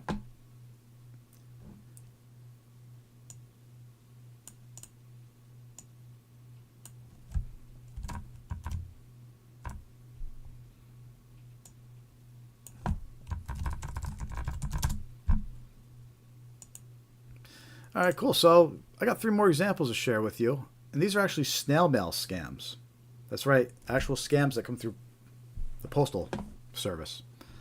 A lot of times I think we're so used to getting targeted by email or text message or on a website that we forget that, we're also being targeted in traditional ways, with traditional postal service and actual snail mail, right? So I actually have some examples of these scams that are circulating that were received. I'm going to show you them right now. So we got 3 different examples of 3 different snail mail scams that are pretty recent and circulating.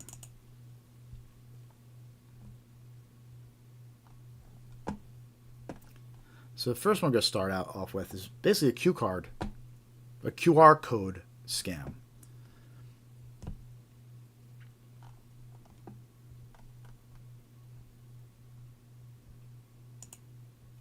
Let's go for my example. All right, there it is. Thanks for bearing with me.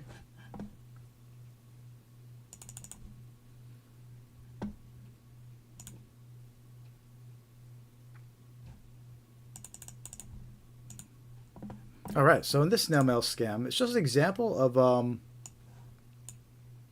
an actual postcard that was received offering free wireless earbuds if you scan the QR code. It takes you to a phishing website that steals your personal information, such as your name, address, Amazon account info, and even your credit card number. And what I find interesting about this is you'll notice in the example of a fake retail website, one of the fake products they offered were earbuds. And that's very common for scammers. They'll find a product that's very popular or the hot item at the moment, and they'll base their scams around that. And in this case, wireless earbuds were a pretty hot item for a while. So that's why you see fake retail website pages set up for them.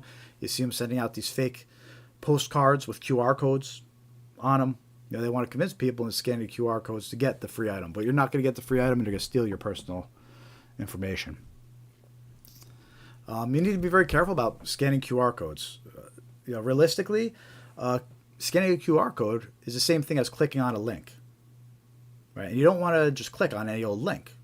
You can't just trust random links from people. And it's the same thing with QR codes. You can't just scan random QR codes. You should only scan QR codes that you trust. You should always verify where it's going to go to, before it actually goes, because we're starting to see more and more QR code scams. This postcard example of a fake free gift. It was only one example, but we've been seeing other examples of parking meters, for example. A lot of these parking meters now, they have QR codes to scan that will bring up the parking app. Well, what scammers started doing is they started slapping stickers of their own QR codes on top of the parking QR codes. So people were scanning the malicious QR codes and being taken to fake websites that impersonated the parking organization.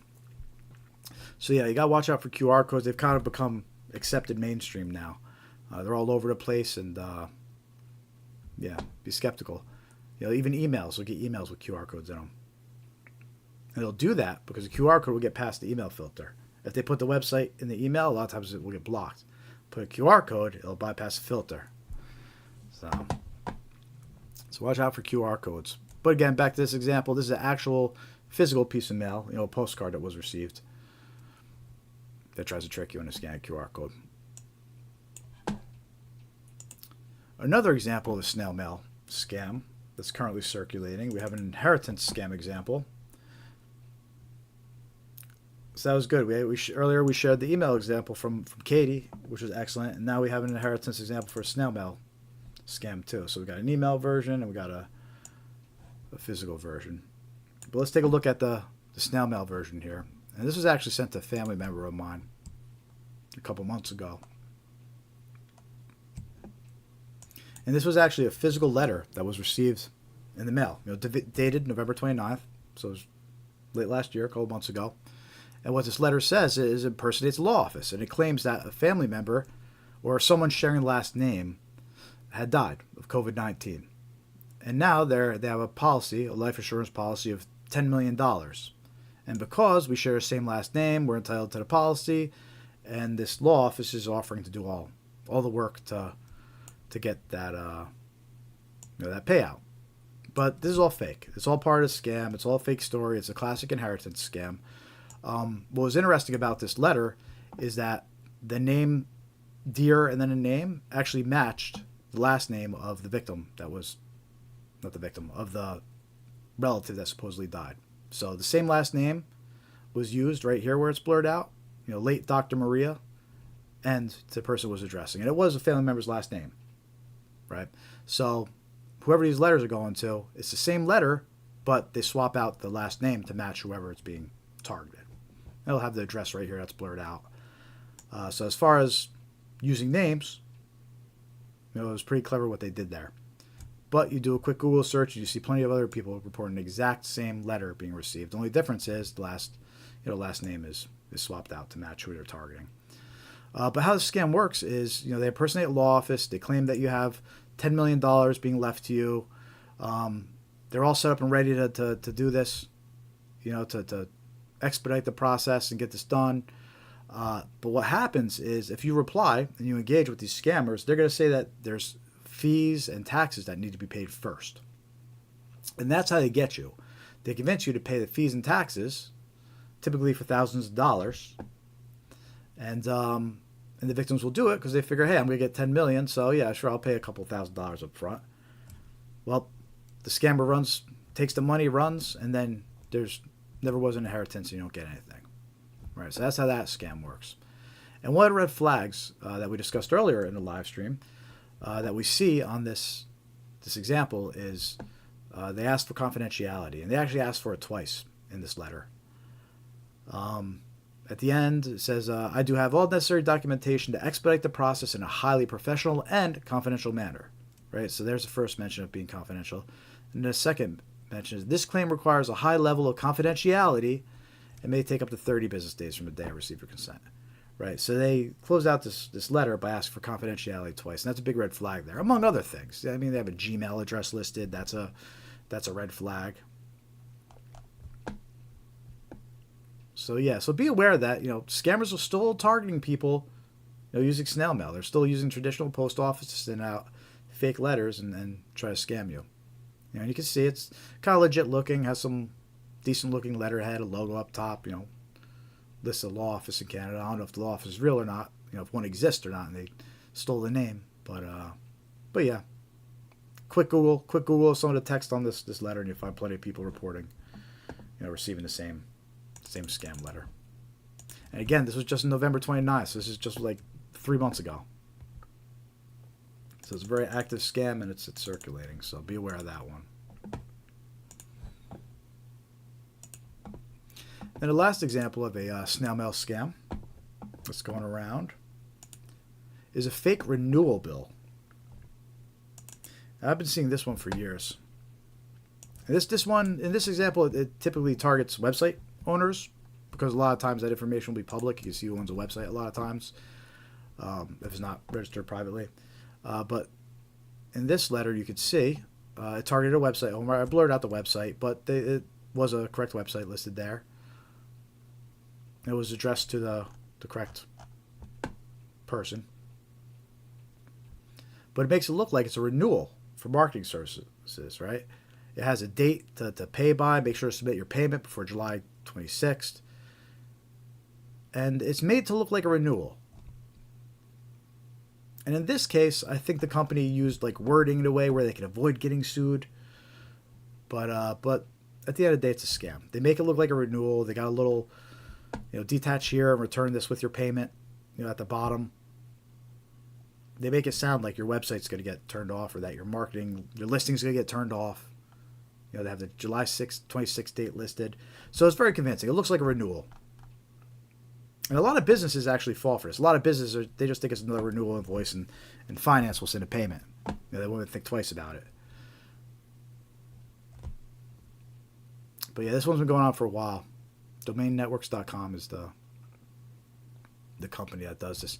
I think it was Brian Krebs. I always get mixed up. The guy who does Krebs Security. I think it's Brian Krebs, maybe. But he did a pretty in-depth look into this, investigation into this, and he ended up tracking down to somebody in Canada who runs this scam. They've been involved in other similar versions of scams like this. So anyway, be aware of this one. This is a letter that's going out. This one was in June, so about half a year ago, which is still I consider it active. And again, this one's been going on for years. Another similar one was Domain Registry of America. I don't know if they're still around, but they used to do the same thing. They would send out all these notices, making it look like it was renewal. But then if you paid it, you were actually authorizing them to transfer your domain.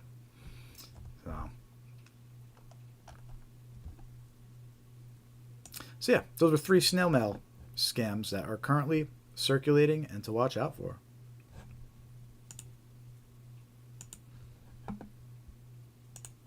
How you doing out there? Click the heart, click the like, say hi in the chat. See a few more viewers. Got some people in the widescreen, got some people in the vertical. Nice. Widescreen has the most viewers right now, which is interesting. Usually the vertical gets more viewers, but we got more people over here in the widescreen right now, so that's cool. Click that heart.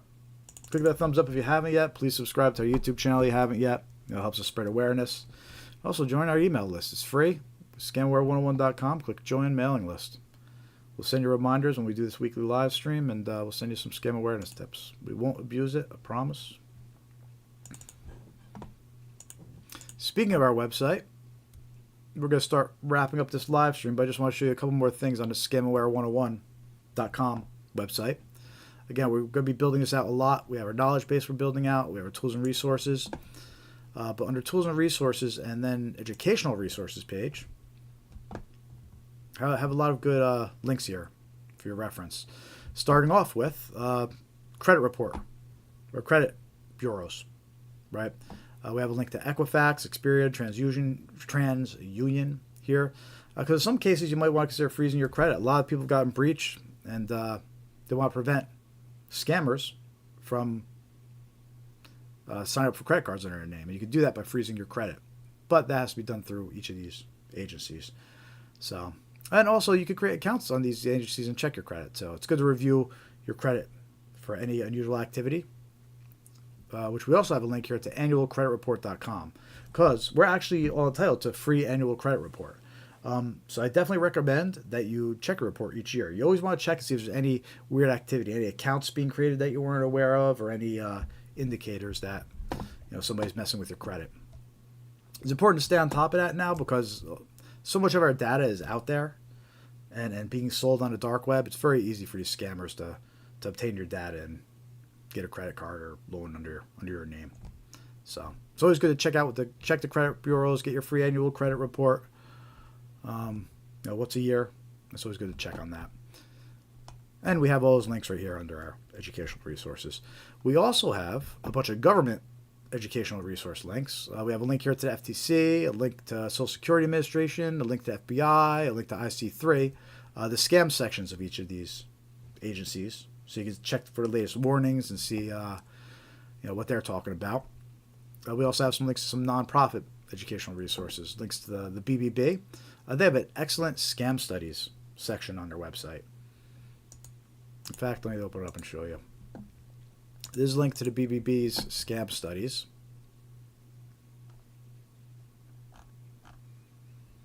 Online shopping fraud, phishing scams, investment scams, virtual vehicle vendor scams. I think that's a newer one. Gift card scams, credit repair and debt release scams. Like, they got so many different scam studies done here. It's really good resource. So if you're ever curious of getting scammed or you want to see how what's involved in a scam, you could check these out and see what they're saying. You got the tech support scams on here that we talked about, romance scams. I mean, it's a very good list. A couple other links. National Cybersecurity Alliance has some good info. National Council on Aging has some good info on common scams and how to keep your money secure. And then we include a few links to some bank websites too, because the banks have finally started to take this a little serious. And some of them started putting up some decent scam sections on the website. So we got a link to Capital One scam section, Chase Bank's scam education, and also Citizens Bank. I thought they're pretty good with information they were sharing. So a lot of good info there, just resource-wise, educational. If you want to stay on top of some more scams.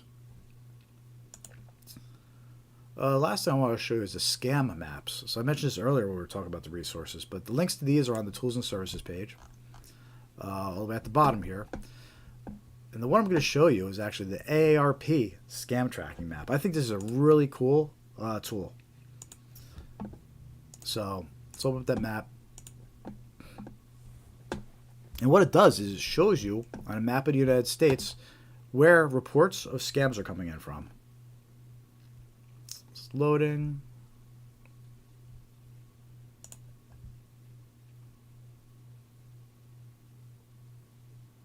There you go. So you can see on the map all the red dots are reports of scams. And on the right hand side, it shows you most recent scams first, but where reports are coming in. So let's look through this list and see if we get an idea of what type of scams that are coming in here.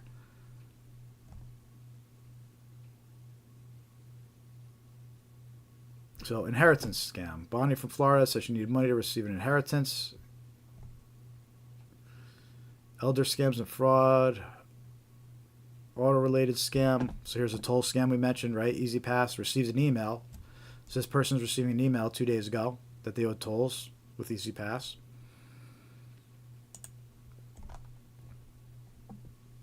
Next one, another person reported this one with a text stating I owed tolls. So it gives you an idea how common this unpaid toll scam is. So many people are getting hit with it.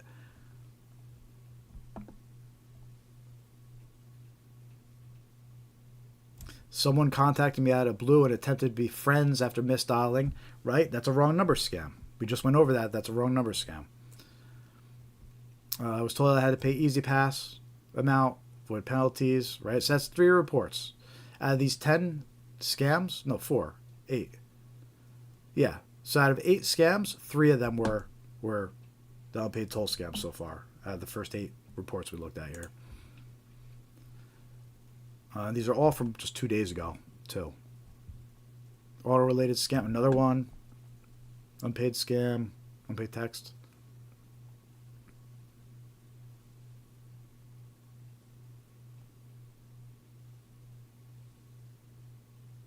Someone left message on phone saying Xfinity, and if I didn't pay 2 months in advance for 2 years or 6 months in advance, something about Xfinity.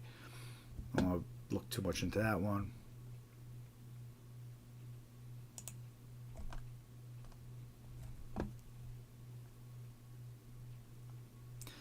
There's some health-related scams being mentioned here, too, which we're going to have to watch out for. Now there was that huge United healthcare breach that happened last year, where like 2/3 of the country had their medical information stolen. I mean all their medical information. Like, you read this list of medical information that was stolen, it's crazy. Like people's prescriptions, diagnoses, x-rays, billing information. Like, it's unbelievable our medical information that got stolen. So expect a lot of health-related scams because they have so much information about you that they can target you with very personalized scams. They know who your insurance company is. They know your health ailments, your prescriptions. It's insane. So this could be a problem.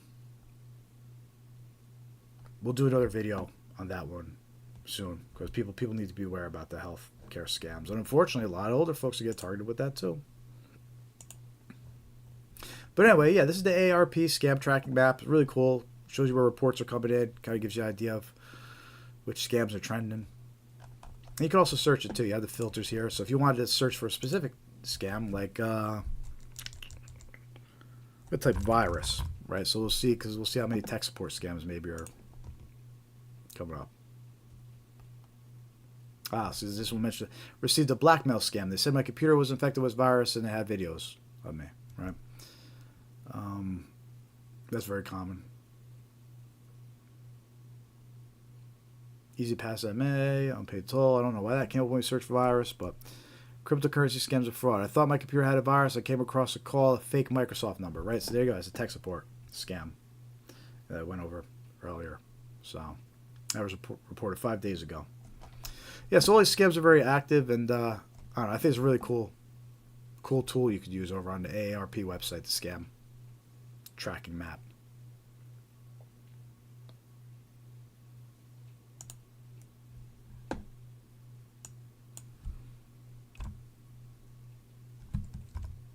Yeah, and I think that's about it. I think we're going to get this live stream wrapped up. Go open the floor to any last questions.